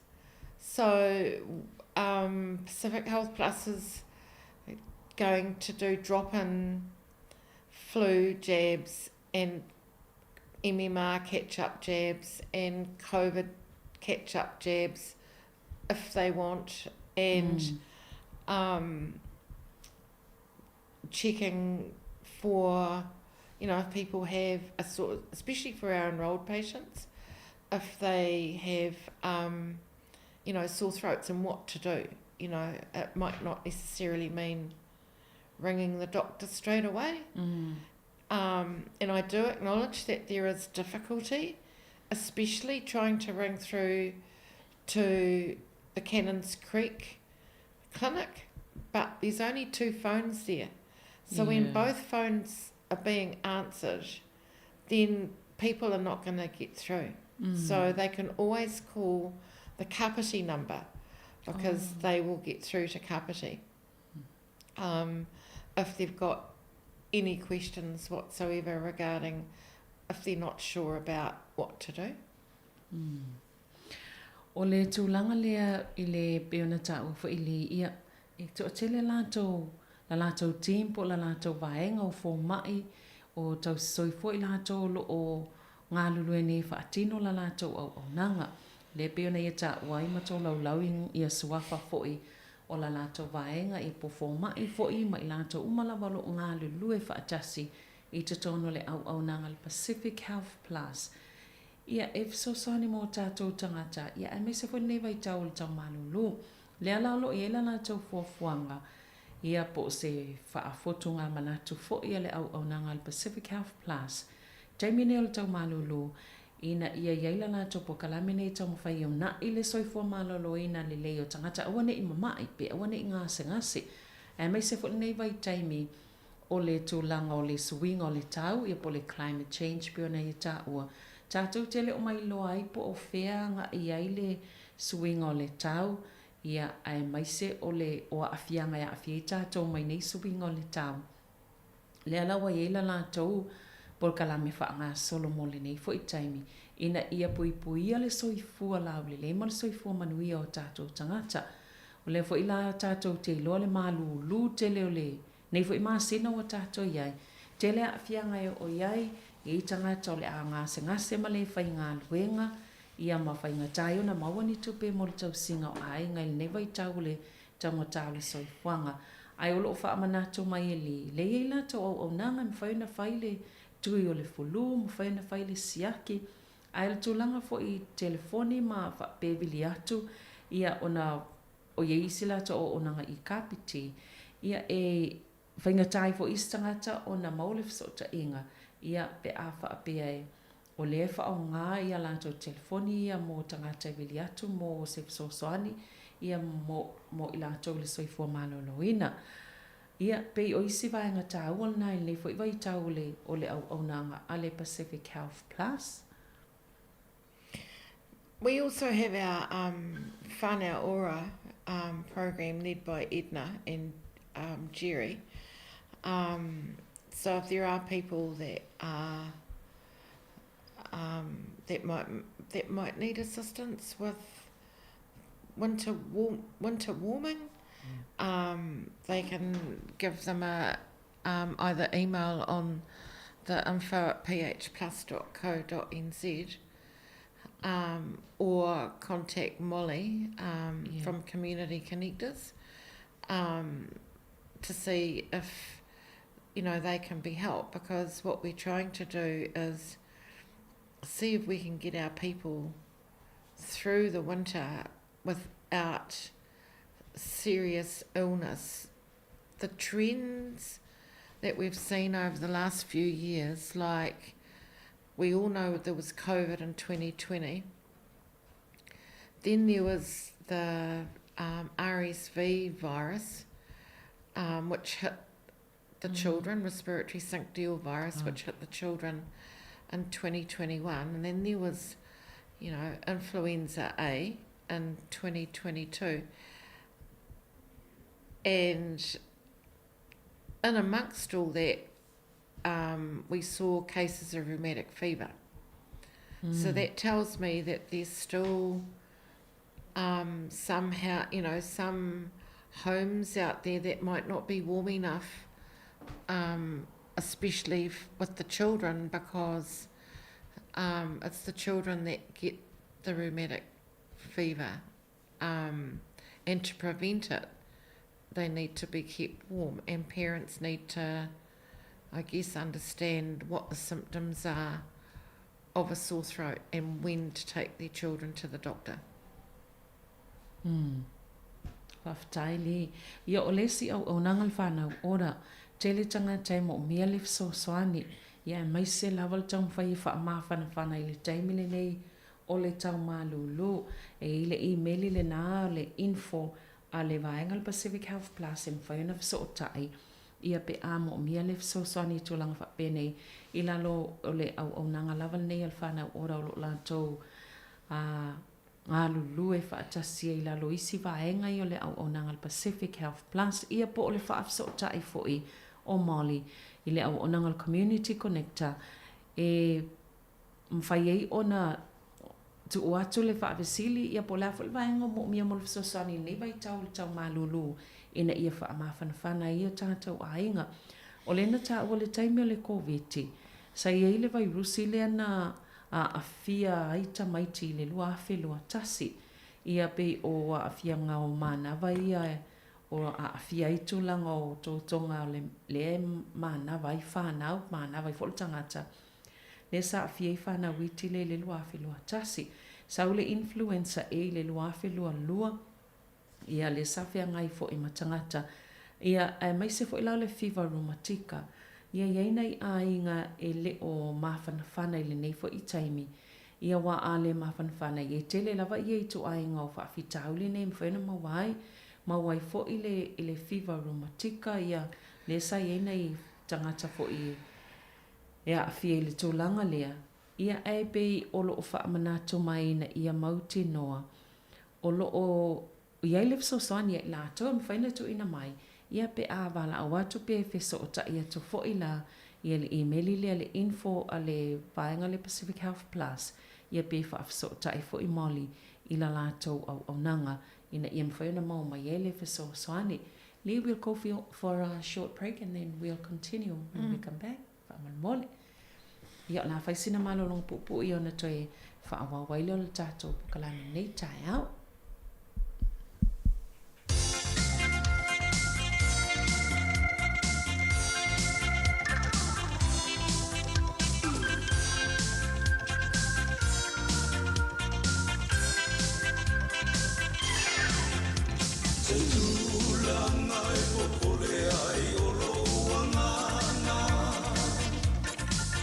Samoa e a pofeo i ai tupulanga.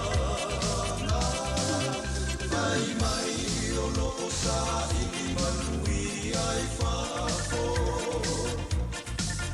No talu mana i talo whai nei angalo. Le suena o le poto male mala malama. Tua matua e tu ia tu le muli papanga. Mawalo whai longa i umanuia wa ona. Moli fela nua i male o angalo loa loa. Wa e siti seni ai ni usila. Wa e nofo mau i Amerika. No watunu o lo whaatalia tu pea i le potoa e mawaina. Tupulanga e o Samoa o le tupe te uu e toe mamuru. A o lo tau i moni o so sao mo le atunu. Le toloa e maau i le vai. Alofa malama maeva ai mai. Le malo pelele nei wai o talima. E faa moe moe i lo poto le tamao haina. Wa e siti seni nei ni usila. Wa e nofo mau i Amerika. Lo atunu o lo o whaatalia tupea i le potoa e mawaina. Tupulanga e o Samoa o le tupe te uu e toe mamuru. A o lo tau i moni o so sao mo le atunu.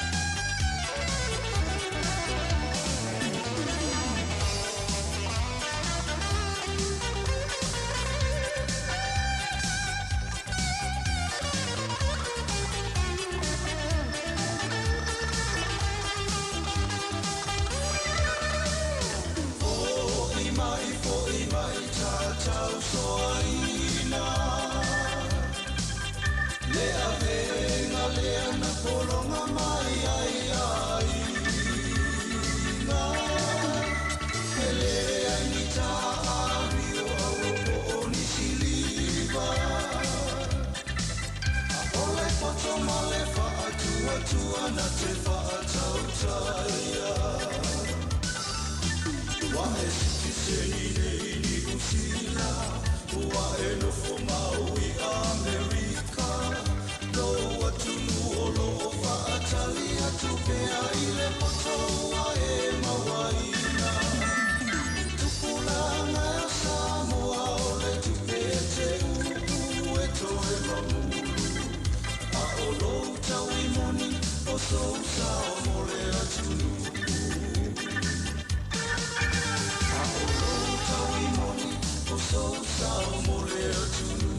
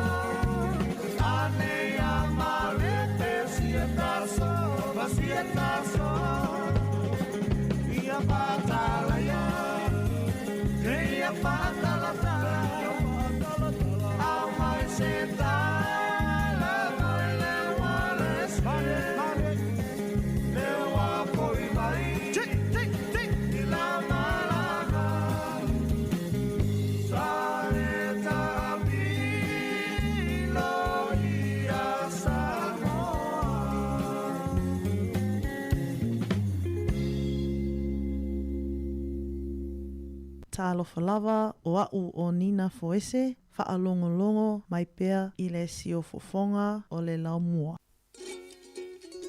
Ia, pe o nau tau whaafonga mai le tātou pokalame o le sio fonga laumua nei fwy vaenga o le tai au, pokalame le soifua maloloina, pe o na ngā lulue whaatasi atu e matala tanua ma le sunga I Ali Pierce, mai le au o nanga le Pacific Health Plus. Ia le utu whaafonga le tele o isi vaenga tāua ia, pe o na tāua e maisalo o tala noa I le pokalame ma le whaanaunau ta inga ina ia nofo soifua ina ia maua le soifua maloloina o tātou tangata neiva I tau o le tau malulu, pe o na ia le neifo I tau sanga, ina ia tau mamao mai ma whaama e ia matulanga whaingata. Ma le ma whaiona tātou o e whai ngā luenga maua le tupe tau siai a inga, pe o na ia I fo I le nei atunu. Lee, what else would you like to share with our people this morning? I think if there's any community groups out there that might want Pacific Health Plus to come and, you know, meet with them and maybe they can participate in, you know, catch-up vaccinations, we're happy to do that, and they can contact us through info@phplus.co.nz or ring 777-0050, which is the Kapiti number. That is easier to get through because we really do want to ensure that everyone gets through this winter without any major complications from what might evolve, you know, i.e. a chest infection, because especially those that have, say, high blood pressure and diabetes and maybe some kind of kidney impairment, they're a little bit more vulnerable because they're not going to be able to bounce back compared to someone that doesn't have those conditions. Yeah. Whafta ia, o loo tau mawhai lava e una I le vaenga leo le tui pui pui, e mai se lava nei vai tau tui pui pui o le fulu. A e lava sa whafasili o lo e la to emaili o le info@plus.co.nz. Ia, ma le numero na o le fitu, the number again? 777-0050. 50. Ia, o le numero o le fitu o lima o. Ia le lato numero na mwen whafso tai pia whai le tui o le fulu.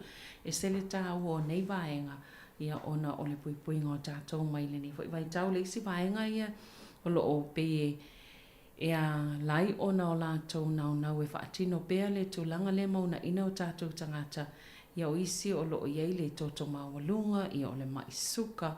Ia vaenga o malawa lea e au fia I tatono o le pui ngā le nei. Ina ia mawhaiona a wane ia o ato tātou tangata I le tūlanga o ngase tō ngā e ono o iei. Ia pe ale whaia isi vaenga tāua e tatau ana whaatino. E mai se le nei vai tau o le flu. Some are entitled to the free flu vaccination and some are not. I think the free jab was for over 55s. Yeah. For Pacific people. For Pacific people, and all the other vaccinations for the children are free. But yes, they are. Yeah. And we're also doing home visits for our over 80 patients that we have on our books. So Kailua is working out the days, and she'll contact those people when she's going to be going around, because especially people that may be stuck at home as well, and if they are, they need to let us know, from our patient population and others as well, because we can still go and see them, but we just need to coordinate it so it's not random, Yeah. Ia, o le mantua fo i eila tau e anga waa i le tui au no mastongi. Ia mantua fo i tangata nei Pasifika i lunga tau 5 tau sanga le matua.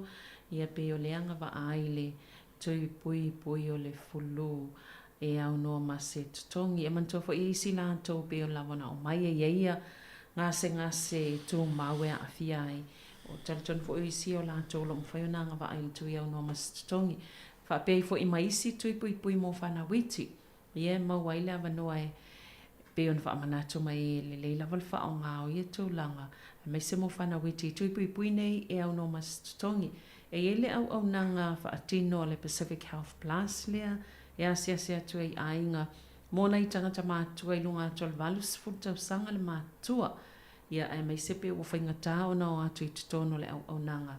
E whaile siaki ma wa aile fō mai. Ia e eila la lātou au nanga lea e. E asia tuai ainga mō tangata i lunga valus futa sanga. Ia mana ia telefo i lea tūlanga i le tau walu e le fō mai. Mai se le whaingatau whio inga le tau malulu.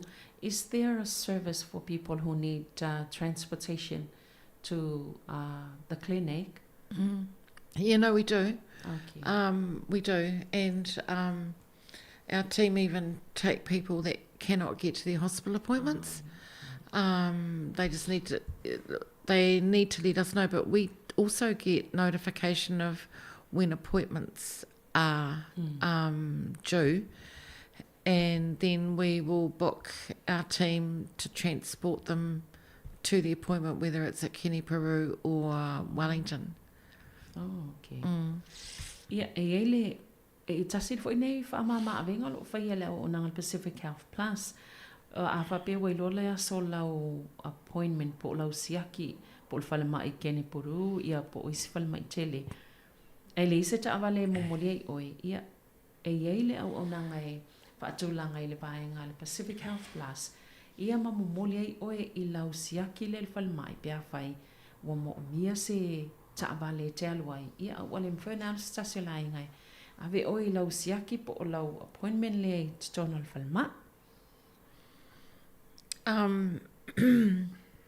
I guess I just want to, I really do want to push this winter wellness thing, and what to do with sore throats, because we don't want to be giving out antibiotics just because they, when you over medicate somebody with antibiotics, they build up a resistance. Yeah. So therefore, the antibiotic, when they really do need it, is not going to be efficient.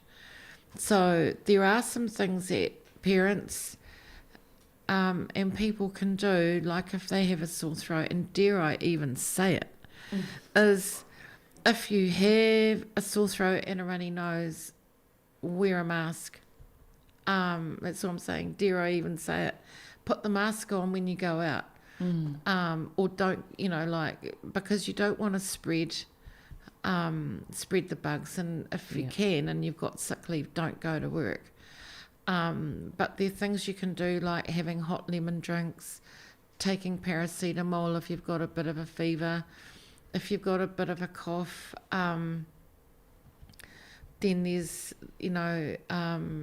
cough mixtures at the pharmacies that you can use.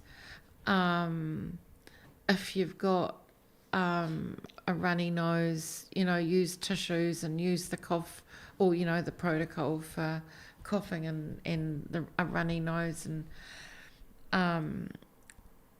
if a fever, because fevers are actually good for us, because that tells us that the body's actually doing its job. It's actually responding to something that shouldn't be there. And so having a temperature is good. However, when the temperature gets above a certain number, that's when you need to call the practice, like at Pacific Health Plus, and speak to a nurse. So, for example, the normal temperature is, and I advocate everyone buy a thermometer. We have been giving out thermometers to our patients. But the Chemist Warehouse, I think, is the cheapest place I've seen for thermometers.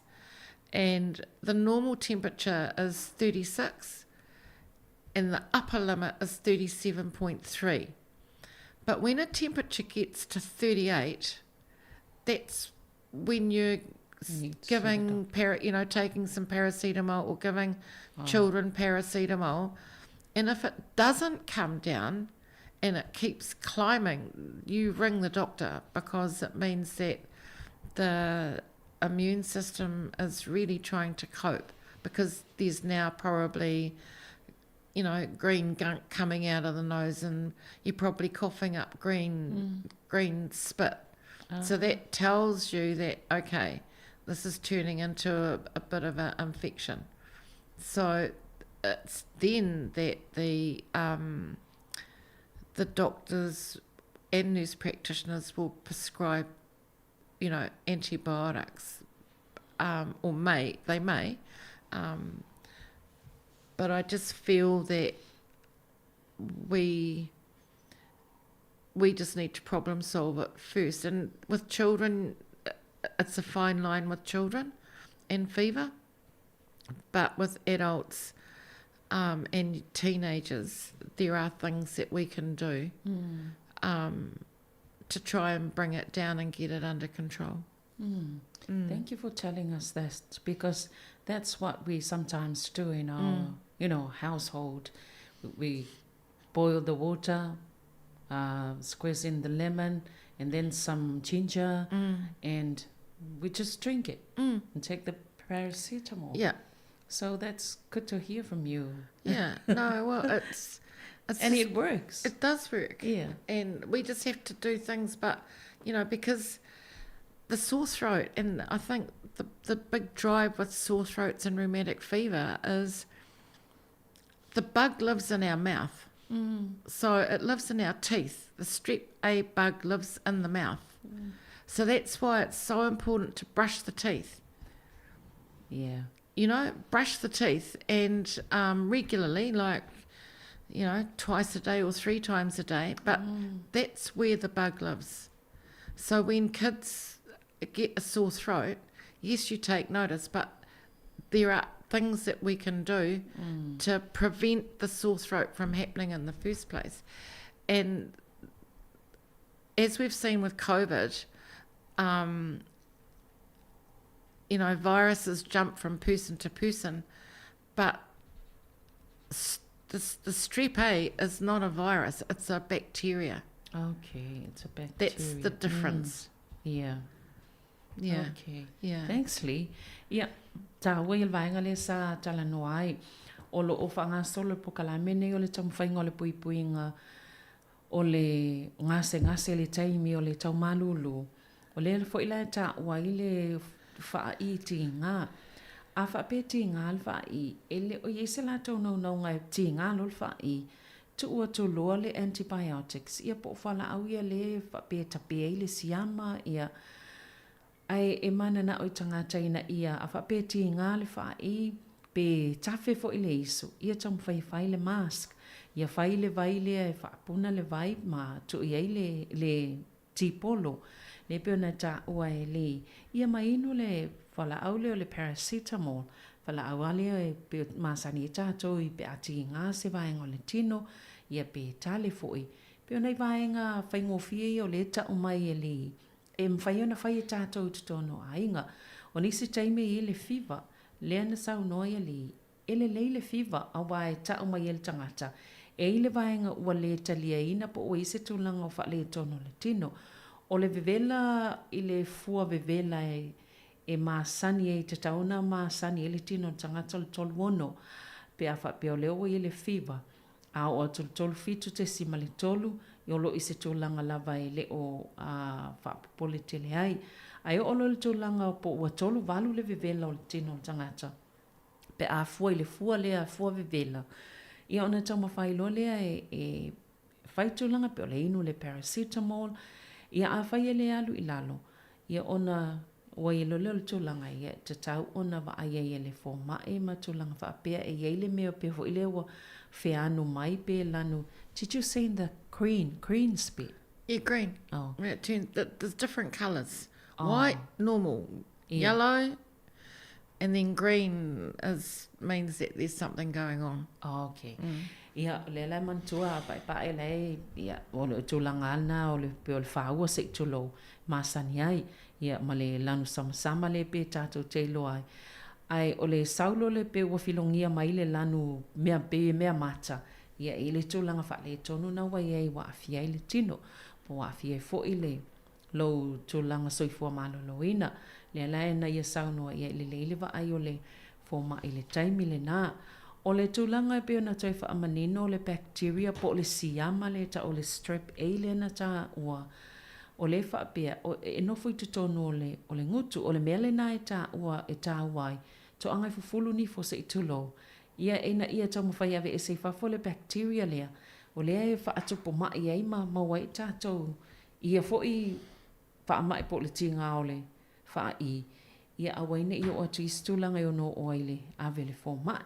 A le peu mto i wha manino ai li, to angai fufulu ni fo pe wha atolu, wha alua wha atolu le aso. E ave ese pe ta pe eile siama le o le strip eile e mautono lo ngutu le wha atupo mai ei. Vaenga i pe o le tinga o le wha i. This is really good information, Lee. Oh, now no. we know the strep A lives in the teeth. It's in the mouth. Yep. Yeah. And I think that there's just some simple things that you know people can do, and how it's activated. Well, you know that's the big question, but it is preventable. Yeah. And it's been around for a long time, and people haven't been able to kind of get on top of it. But I feel that, number one, if you keep warm and wear warm clothes, and I know that's something children don't like doing. They like running around in winter in bare feet and shorts. Two, have a good nutritious diet with lots of greens, which kids don't like. 3, brush the teeth regularly, and that theoretically should keep sore throats away. But we do know that if someone's not well in a family, like with a sore throat and they're coughing, that it can go around the family and cross infect everyone. So there's things out there like Vicks and Tiger Balm, that you can rub on the chest because that helps. I don't know if you've used Vicks on the chest, but when you rub it on the chest, all of a sudden you can breathe a little bit better because it opens up the airways in the nose, or when you're breathing it in. And I know when I was a kid, Dad used to use Tiger Balm. Yeah. And that's similar to Vicks. And it used to come in a little wee tiny red container, but you just needed a little bit of it, Well. And so I guess I'm just advocating for practical, common sense things to prevent a bigger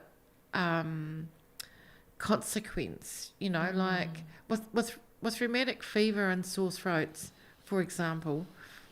The sore throat, yes, they might have a sore throat, they might have a fever, and then they might have a sore joint. That's kind of like a red flag that you think, oh, that's not good, we need to go and see the doctor. But there are symptoms related to it. And when my mom was still strong enough to do the massage, she usually does that to us when one of the grandchildren is coughing or, and it also works. Yeah, no, it is. It does work. Massage is good. Yeah. Coughing is good because it gets rid of the rubbish in the lungs. Yeah. Do you know what I mean? Good. It's not, and it's when people don't cough that they look unwell and they don't cough, and that means that we call that a non-productive cough, and that can mean something a bit more serious going on, especially in the elderly. Yeah. You know, like, and that might mean a pneumonia, for example. I'm not saying it is, but it may mean that, you know, especially in the elderly. Okay. Thank you, Lee. Ia pe o fautuanga ia lo au mai tam fai ne vai tawe e tausi i a whaamawhanawhana. Ofu lelei, ofu mawhanawhana e mawaile pui ai le tino ia ili ne vai tau. Ia tau mawhai fo ia tau sami mea ai e pāleni e au ngā mo le tino. Ia mato angala vai fufulu nifo. Ia pe o lo toe whaamanatu mai le vaenga fufulu nifo. Awa e tau fia mai le tūlanga leo o le siama peona ia whaalia momoi le taimi o matea. Ia lea eo e anga i le tinga o le wha. I whaonga fo i vaenga i pe o le Vicks, o le taika balm, mana tua fo i le taika balm, te le lava tangata safa o ngai fo i vai taimi Samoa. Ia pe stama i container po stama i whangula i titi ai lanu mumu. Ia pe o isi vaenga na sa masani mai ei, tasina vaenga o lo ngai. Pe ni le fata ia pe au ina tale ale ta o le tale o se melelei au mai i fafo ia vaenga le anga i te tono ma o le tino tangata o le sfui tangatai pe le tale ia ele fa pe o manuia atoto a atono ele fo ile tūlanga ia ai pe o le tūlanga o le ia ta ua au ngā le tale au mai i fafo ia ni vaenga le o lo o tawhia i te tono ma. Okay, thank you Liz. You're welcome. Lee, for today. You're welcome. Yeah. It's been a pleasure to be here, and I hope that, you know, we see less, you know, people going to hospital. Yeah. We see our Pacific people getting their flu jabs, and the children getting the MMR or measles jab, because it's not a good disease to have. And yeah, we'll see what happens in July. Yeah. All right. Whawhetai lava li. Ia, vaenga mulmuli na. O le whaanaunga. Ia to tele tātou e o e whaile tui o le fulu. Ia mai se foi. Puipuingo nei whana witi mai whaamai a fia le neva i tau. Ia o le puipuinga masani lava ma le whaanaunga ia wani i tele tangata tātou e o le whalmai. Ia ile nei foi taimi o le tau malulu. Ia manuia lava le aso li. Whawhetai. Yeah. Ia, o le tātou pokalame nā so i fo maloloina mo nei aso, toi mau fo le wha pōponga o le tātou pokalame masani, i lea fo i vai aso e mo le taimi nei, whaaftai tele lava le whaafonga mai, so i fua ia mo le nei taimi.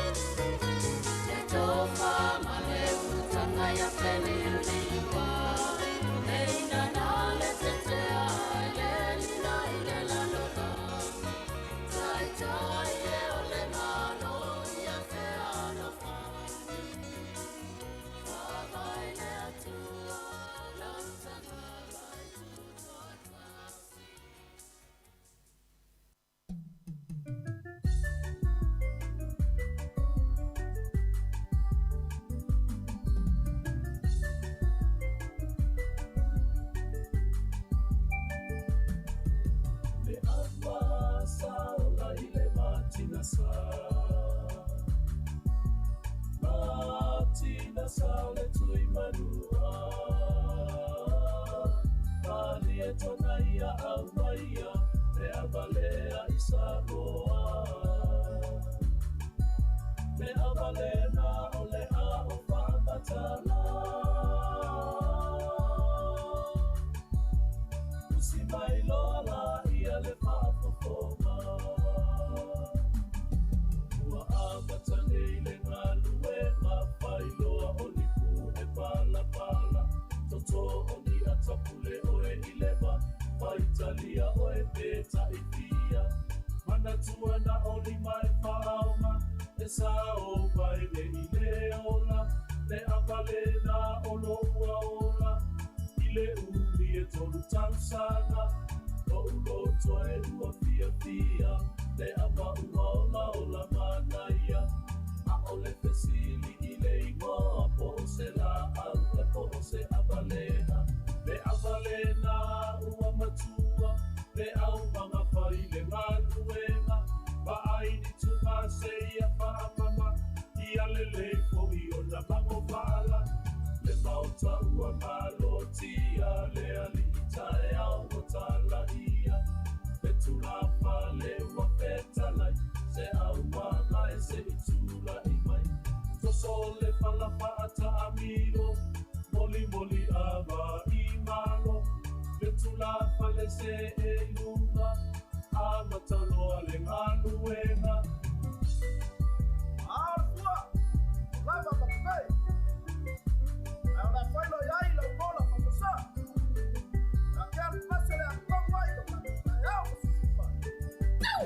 Inati ole tano alena Ola atasi pape alupesina O abau ipuia ilau petalaina O abau totoe o abaia e vanoa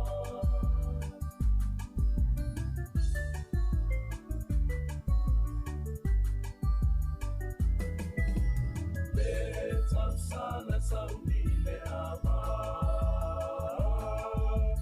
Le tano le na waio luma So ese au mama di taulima Le tautaliga e sauni loa Ole apalu ole ama Le fue ia amia loa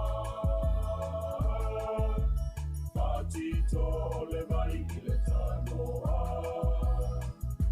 Ole maluena e whaingata Ia lai o I umanai o lima Ia sa ola unopo E sa po I le vai solo Tataula ia Uluina ia Solo au nutu ole tanoa Le whau ia tongi I tua Le au mamae Wailoa le ngaluenga Talo alau fau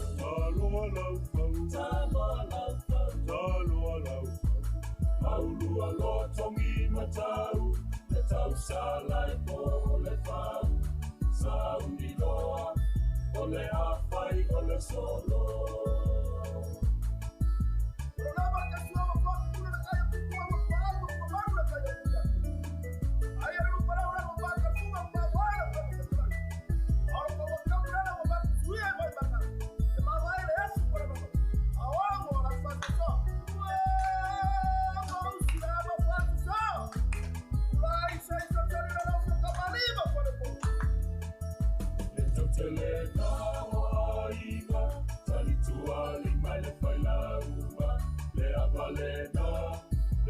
Tolu a Samoa Le tautelena o aina Talitua lima le whailauga Le avalena Le amatonu a Samoa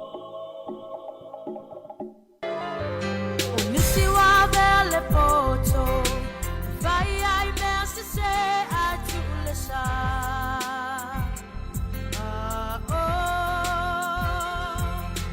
Vai tonga piti le anga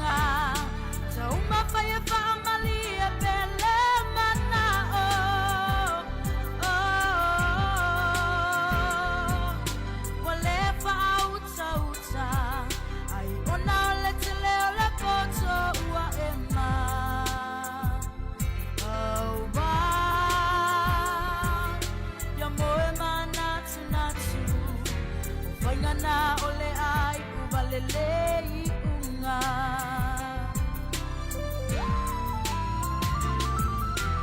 Kana ukai si sao Oele lumana I manuia motaea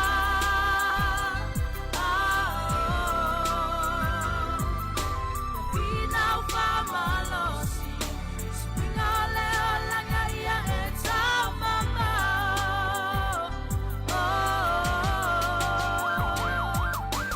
Ungala au manongi Ya e whaapale ai matu ele oli o Oli Iafa o ele ola Tau tinga matua ia e totomi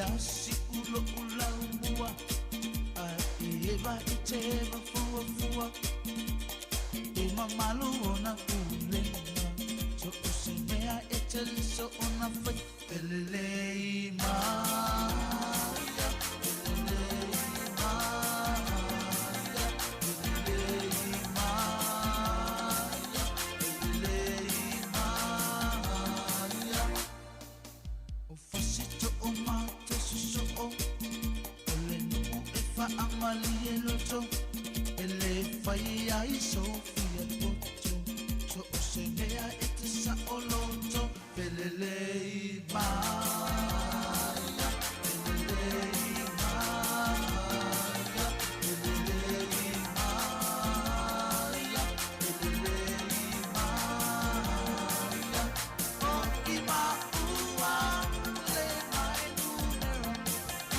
ua Ia ana leitu malo le ua Samurai si e whakatapa Te I mai watua ana leitu malo E pele lava I lotua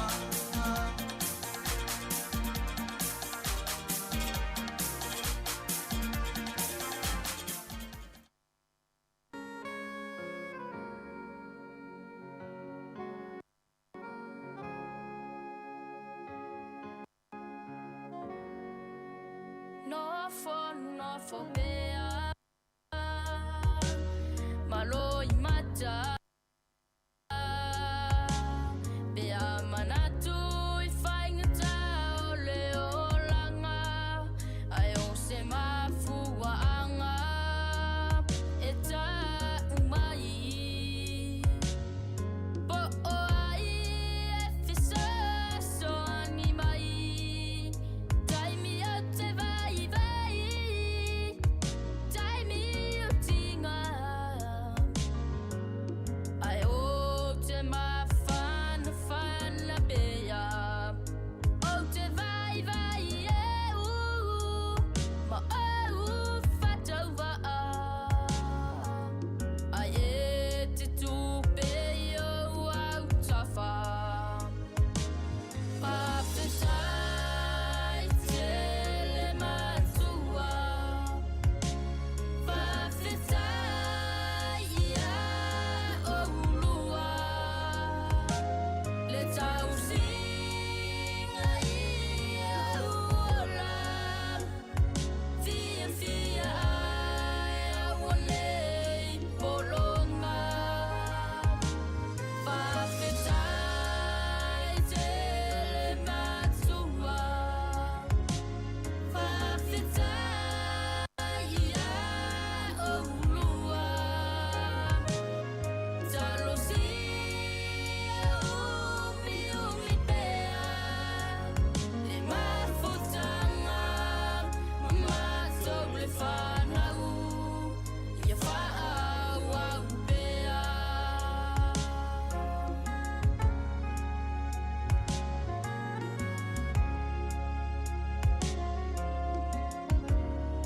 Le ngalo le alofa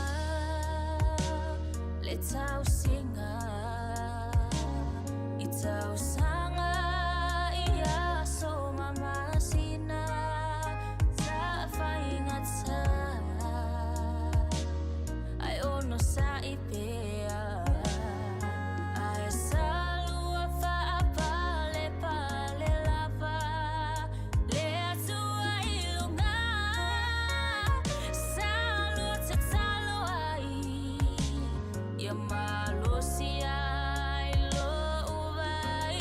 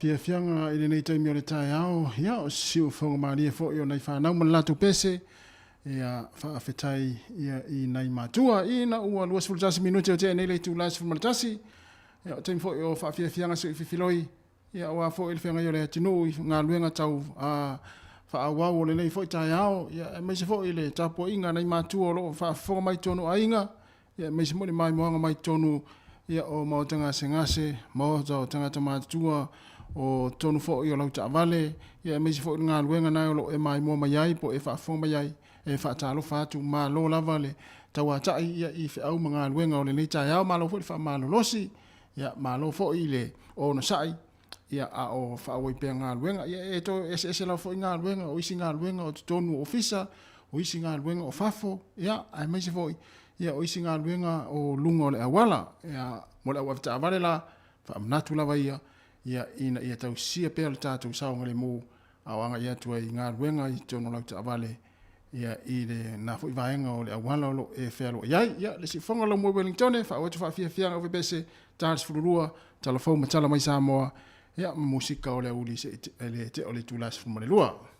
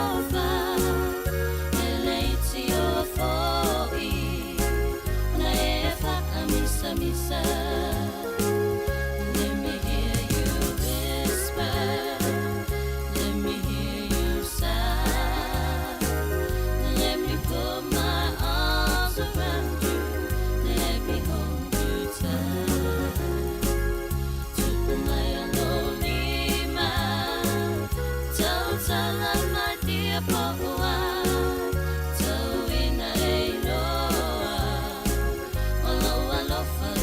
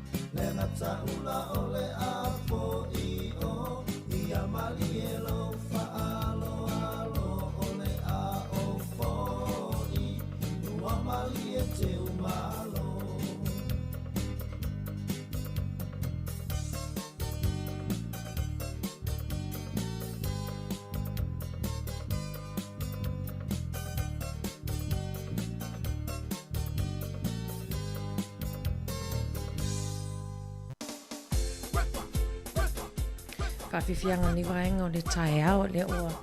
Toi lo sulu minuti on tale lo sulu ma le lua, tala sulu lua. Toi whafonga whailo tato atono ui tala fau. New Zealand nei, tapena ina la fionga ya la wano.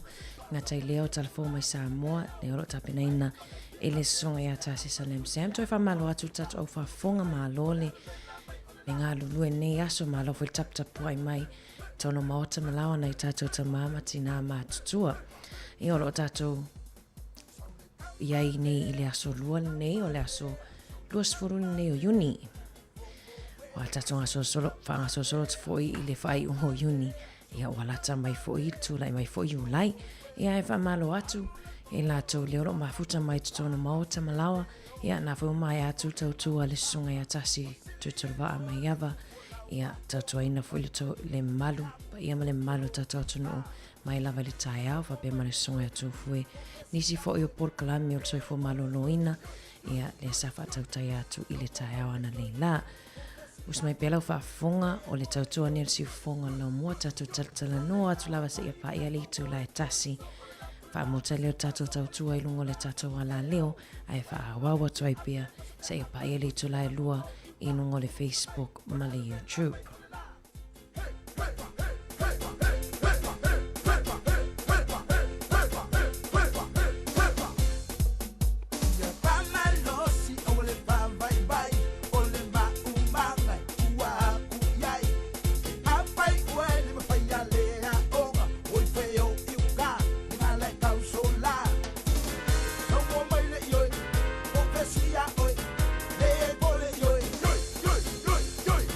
No more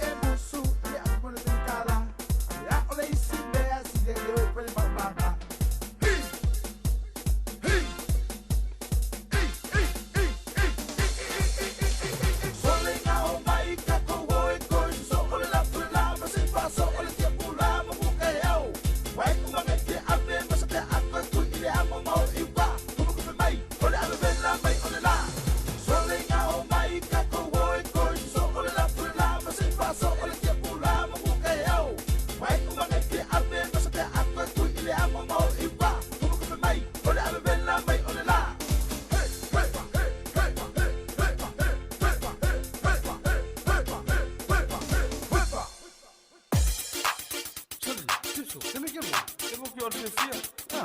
Sorry, selfie ang tinga ko pa. Makuha melele ya. O pele go. Go fa. Dei. Oyo simol. Konwa.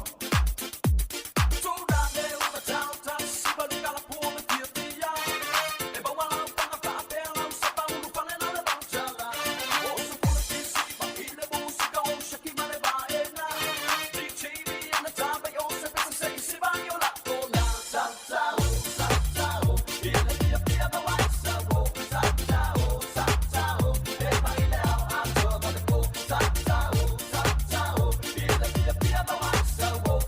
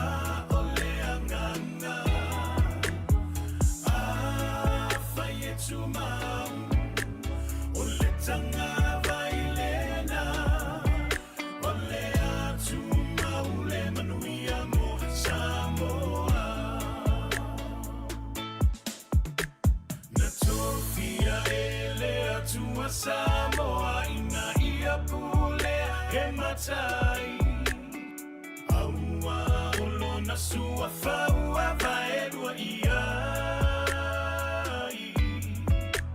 Tauna na fua le tetea Ai mani no lava ole mata ole vai Ole a ano moni ua le toi ai ni matai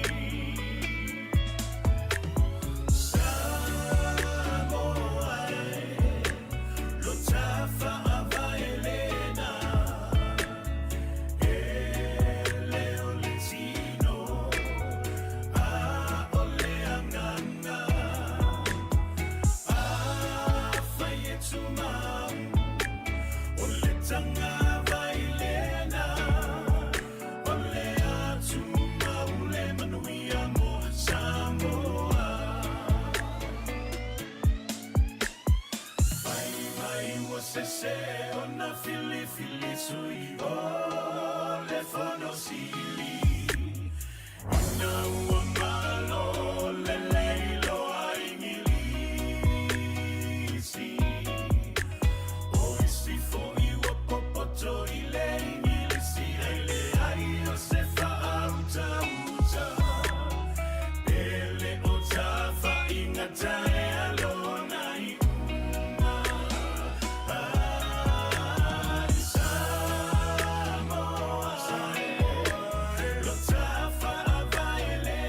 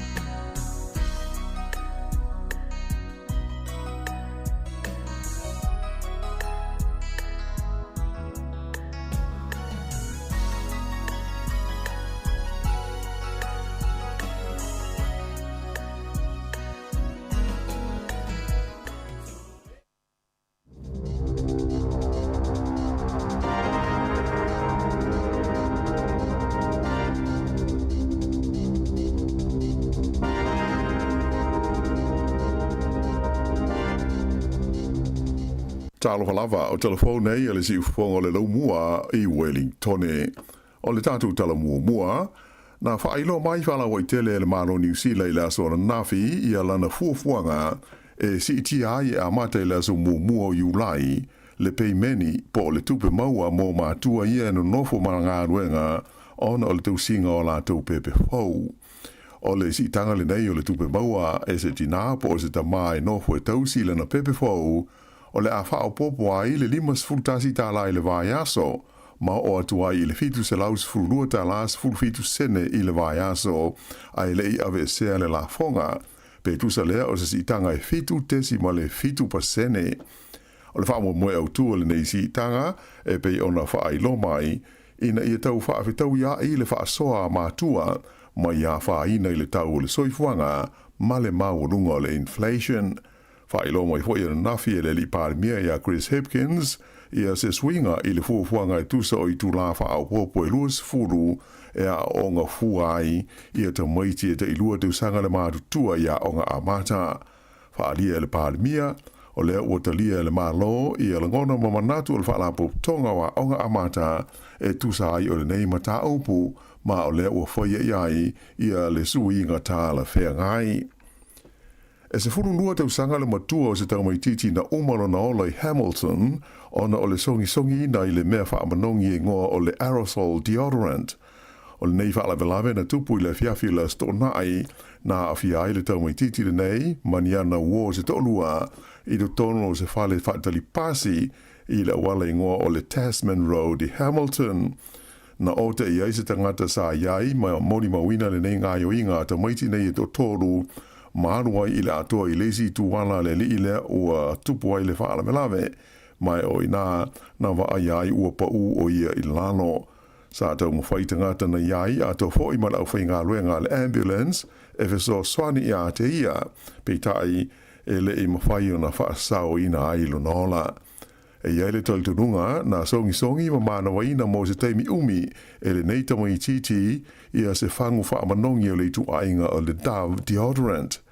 Whaamaunia mai e leo le mali wai o le nei talavau, mai o tu inatu le mata opu mo susu e ngā le pule mali upo o le corona. E le whau le tu ainga na whaarwelawe whapenei I le ai o Hamilton. O le amatanga o le tusanga, le fo ina lipo tia mai ai, e se tasi o whale te tā ai lava I le ai, le mawai o ni ta maiti e ta I walu tusanga le mātutua, o tau mawhai e songi ina, ia pauta ma waila au ia ta tā ai lava. E lua ni whaalawelawe tau ta amale na mali ni waitangata to lima I se whaai unga o le vai aso whaano no tele I lungo o wala I tūmalo Canterbury. O nei whaalawelawe tusa o lipotia le leo, e le vā mau ia mena te tupu ai.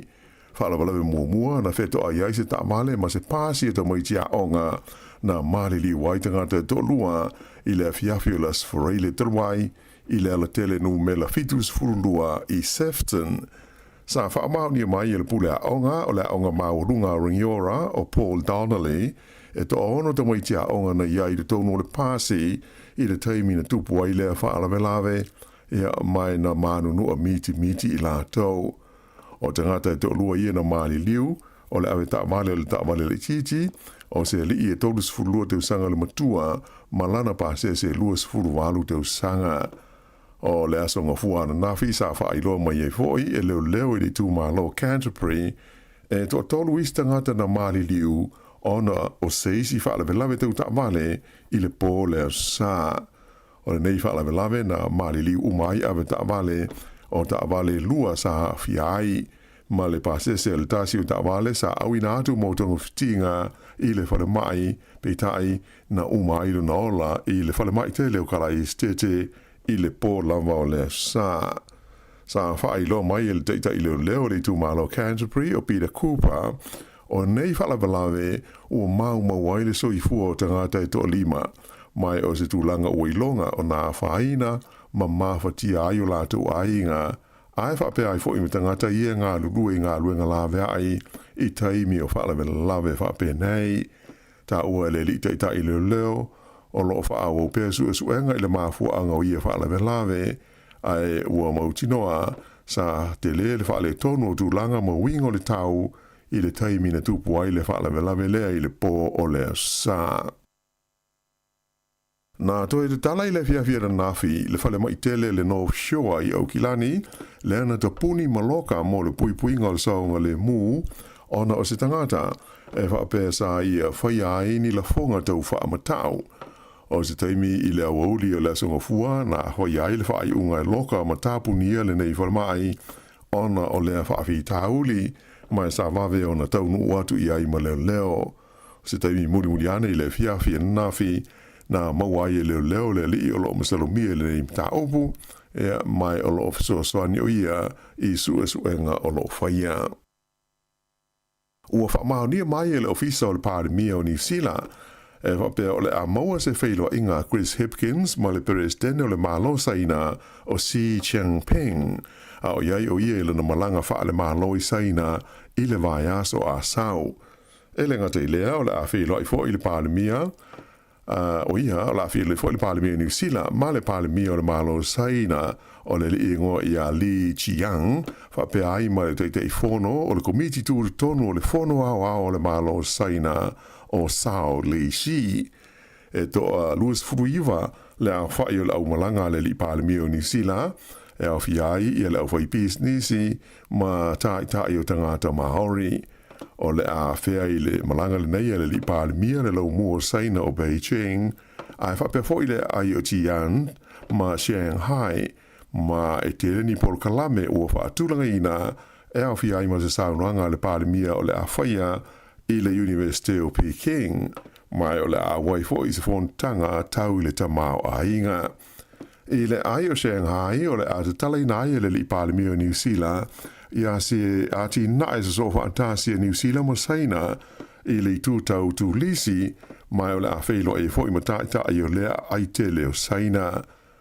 O isi sui o le malo e malanga ma le pāremia I le whainga malanga le nei, e au fi ai le minsta o whaatau inga o Damien O'Connor, ma le minsta o tū lisi o Penny Henare, whailo mai ai le pāremia e whapea o saina, o lo whaatau watu I ai le tusa o le kuata o loa uma New Zealand ia o lo ave ia tunu I whafo, ma a o le I tūla I mai le whaamai COVID-19 fruiva, o saina sa lona lua I le au pito to tele o tūlisi e malanga mai ai ma tā whawhau I New Zealand nei, mai o stasi o tunu o le laulangi e au pito to tele ia tāma ma teine a onga mai whafo o lo malanga mai ai a onga I University o New Zealand. O le sa asau nei tu uai le tunu o le nei whai ngā malanga mō saina, ma le wha moe e toe taliu mai le asforeile la so tolu sa fulu o Uni. E walu afe lima se lau wha sa fulu wha le a wha i o mai fau COVID-19 fulu iwa na wha mauina I le tono New Zealand le vai aso o ma vai atu nei. O wha maumonga nei e le mtanga aluenga le soi fua maaloloina e mō le vai aso atoa le na uma I le vailuanga o le pō le sa na te nei. E lua se lau whaas furuono la whai tangata sa tau fia I wharamai mō tō whitinga, e au fia ai le to ono I pōtu mō mai tinga aina, ai tōlu se furu male iwa le a whai o maliu ona o le vairusi. O le nei a whainga o le ua o tuai nei I le tōlu afe ma le fitus furuhitu le a whai o e ua maali liu ma whanoro lātu soifua, ona o le whaamai COVID-19, tā lua na o mai I lau whanua o Aotearoa. O whainu mela mō le vai aso I o natua, na tūla I mai le iwa afe walu se lau walu tolu le a whai o mai fau, ma le tolu sfurufitu o le a whai o maliu. O lo whanga solo so ngā leo I le mafu anga o le maliu o stangata I Aukilani sa sae I le asonga fua nafi. Whailo mai le li taita I leo ia tau fi lau wha manuia wa ailua, e whapea sa wala uina mai se whasua soani leo, ma tau nua tua I le whale o se ainga, I le wala o le Carusiana Road I le Half Moon Bay, ma mawai se tangata ua umalo naola. Na ia ta ua, o le a whailo mai nisi wha amtalanga wili ili o nei whaala velave, pe a uma I suenga o lo whanga solo I le teimi nei. O le wha wawai o le te o lo whai wha solo whai a onga o kolisi, ma onga maurulunga, o le a fia atua I o mata upu, ma isi ngā luenga whai I whafo o pōtua onga. E pei ona si le fia, e ui ina iai se whautuanga mai le ofisa e whea ngai mo ta uputau ngā ruenga, po o le Employment Relations Authority, ina ia se e atu le mata upuli nei o lo fina wifi ya onga ma le ofisa wa onga i se komiti tu ma oti mo le whaia se whai unga, ae o lo tu mo pea o na wha wau ia le te. O le so lulua tae au le o lo wha moe moe whaia onga e amata i fo i ona te ma le a wai i lātou i ngā ruenga i whafo potu a onga e au fia i mata alonga. Ai o le whautuanga le ERA e le tau le PPTA ona ta ofi le lātou te a o ilo ina le fuafuanga mo le tu ina atu le mata upuli nei i le arbitration. O le tele o tawa mo te ina onga, tau sanga iwa se fulu ma le anga i atu se fultolu, e ui ina fia i le tele o aso malo lo fa au popo ia ua maua ona o le te e whaia onga, ai o lo atu ngalu i lātou i mea onga, ai maisi ai lava o Simons i ua tele ina a whaina i le taimi nei. Nā o i Vanuatu le waalelo le New Zealand, le ana toi fo i mai na nafi, ona o se whaale tonu i se vaenga o lona wha ata pito i luma. O le nei waalelo se waalele tele o le tu aingo le fitu valu fitu Dreamliner, sa iai sana malanga whaatulanga ina mai au ki lani i Tokyo i Japani. Ai sa whaatonu ina toi te mai i New Zealand ei, ina ua i loe pai late ele mea o tupu i le wha ata po le windscreen. Whaelo mai, e le li ofisa mo le saonga le mua le New Zealand o David Morgan, e le i mauti noa po le ale mafua anga o le nei whaale tonu o lo o wha ngā solo nei ai suenga. A ena i ta ua o wha malama o waalele, e le tasi se tioata a e te ilua pe te tolu ina i a saonga le mu i taimi umai lele ai le ea. O pase se nā fia o whaatu langa o se taimi o le so, e toi wha ua waile lātou malanga mo i a pani. E tā alonga, nā tāo fia ele i mawhai ona toi wha ua wina le tā alonga soka i le wā o le awali i a New Zealand le All Whites, ma le awa le tunu o Qatar, ona o se wha upunga wha ilonga lanu nā wha ina i se tasi le awa New Zealand. O se li poti alo ia le whalabo tongo tā alonga soka New Zealand na tā umaiai, o le li tā alo New Zealand o Michael Boxall, na lafo i eini wha upunga wha ilonga tangata e se tasi o le auta alo a Qatar. O le le fia o le aua le All Whites i le au no se wha i unga na whaia i le neimata upu na mafu ai o na mumusu i lātou e toi fo i le malae i na ua uma le malo longa. Tupu le nei wha le lawe ai ua lata i na tā le malo longa o le tā longa. Mai sa tau mu whai le kapiteni o le aua New Zealand ia Joe Bell e tālu sanga ina le laufali mo se wha i unga ai veitai e le aise tūlanga le lei na ali mai ai mai uai ina tāo fia e le ito e wha ua wina lava le nei tā alonga ana pō e tāo fia le tā alonga o lo tasi le skoa New Zealand i le ai a Qatar. Ia o le wha i unga le nā o talafou.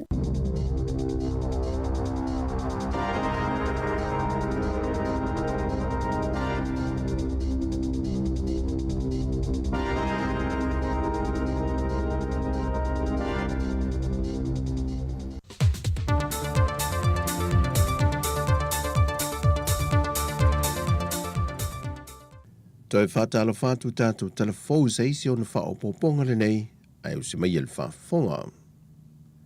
E le mai e ui longa reporti a sue tusi e le whaonga ino le tailua se la wafe tā la o le bloketi o le tasil miliona tā la moitu malo. Ua pāsia lo ia ilo le komiti whafoe, le whaaseini lo le malianga e whaamatu ua tuai le taise lau 5 wafe tā la po o le 0.5%. O le tasi le miliona tala mo le whaonga ina le official phone whaavai tu malo e tolu. O iei tu malo e tolu e au fiai le tu malo ngā ngai whamonga numero mo mua, e tu malo whaasale le anga numero mo mua, ma ana alofi numero wha. Ai luai tu malo o whaamau nia mapasia alato reporti, o le whaonga ina le vaianga mo mua o le whaasalau 25 afe tala sa whaamatua tu iai. Ma wanga wa ai lo mapasia le komiti o le a whaamatua tulo i ele vaenga lona lua o leisi whasa lau 25 feta la mo le lato bloketi o le miliona ta la mo le neidi matausanga. E whai tu malo le u whaamatua tuna i ele lato whasa lau 25 feta la mua E au fia i le tumalo fa le alupo, e tumalo fa sa le anga numero 4, e tumalo palauli numero 2, ma le tumalo nganga e maunga numero 2. O le fionga le tamaita e minister tanga duengo tupe, le fionga mulipola ana Rosa Ale Molio. Na sau noe toe wha amalo si atu I tumalo e le I maea a lato reporte tu ina mai tutonu, e na ia wha a wau ma ia wha maea, ai ia vave wha amatu watu a lato se leni. Wa wha manino mai le fionga le minister tupe, le fionga mulipola ana Rosa Ale Molio. O le anganga atol teu ngol tula fono tau wha aofi, mo tula fono wha putunga tupe mo le lumana I manuia tangata I le awhi iwa se lau fitu se fulmalelua, e na ia wha avai na ili vaenga se fulmalelua a o lea tula fono. O aia inga fau a wale wha putunga tupe o wha amnuianga mo ila tu e iaia fianga tu mau le soifu ili tino ma le mafau fau. Whai loe muripola na manino I lea teunga, o le a wha avai na wha tula fono eita iala a wale wha putunga tupe mo ila tu nei. O le lua whelua sa fulmalitasi le lua whelua sa fulmaleono, na amatalia I lea fuafanga fau, ma ua maua awa tutusai I lātou e iaia a fianga tu mau le soifua, ma e leo tango lima I se leni e fisoa soani le tau singo I lātou, ma whaatino I tūlanga o loo lātou manao mia. Ma e o le tūla fono tau whaofi pe o le whaeloa le minister, wa whaeloa manino ai o le āmatua wha amalo sia e le au sia leo manaonga mo mia, manino malea ia inga moa nga vao I lātou e tatau o na restalina, whaatasi e malmafuanga o le lea nga vao sea tangata. O le anga vaa lea ua whaamni e nai e a mata mai pepe whaato a whaana nau mai. A iaia a fianga tu mau le soifua, sa ia o atu ia I lātou I le ono sa ful whātau sanga le mātatua. E restala umatangata le mtanga luengo tina matama I tai, a tina e o a fio anga maanga fiso tai, e le ngā luenga whaipa anga ma le tūmalo o lo patino tonu iaia lātou tiute, ia I lātou ia e iaia a fianga tū mau o le soifua. O wa iei le fuafuanga a maea, o na tu inatu le e matanga luenga tupe mo le whaasafua ino ia whaamanuianga, e tūlanga maasani wa whaata oto e tūsai maia ingo le tūla fono. E le pepa lavo whaamtalanga me le fionga le tamaita I minister tupe, wa talia malenganga fia sui umo le parlemene, ma lo lātou tel tununga I sila tuto o le matanga luenga mal whaalapo tonga, o le angafa ma le ngā luenga tele, ia I lātou e fito I tonu ia I le whaamanuianga. Na la ngā nisi o popo lenga e tau o na pui ia I le whainga le nei, e na nei manuia to e manisi e le o iai ni o lātou a fianga tu mau le soifua, e a fua I ni whainga tau whaase se.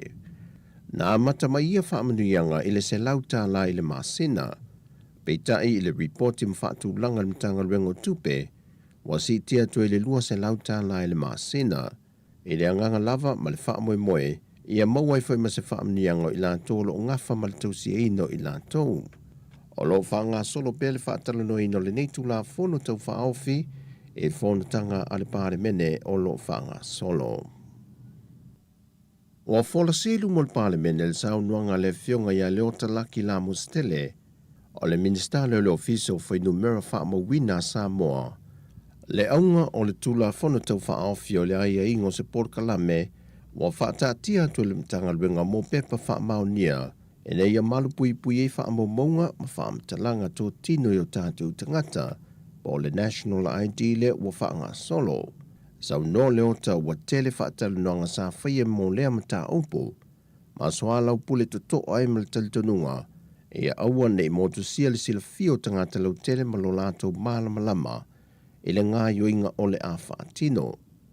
O pepa wha maunia po le ID le wa saunia, o le atu wha atasia umai lava wha maunga SS wha atatau li tangata, e au fielo naso soifua, o na mātua, o le a fio anga, o lana ngā luenga, pesa iai se soli tula fono, wha pia fo ima wha maunga luna soifua maloloina.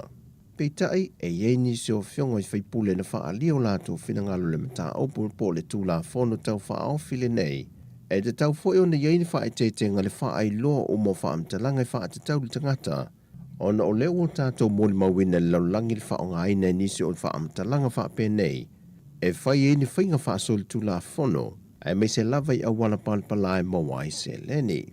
Wa tui nātu le nei tu la fono tau whaofi le komiti wha palemene, e la tau te ngā lulua i ei molo na toe ilo ina, ma toe tu watu le luma le fono a wawhai tu la fono, molo na toe soa lau pule ina, ma le pasi ina. O le ale tu mama ina le vaenga su el mtanga luenga leo le vaenga le CID ma le IT. Le sa ilia leo vaenga uma e mawhai o nei loa po oai o lo i tu lau pepelo, o lo fa i loa i whata wino whala au whasa ina. O le saunuanga le melisui komisino mtanga luenga leo, le tomaita e ia papali i Mona Lisa tia iketi. Sauno papali, o le asa ilia lava po fea no whanga e iai la atou nei. Ato ai malefso o ta ingo i lantou ia ma i lantou wa taha fia mamolia, i lano lava o whala au whasa ina. Wa te talo mai le sui komisene i le atunuu, mo le mo mia ngā lulue whaatasi le wha ai loa mai leo ni wha amtalanga, o ni wha ai loilo e fisoa swani e su ngā leo lo wha ngā solo, ai leo tu uai fo le talo sanga papali i li i mawhai pule o a fia anga tiktasi, ona o le tā ua tele o le lātou fo i fisoa swani mai nisi o mata opu watua nai, na reporti mai ai li i mawhai pule o a fia anga, nisi o lātou lava a fia anga, sa whaia ia sori ngā tula fono. Whai loe papali i, wa uma fo na longo ta iulo vaenga ese ngā lulue whaatasi, mo le sa ilia lo vaenga mate te e atu e whainga whaasol tu la fono, e a fiai o tātou tangata mai whala au whaasa ina, ua tele tupulanga talavou, ua a fiai. O talavou ia mole ne yaso manuia lo tātou atunuu, whaasoi foia.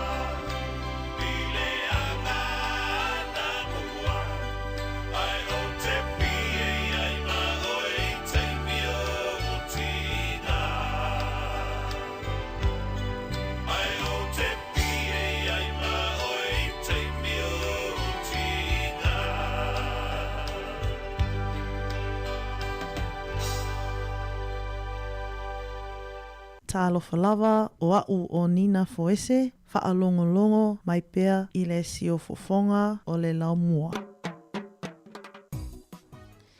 Ioi ia toi whaamalo atu na mai atu fo i se tasio whawhiwhianga mai le susunga i a Felice Mikaele ma le pese tu mai o ti ngā. Ioi ia toi whaamalo atu le mamalo tatu atu no unei a wauli.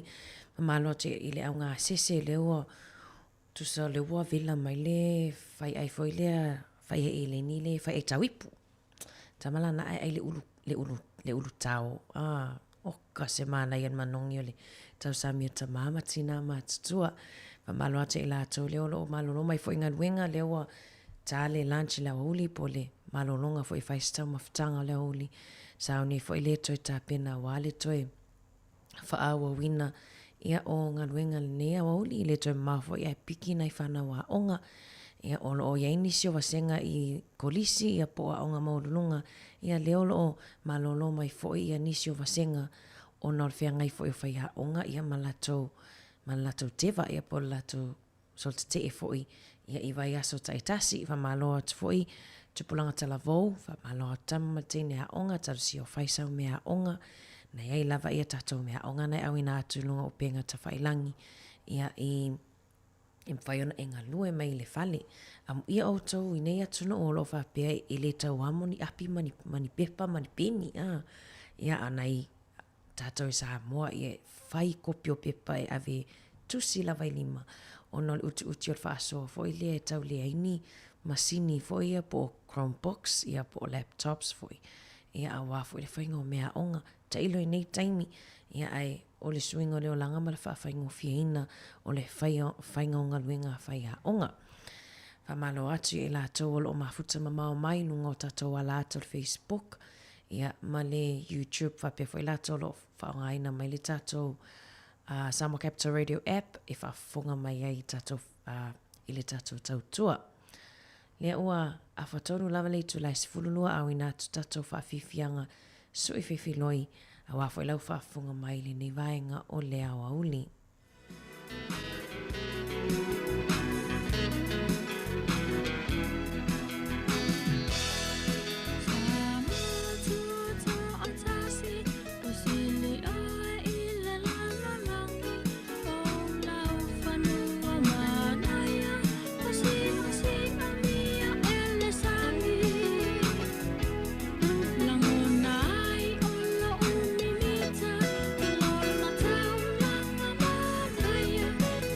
Ita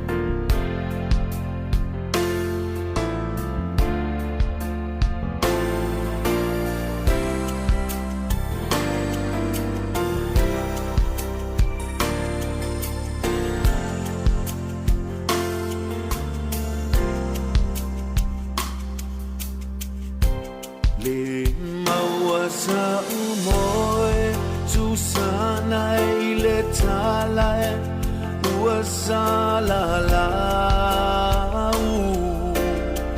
male momo lo taloto ile ahungani mai si au fanau wa peita o se vale tateno fo atufua o ita o ae malota to violeta ita I malanga sewa ino sia ita etangata matai o masiasi sia o siolo o sila sila mai lelangi langona o le fefe malema e moni lava o ita uanga sala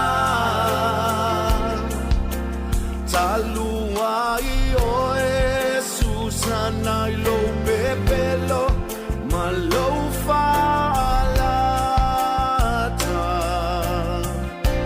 silia I lo uoti inei nai le toe fo isa moa ole nei mafutanga na faavaina o tapena le malanga haina moni le alopa ina ua o mai I le fatoanga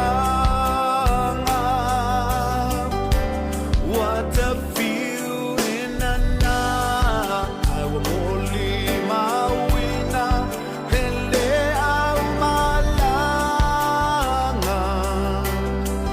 what a waleo taunga apu o tele toe au maiani malanga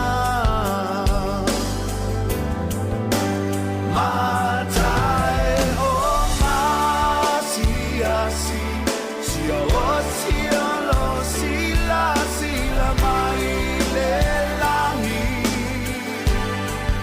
langona o le fefe malema e moni lava o ita uanga sala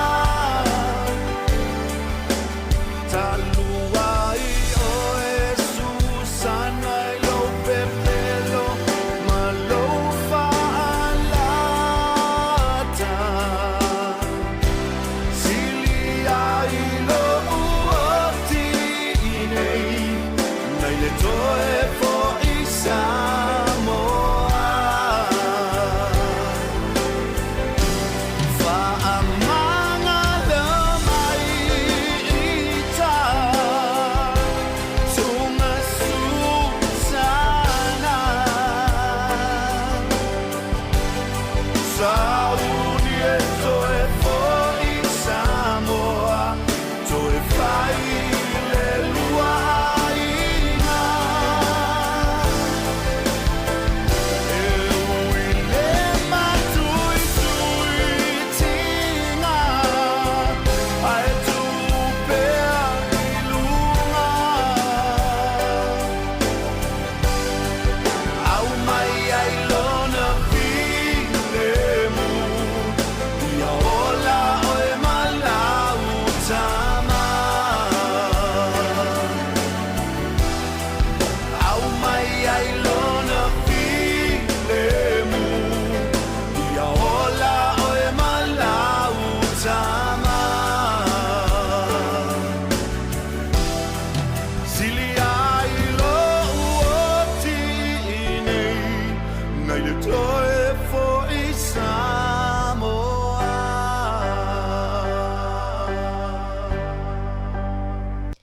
Jofai lua mal whawhiwhianga si Osima, Susana ia mal taunga apu. Whamanga lo mai ita. Mana ia leo whasirisila e le tātou minista o tupe ia le i le Leo Grant Robertson le whatoa le whaialana launga mwhaiana e mai moe nungo le tio New Zealand le whaialana folasanga o le a mataona sue e le komisi sue ia ilo mata upu fo ilea e winga i whaletupe ai mai se whaletupe tuto otasi po whaletupe la iti i tutono New Zealand a mataona whai ai sue nga e le komisi sue i le whainga o lato o le pasene o lato tupe tului ia ona le mau atu e silia ma se furu e tu sama se furu fitu te sima le tolu pasene ia le mawalunga o le pasene tului e whaupopo e mo i lato polo fiti e maua i le tausanga. O le masa salonga fo e lea ia ona tele la mta upu whaapea lea fo ina masani ona mai tatu talafou ia i le siti e lunga fo e lea o le rate ia pole tului o tupe a mesepe a o tatou ia tangata e whai ia nono ngā tupe po o loans ia pe o le mau atu e ainisio whale tupe ia e te lena mau alunga pe si itia maununga lato pasene e fua i pasene te taona ia i whaale tu la fono. Ni sinau talam whaun whaalau te lea tu i tala fo i la so atai au. O la so lea e la so se fulu iwa, la so lua se fulu o la so na filina whaatau aile te ea tu fo i sa wanga i tutono a inga ia po o le violence po o sa wanga matanga fo i ia po so se sa wanga lava i tutono a inga whaasanga le i tina mata mai tai. O le aso lea na filin whaatau aile a inga lea tele lava ina whai e sa uninga o whai e ia semina ia ese lava i tutono e kalesia ia i le lalangi a toa lava len whamalo le vaenga lea o no le tele fo ia o le sawai no tina mata mai tai inisio a inga le taimi nei te lo fo ia o lo mamafa fo ia tātou Samoa i whanongongot fo i talafou i inisio vai aso ia tele fo ina tele ia tina mau fo i soifua si o tātou atuno ia o no sawanga lava fo i tutono a inga. Pacific Love mal pese tau fia nei le sawanga o tina whawhiawhia toa le Pacific Love nei vaenga o le uli o toi luas minute tale tu lai tasi tau tua si fonga lo mua Wellington i lono ofisa fasa lau porua nei alo whātua por kalame.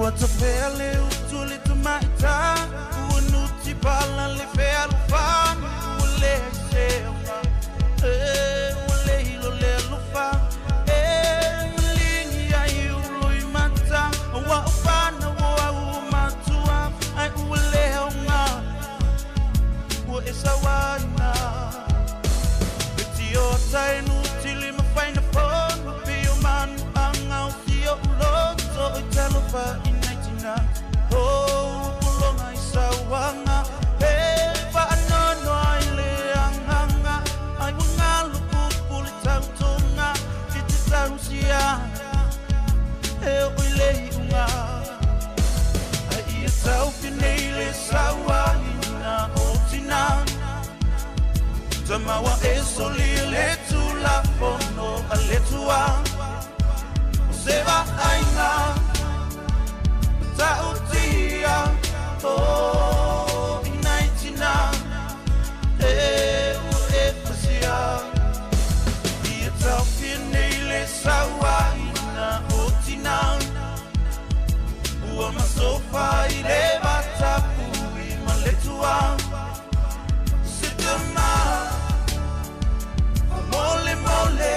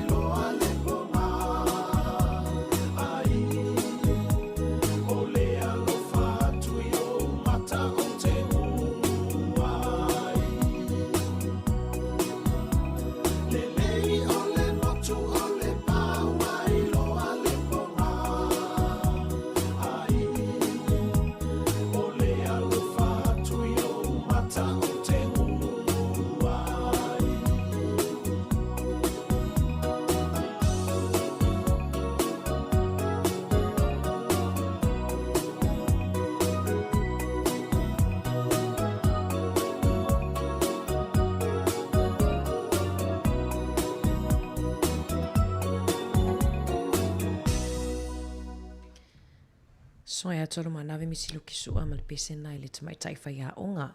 Ia toi fa malo atu ya auto umalava no maua mal tato por kalami nea wa uli. Ia fa malo atu fo ia la to lo mafuta mama mai le fato a maleifua mai fo ia inisio vaenga nei langi. Ia mai la to fo leo le asa uni atu fo ia wafenga malo longa le po. Ia ono le singa o taimi ia i le nei langi tato te feolam tau soifua. Soifua ai leo to iwa minute tali tu lai tasi i le awauli ia i nei New Zealand.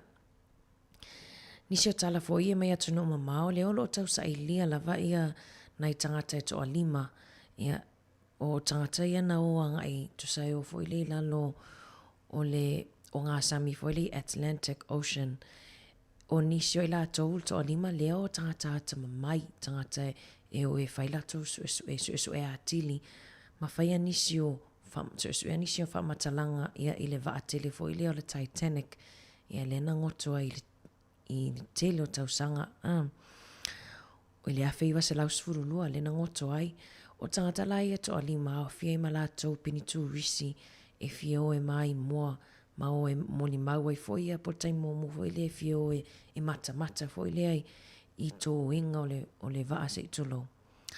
Le nao i le asosa taimi New Zealand. Ia ai le waso lua ia la laitau sa ilia ua le iloa. Ia tatalo ani mo lātou. O le whamatalanga a le pūlenga ia po le company fo ile e whaia ia suesuenga. Whai mai e iwa svulu ono i tū la le mālosi o le whangu ia po o ke sene le mwhai ona mana vaina e lātou ia wo lilo loa ia o le popolenga ia le ua i le utoi tele ni tū la ia ona ni te ua o malilimo se tulo ia ai o nisi nau tala mai atu no mamau le ua mwhai ona na maua fo ili aso pena mau mai tae au na le la ia nisi nau o tala ia ai te lo mai fo i taimi tatu te whamawai atu ia i lātou leo ro mafuta mai i lungo le tatou ala leo o le tasi ono te sima le tasi whamo ia o tatou lungo le Facebook ma le YouTube mai moa mai pia whatoa whaamuta tatou tautua i le tu la e lua ia inisi o tatou se tasi o tatou paanga leo lo mafuta mai i California whamalo atu sunga ia mātai o i fupo malo lava whaftai le mafuta mau mai ia sunga ia tamata ia sina leo Sicilia la to umalo mafuta mai ia malunu atu lava i tatou wompa anga lungo tatou tasi ono te sima tasi whamo ia ele mauatou to swafa ia onolo whaonga mai le tatou le tio ia ai alolo whatele lava mo o tau whamangalo whai tautua nei aso pe au iaise upu fo i ua le longo maa lie fo i lau whafunga anga ia le ai matou te matua atu lava i nā o tau lava lo i le ato le ato anga o le tatou tautua fisosoani mai fo i wafo i nioi vainga lau whainga nuenga alo whatele atu mo o tau whamanuia le atu ai tiu tem whaiva o le ato alo atu ai ia e whai ungo nei aso atai ao o le amato to alo atu ai malitoanga ni a Mari whaivalo e toi amatalia fo i tatou tautua i le itu lai fitu i le tae ao a tae ao.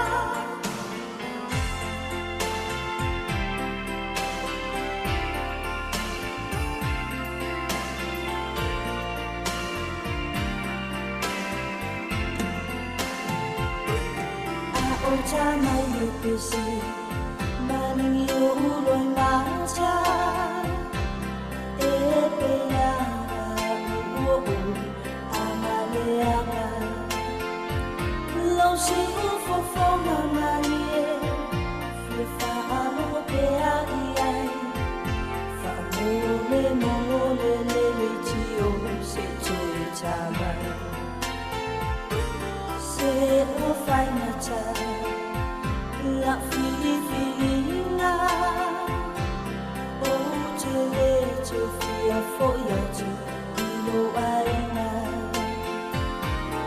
o le aso manatu asu eso tafanua o te foi atu manu no foi tawa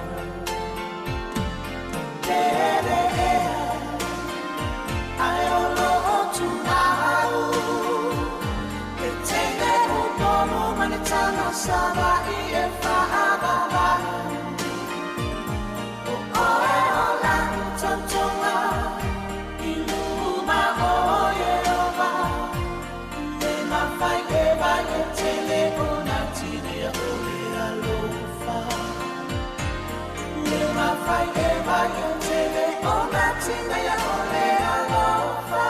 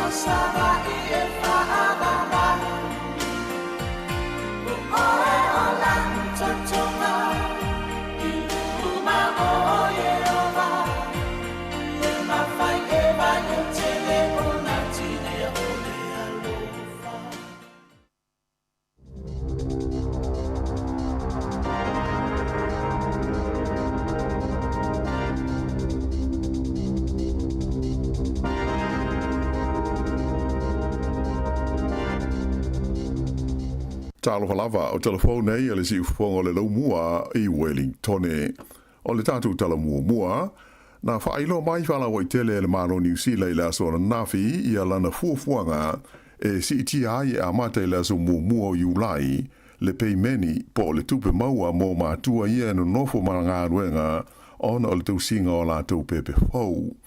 O le si tanga le nei o le tupe maua e se tina po se ta mai nofo e tau sila na pepe fau o le a whao popo ai le limas fultasi tala I le vai aso, ma o atu ai I le fitu se laus fulua talas ful fitu sene I le vai aso, ai le I ave sea le la fonga, pe tu sa lea o se si tanga e fitu tesi ma le fitu pa sene.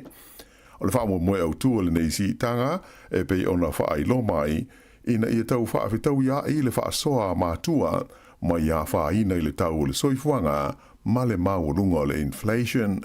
Whailo mai fo ia nafi e le li pārmia ia Chris Hopkins, ia se swinga I le fuafuanga e tusa o I tu la wha au popo e luas furu e a onga fuai ia te maiti e te ilua te usanga le mātutua ia onga amata.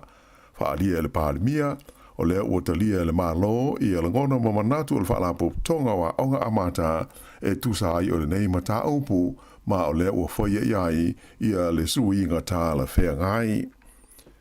E se furu lua tau sanga le matua o se tau mai titi na umalo na ola i Hamilton, ona o le songi ina i le mea whaamanongi e ngoa o le aerosol deodorant. O le nei whaalavelave na tupu i le fiafi la stonai na awhia i le tau mai titi le nei, maniana uo se tolua i do tono o se whale whaatali pasi i le wala i ngoa o le Tasman Road i Hamilton. Na o te iai se tangata sa iai, mai o moni mawina le nei ngā yo inga ta maiti nei e to toru, maarua i le atoa i lesi tuwala le li ile ua tupu ai le whaalavelave, mai o ina na wa iai ua pa u o ia i lano. Sa tau mawhai tangata na iai a tau fo i mala au whai ngā luenga le ambulance, e feso swani i a te ia, peitai e le i mawhai o na whaasao ina ai lunola. E iai le toltununga na songi ma mana waina mo se teimi umi e le nei tamo i titi ia se whangu whaamanongi o le tu ainga o le Dove deodorant. Whaamaunia mai e leo le mali wai o le nei talavau, mai o tu inatu le mata opu mo susu e ngā le pule mali upo o le coroner. E le fau le tu ainga le whaarvelawe whaapenei i le ai o Hamilton. O le amatanga o le tusanga, le fo ina lipo tia mai ai, e se tasi o fale te ta ai lava i le ai, le mawai o ni ta maiti e ta i walu tusanga le maatu tua, o tau mawhai e songi ina, i a pauta ma waila au ia ta ta ai lava. E lua ni whaalawe tau ta amare na mari ni waitangata to lima i se whaai unga o le vai aso whaano no tele i lungo o wala i tūmalo Canterbury. O nei whaalawe tusa o lipoti le leo e le wā mau ia mea na tutupu ai. Whaalawe mua na wheto ai ai se ta amale ma se pāsi e ta maitia onga na mari li waitangata to lua i le fiafiulas foreile terwai i le ala tele nu me la fitus furundua i Sefton. Sa whaamau ni mai i le pule a onga o le onga maurunga ringiora o Paul Donnelly e to ono ta maitia onga na iai de tono le pāsi i le taimi na tupu ai lea whaalawe ia mai na manu nua miti i la tau. O te ngata e te olua ia na maali liu, o le awe taamale o le taamale le titi, o se li i e tolu sifurulua te usanga le matua, malana pāse se lua sifuru walu te usanga. O le aso ngafua na nafi sa whaailoa mai e foi e leo i le tūmalo Canterbury, e to tolu ista ngata na maali liu, ona o seisi whaalawe te utamale i le pō leo sa. O le nei whaalawe na maali liu umai awe taamale o taamale lua sa fiai, ma le pasese le tasi o taamale sa awina atu mo tongo fitinga i le whale mai, peitai na umai lo naola i le whale mai te leo kala i stete i le pō lava o leo sa. Sa whailo mai i le teita i leo le tūmalo Canterbury o Peter Cooper, o nei whaalawe o mau waile so i fua o tangata e to lima, mai o se tūlanga o ilonga o nā whaina ma mawhatia ai o lātou ainga, ai whape ai fo i tangata ia ngā lulu i ngā luenga lawe ai i taimi o whaalawe whape nei, ta ua le li teita i leo, o loo whaawo pēr suenga i le mafua anga o ia whaalawe, ai ua mautinoa sa te le whaale tono o tūlanga ma wingo le tau, i le taimi na tupu ai le whaalawe lea i le pō o le sa. Nā toi te tala i le fiafia na nafi, le whale mai tele le North Shore i Aukilani, le ana ta puni maloka mo le pui ngā saunga le mū, ona o se tangata, e whaapea sa i a whaia ai ni la fonga tau whaamatau. O se taimi i le awauli o le songa fua, na hoi ai le whaai unga e loka ma tāpunia le nei whale mai, ona o le whaafi tāuli, mai sa wawe o na taunu uatu i ai ma leo. Se taimi muri ane i le fiafi e nafi, na mawai e leo le li o lo masalomia le nei mta opu, e mai o lo soani o ia i suenga o lo whaia. Ua whamau nia mai e le ofisa o le pāremia o New Zealand, e whapea o le a maua se whailo inga Chris Hipkins ma le peresidene o le malo saina o Xi Jinping, a o iai o ia i le na malanga wha le malo i saina i le vai aso a sau. E le ngata i lea o le a whailo i fo i le pāremia, o ia o la whailo i fo i le pāremia New Zealand, ma le pāremia o le malo saina o le li ingoa i a Li Chiang, whapea ai ma le teite i fono o le komiti tūru tonu o le fono au o le malo saina o Sao Li Shi. E to Louis Furuiva le a whai o le au malanga le li pāremia o New Zealand, e au fiai i le au fai businessi ma tai o tangata Maori o le a fea i le malanga le nei le li palimia le lau mua saina o Beijing ai whape fo i le ai o Tian ma Shanghai ma e tere ni por kalame ua whaatulanga ina e au fiai ma se saunoanga le palimia o le a whaia i le University o Peking mai o le a waifo i se fontanga tau i le tamau a inga. I le ai o Shanghai o le a te tala ina ai le li palimia o New Zealand ia se ati nae se sofa antasi New Zealand mo saina i le tūtau tu lisi mai o le a whailo e fo i mataita i o lea ai te leo saina. O isi sui o le malo e malanga ma le palimia i le whainga malanga le nei e au fi ai le main star o whaatau inga o Damien O'Connor ma le main star tu lisi o Penny Henare whailo mai ai le palimia e whapea o saina o lo whaatau watu i ai le tusa o le kuata o loa uma New Zealand ia o lo ave i atunu i whafo ma a o le i tūla i mai le whaamai COVID-19 fruiva o saina sa lona lua i le au pito to tele o tūlisi e malanga mai ai ma tā whawhau i New Zealand nei mai o stasi o tunu o le laulangi e au pito to tele i a tāma ma teine a onga mai whafo o lo o malanga mai ai a onga i University o New Zealand. O le sa asau nei e tu ua i le tunu o le nei whai ngā malanga mō saina ma le wha moe moe e to e taliu mai le asforeile la so tolu sa fulu o uni. E walu afe lima se lau wha sa fulu wha le a wha i o mai fau COVID-19 fulu iwa na wha mauina i le tono New Zealand le vai aso o ma vai atu nei. O wha maumonga nei e le mtanga luenga le soi fua maaloina e mō le vai aso atoa le na uma i le vai luanga o le pō le sa na te nei. E lua se lau whaas furu ono la whai tangata sa tau fia i whare mai mō tō whitinga e au fia i le to ono i pōtu mō mai tinga aina ai tōlu se furu male iwa le a whai o maliu ona o le vairusi.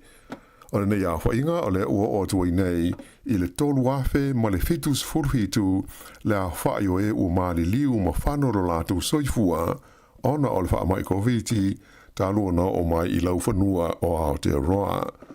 O whainu mela mō le vai aso i ona tua, na tūla i mai le iwa afe walu se lau walu tolu le a whai o mai fau, ma le tolu sfurfitu o le a whai o maliu.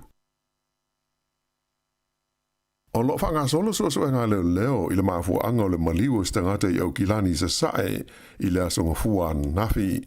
Whai lo mai le li taita i leo i a tau fi lau wha manuia wa ailua, e whapea sa wala uina mai se whasoani leo ma tau nua tua i le whale o se ainga i le wala o le Carusiana Road i le Half Moon Bay ma mawai se tangata ua umalo naola.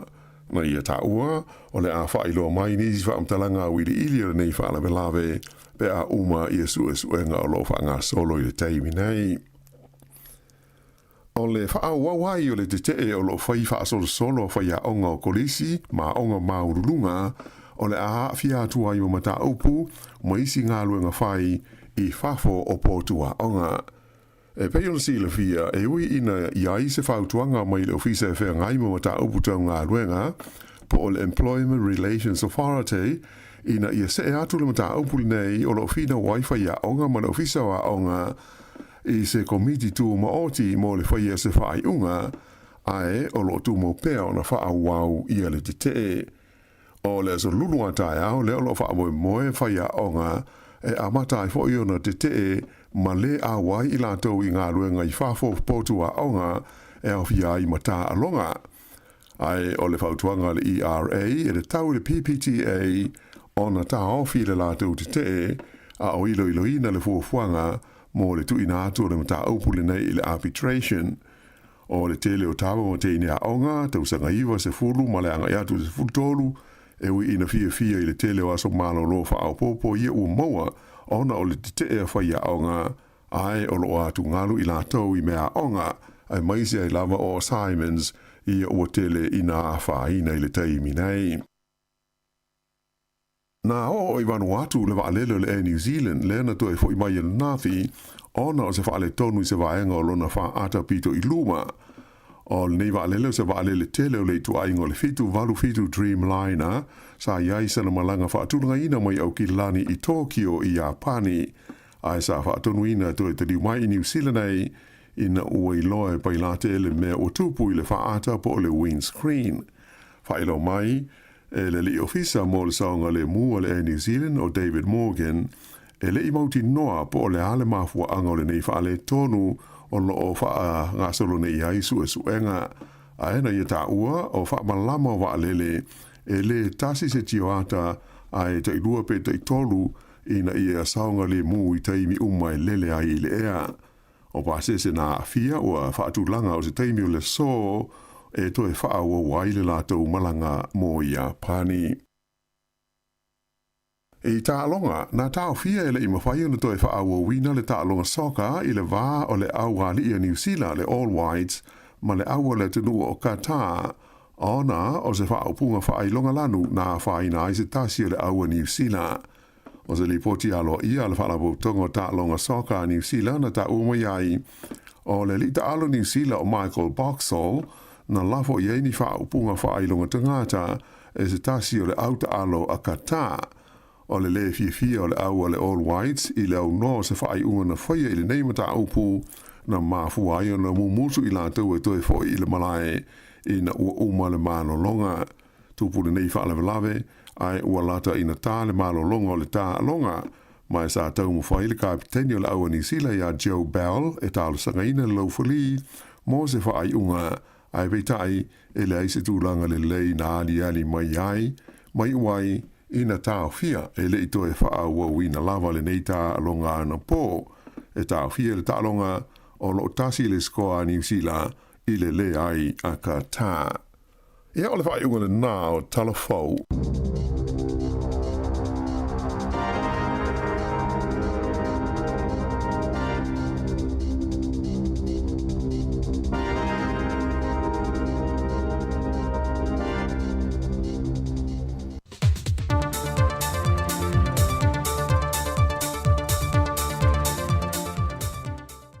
Toi whātalo whātu tātou telefou seisi o na whaopoponga le nei, ai usi mai el whafonga. E le mai e ui longa report ya su etusi i le whaonga ino le tailua se la wafe tā la o le bloketi o le tasil miliona tā la moitu malo. Ua pāsia lo ia ilo le komiti whafoe, le whaaseini lo le malienga e whaamatu ua tuai le taise lau 5 wafe tā la po o le 0.5%. O le tasi le miliona tala mo le whaonga ina le official fonu whaavai tu malo e tolu. O iei tu malo e tolu e au fiai le tu malo ngā ngai whamaunga numero mo mua, e tu malo whaasale le anga numero mo mua, ma ana alofi numero 4. Ai luai tu malo o whaamau nia mapasia alato reporti, o le whaonga ina le vaianga mo mua o le whaasalau luas fulima afe tala sa whaamatua tu iai. Ma wanga wa ai lo mapasia le komiti o le a whaamatua tulo i ele vaenga lona lua o le isi whasa lau luas fulima feta la mo le lato bloketi o le miliona ta la mua mo le neidi matau sanga. E whai tu malo le u whaamatua tuna i ele lato whasa lau luas fulima feta la mua e au fiai le tu malo whale a lupo e tu malo whasa le anga numero 4 e tu malo palauli numero lua ma le tu malo nganga e maunga numero lua. O le fionga le tamaita e ministan tanga duengo tupe, le fionga mulipola ana rosa ale molio. Na sau noe toe wha malo si atu i tu malo e le maea a lanto reporte tu ina mai tutonu, e na ia wha wau ma ia wha maea, a ia vave wha amatu watu a lato se leni. O wha manino mai le fionga le ministan tupe, le fionga mulipola ana rosa ale molio. O le anganga atol teu ngol tula fono tau wha aofi. Mo tula fono wha putunga tupe mo le lumana i manuia tangata i le awhi iwa se lau fitu se fulma le lua. E na ia wha avai na ili vaenga se fulma le lua a o lea tula fono. O a iei nga fau a wan wha putunga tupe o wha manuianga mo ilatu e iaia fianga tu mau le soifu ili tino ma le mafau fau. Vai loe muripola na manino i lea teunga, o le a whaavai na whaatula fono eita iala a wan whaaputunga tupe mo i lato nei. O le lua awhi luas fulmalitasi le lua awhi luas fulmaleono, na amatalia i lea fuafuanga fou, ma ua maua avanua tutusai i lātou e iai a afianga tu mau le soifua, ma e leo tango lima i se leni e fisoa soani le tau singa o i lātou, ma whaatino i tūlanga o loo lātou manao mia. Ma e o le tūlafono tau whaofi pe o le whaeloa le minister, wa whaeloa manino ai o le āmatua whaamalo sia e le au sia leo manaonga mo mia, manino ma le aia inga moa nga vao i lātou e tatau o na restalina, whaatasi e malmafuanga o le lea nga vao se tangata. O le anga vaa lea ua whaamni e nai e amata mai pepe whaatu a whananau mai. Ai eia a fianga tu mau le soifua, sa ia o atu ia i lātou i le ono sa full whātau sanga le mātatua. E ristala umatangata le mtanga luengo tina matama i tai, a tina e o awhio anga maanga fiso tai, e le ngā luenga whaipa anga ma le tūmalo o lo patino tonu iaia lātou tiute, ia i lātou ia e iaia a fianga tu mau o le soifua.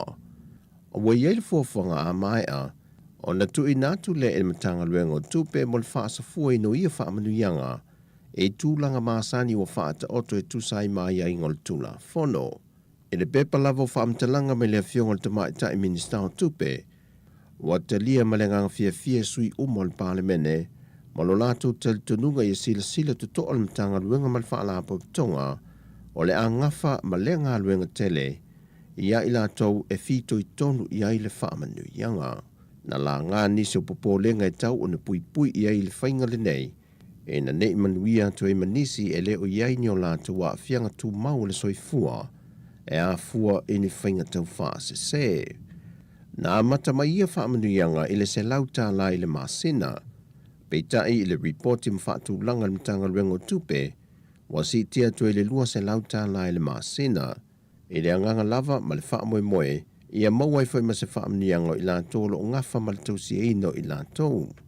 O lo whaanga solo pele whaatalano ino le neitu la fono tau whaofi, e whonatanga a le pāre mene o lo whaanga solo. O whola silu mo le pāre mene le sau nuanga le fionga ia leota laki la mustele, o le minister le ofiso fai numera whaama wina Samoa, le aunga o le tula fono tau whaofi o le aia ingo se porkalame, wa whaatatia tu le mtanga luenga mo pepa whaamaunia, e nei ia malu pui e whaamaunga ma whaamtalanga tō tino i o tātou tangata, po le National ID le wa whaanga solo. Sau no leota wa tele whaatalunoanga sa whaia mo lea mata opo, ma soalau pule to ai mal talitonunga, e aua nei motu sia le sila fio tangata lau tele malolato malamalama, e le ngā yoinga o le a whaatino. O pepa whaamaunia po le IT le ua saunia, o le atu whaatasia umai lava whaamaumaunga SS whaatatau li tangata, e au fielo naso soifua, o na mātua, o le awhio anga, o lana ngā luenga, pesa iai se soli tula fono, whapea fo ima whaamaumaunga luna soifua maloloina. Peitai e ieni se o fionga i whaipule na whaalia o lātou whinangalo le mata opu po le tula fono tau whaofile nei, e te tau fo e o na ieni whaetetenga le whaailoa o mo whaamtalanga i whaatatau li tangata, ona o leo o tātou moli mawina le laulangi le whaonga aina nisi o le whaamtalanga whaape nei, e whai e ni whainga whaasoli tula fono, e me se lava i awala palpala e mawai se leni. Wa tui nātu le nei tula fono tau whaofi le komiti whaapale mene, e lātou te ngā lulua i ei molo na toe ilo ina, ma toe tu watu le luma le fono a wawhai tula fono, molo na toe soa lau pule ina, ma le pasi ina. O le ale tu mama ina le vaenga su el mtanga luenga leo le vaenga le CID ma le IT. Le sa ilia leo vaenga uma e mawhai o nei loa po oai o lo i tu lau pepelo, o lo whai loa i whata wino whala au whasa ina. O le sau nuanga le melisui komisina o mtanga luenga leo, le tomaita e ia papali i Mona Lisa tia iketi. Sau no papali, o le asa ilia lava po fea no whanga e iai la atou nei. Ato ai malefso o ta ingo i lantou ia ma i lantou wa taha fia mamolia, i lano lava o whala au whasa ina.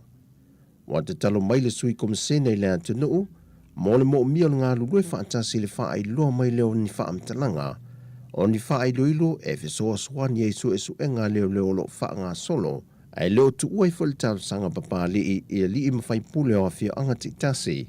Ona o le tā ua tele o le lātou fo ifsoa ni mai nisi o mata opu watua nai. Na reporti mai ai li mawhai pule o awhia anga nisi o lātou lava awhia anga. Sa whaia ia sori ngā tula, whono. Whai loe papali ua uma fo na longo ta iulo vaenga ese ngā lulue whaatasi. Mo le sa ilia lo vaenga mate te atu ai whainga whaasol tula whono. E a fiai o tātou tangata mai whala au whaasaina. Ua tele tupulanga talavou, ua a fiai. O talavou ia mole ne yaso manuia lo tātou atunuu, whaasoifoia.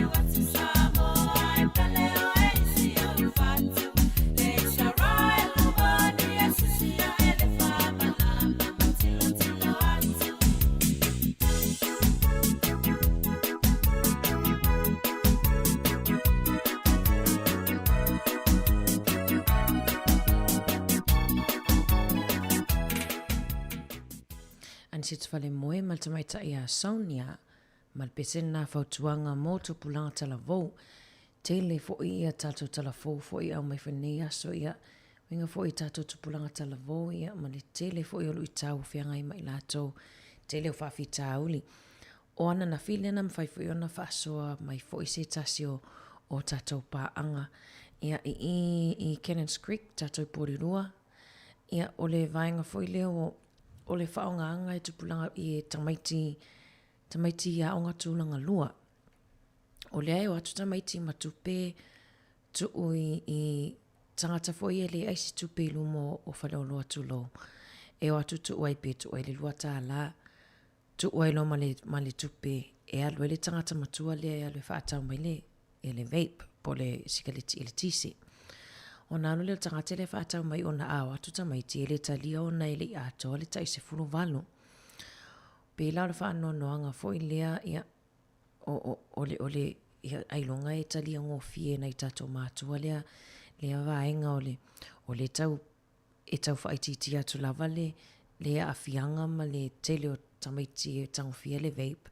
Ia lea lava o lo iai lava au wala lo whaonga ina e tamaiti e mawai le sikaliti i le tisi. Ia le ngatai lea i le vaenga le na sauno meila wano i tato talafou. Ia le vaenga le ta o le grooming. Ia po o le songisongi ia po o le mana vaina lea o kasa foi lea e tamawhai ia whaahai pe o lai ula marijuana se tu lou. Lea lai whaonga ia vaenga foi ia po sprays. I sprays ia o le Rexona o isi sprays na o le Dove. Le whaonga tātou pe o se mam se tu lou. Ia le foi o tu ia tamaitim tu pulanga talavou. E o whanga foi lea ai tamawhai e manawa. Ia o te le iloa i ona, ta iloa i ai, ia ai ona e mei whaalongo atu o peolai, o whamatalanga o tamaiti peolai, ia lunga vai. O lai lunga ia tu sa tamawhaina ngā ia o te iloa le vaenga le na whatangu whila tau tangu fia vaenga lea. Tu sa le lava se ngā ma le tangu fia le aisa ma whalau whasaina po whalau whasaina. Ia ai tanga i ane nei tatou mātua nei tatou whanau. Ia ua mai fo ia whangu manongi at pālangi mai whaonga. Ia le whai wō alam whanau whaonga se ia tupulanga talavou. Ia o nisi o challenges i lunga le TikTok. Tele na vaenga nei e pi e whaonga se sia i alam whanau tupulanga talavou. Tele e a vaenga e se lea e lapata ia mai tātou, tamaiti a onga. Pele whafonga mai tupulanga talavou le whale leo malolo mai i le whale ona o te whawhai a onga. Energy drinks, vaenga leo le brand leo le Prime, leo whaasai New Zealand toi whaatawina, e le mo oi, te leo vaenga nei e ono lo matia ilo soifua, whaapupu ilo wola, ia ai lea lava te le lumana i nea tunu, walaina sa ili malo mai mama daddy apo o nena papa, ia le nao mai nea tunu sa ili manuia oi, ia e tanga i anil vaenga lea, ai whalela wa onga, awa te tango le vaenga ele i mea le te tau na tango fia, i loela matia ilo soifua malolo ina. Wa awhatono le tula e tasi, tau tua nea tiu whonga lau mua, wa le atato watu i le Nato Brothers, e as i tato whaalongonongo fo ia po hafu i whaatunga meita savai, Eva ia Nato.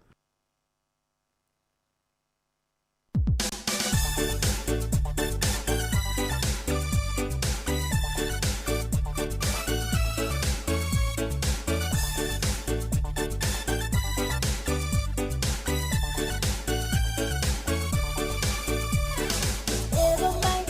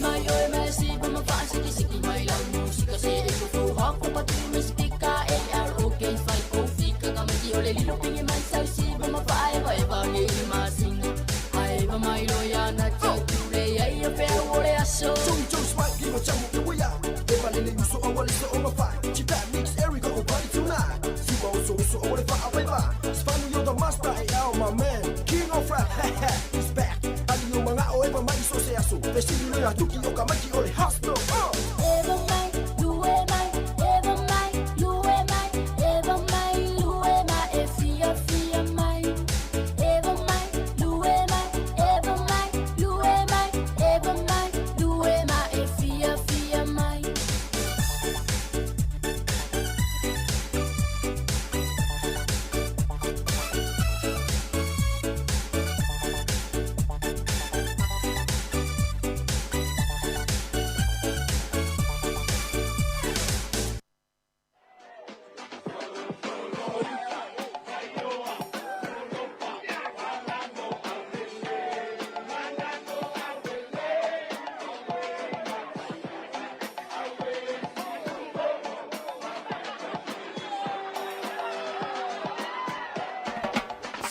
Solo, bayo, solo pa, manamo aulele. Awe ratayala, awe si umbo, vapema si papa. Solo, bayo, solo pa, manamo aulele. Awe ratayala.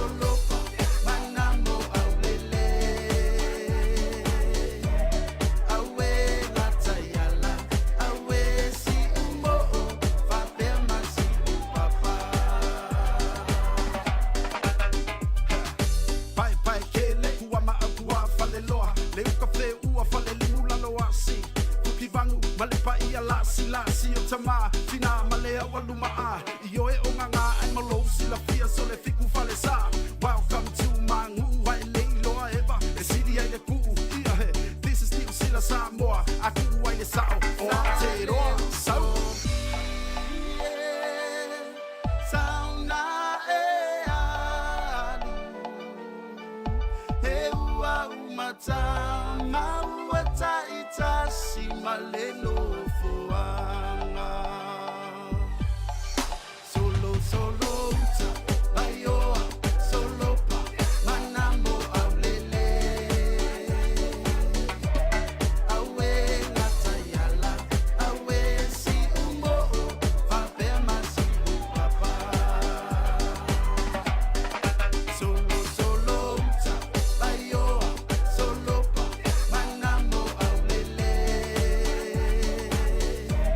Away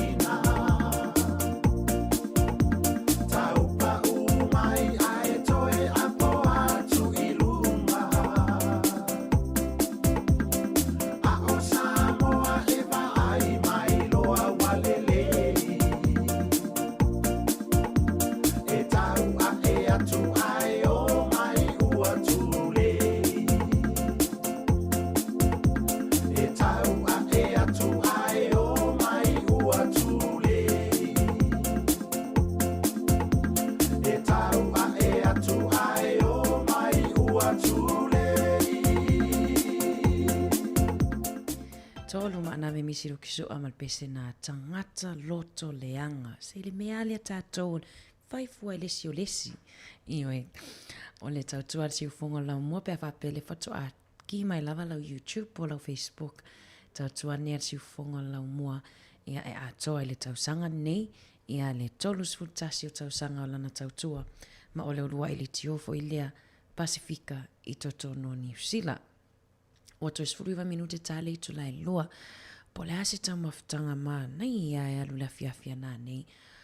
O anafi. O i talato anafi. O le asa. Lau tala maa lilia. O le asa. E le smato. E le sa utoa na ina faya. Aen. To e faile lau sua e leni. Sua e leni faile ve asalo tia. Ai pe fatun mato fale. Ai pi fale. No mai ile sua e leni fatu. Sua e leni ne o mai o me aia na aia so aia ta whaalongo i Samoa. Tu sai e tai fole pe tai fole fitu le fiafila sa. Wa uma wa toer ulo la toe tu lo. Mana era tamana ai toe faila le ason nei. Awai o le mana o tamana le senga o na ol pe male e leni malanyangi uma upu uma la solua. Awata teo foi i fatamia me ai saina wai e tele me mawai e alo le tupe e te le tupe alo e toe fa popo i pauna Mane so e leni ai alo lai le fai foi le fai kao fai tau uma la solua fa pele wa a fa pele te mafuta mai wa pe o le tula muli le tautua e fa pitoa lava mo tatou nunga Facebook ma le YouTube a fa pe foi le oti e lau pola me ai le wakuka ko meni mai comment mai pe ko meni mai nunga tatou ala ta fa ilo mai pola ta maftanga le fiafina wa na wasa unia ya fa tali foi la fa ngal winga fa tali foi nei fa na ia onga esel ta o pitola au ia olta ma potinali e fa muli fali ia lea o ia le tapena le fali ia toi sa faitanga mea sa uni uma ia o le faingo mea ai fatiti ele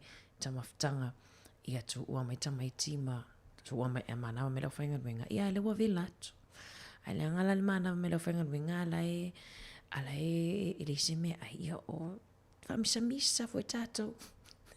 Ano whātu Rosalia Whalaniko.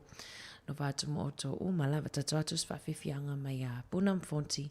Ia, nisi foi o ali ese foi le mana o whātunga i aso ia. Ta te whaanongongo ai lava i sa mo pe alu atu li ti o talo whawhamo. Ia, pole tu AP foi.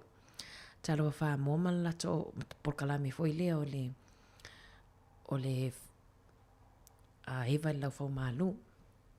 Sen mana ia ta te whaanongongo ai ia se tasi foi o tamali ia ua whapeona o maliu ia o su meo a e selo ta fia whaanongongo. O la fia la e tele na whaetoi pulkalame na su meo sitia le usu le peselea o le kuka o le a fiafi. Ai vili atu tangata e wha uma tu po la le kuka o le a fiafi. Ia te loa se aso whaistato pulkalame wa pena. Pavivianga Punam Fonti mo le pese pe fofola lo fala I se oli.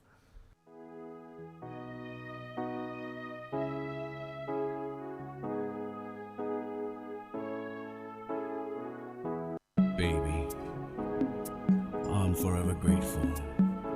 The Lord has given you to me. I'm so blessed to be with you.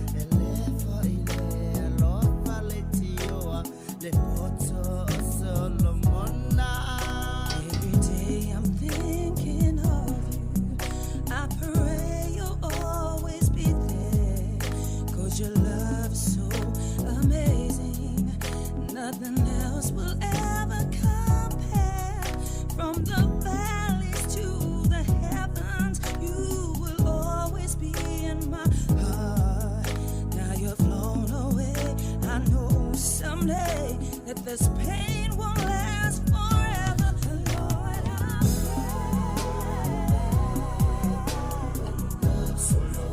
When you love someone, it hurts.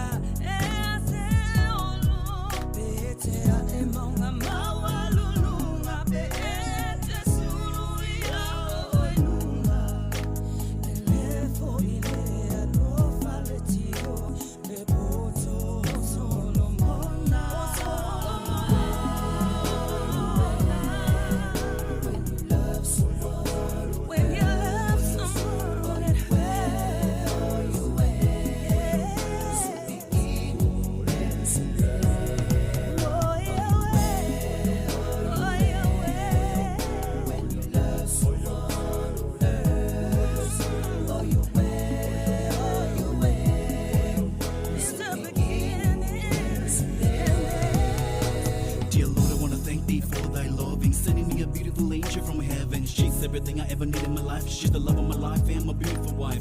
Being with you is my dream come true. I'm so blessed and I'm forever grateful. I adore you every day and night, and I can never go on without you by my side. No matter what, I'll always be true, cause no one ever loved me the way you do. You're my sun, the stars, the moon and the rain. You're always there for me, baby, every single day. You make my world a better place to be. I tell you, honey, you make my life complete. We cherish every moment of our lives together, and we treasure our precious love forever.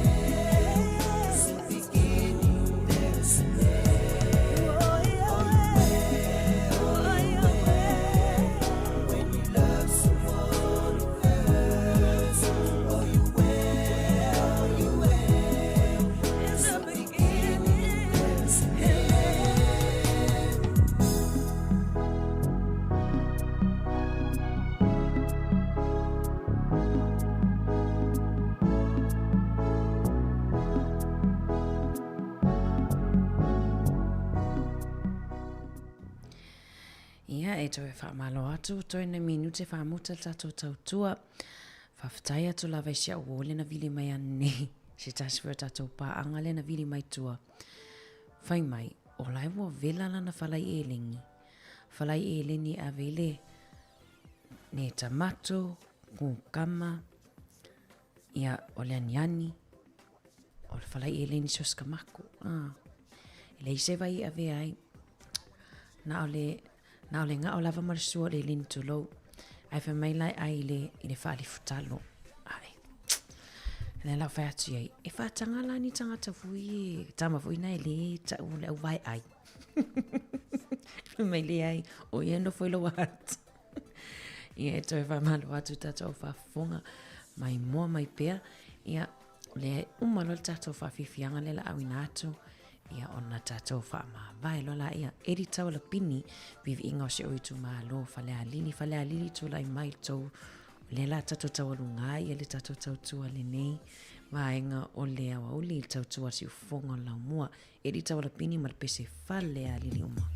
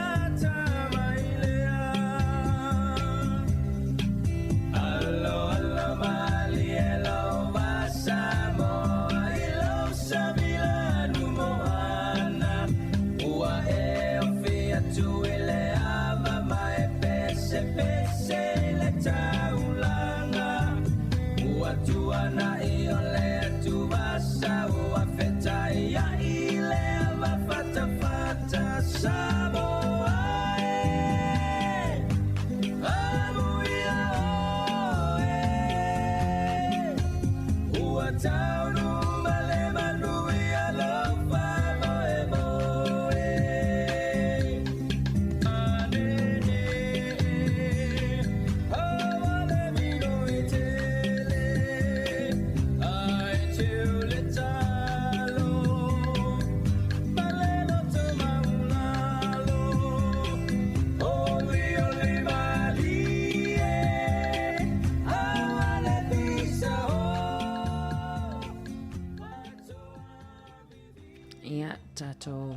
o le tātou whaamawai fo i lungo le tātou tautua, i lungo le tātou penga ta whailangi, Facebook ma le YouTube, mo le toi fo i leanga whawhtai, tātou wompanga umalawa lo whapeona mafuta mai moa mai i le tautua nei aso, i whamangalo fo i le tautua nei aso, pe o iei se upua le tautamali i lau whafunga anga, i whamanuia le atua, i hau tau tiu te mwhaiva, whianga i fo i mana tunu, tau te mai moa mai ai, tātou fo i New Zealand nei, ia manuia fo i leanga i atu e pikina i whanawa onga, ta penanga fo i mwhamue muenga o le awhiawhia nā nei.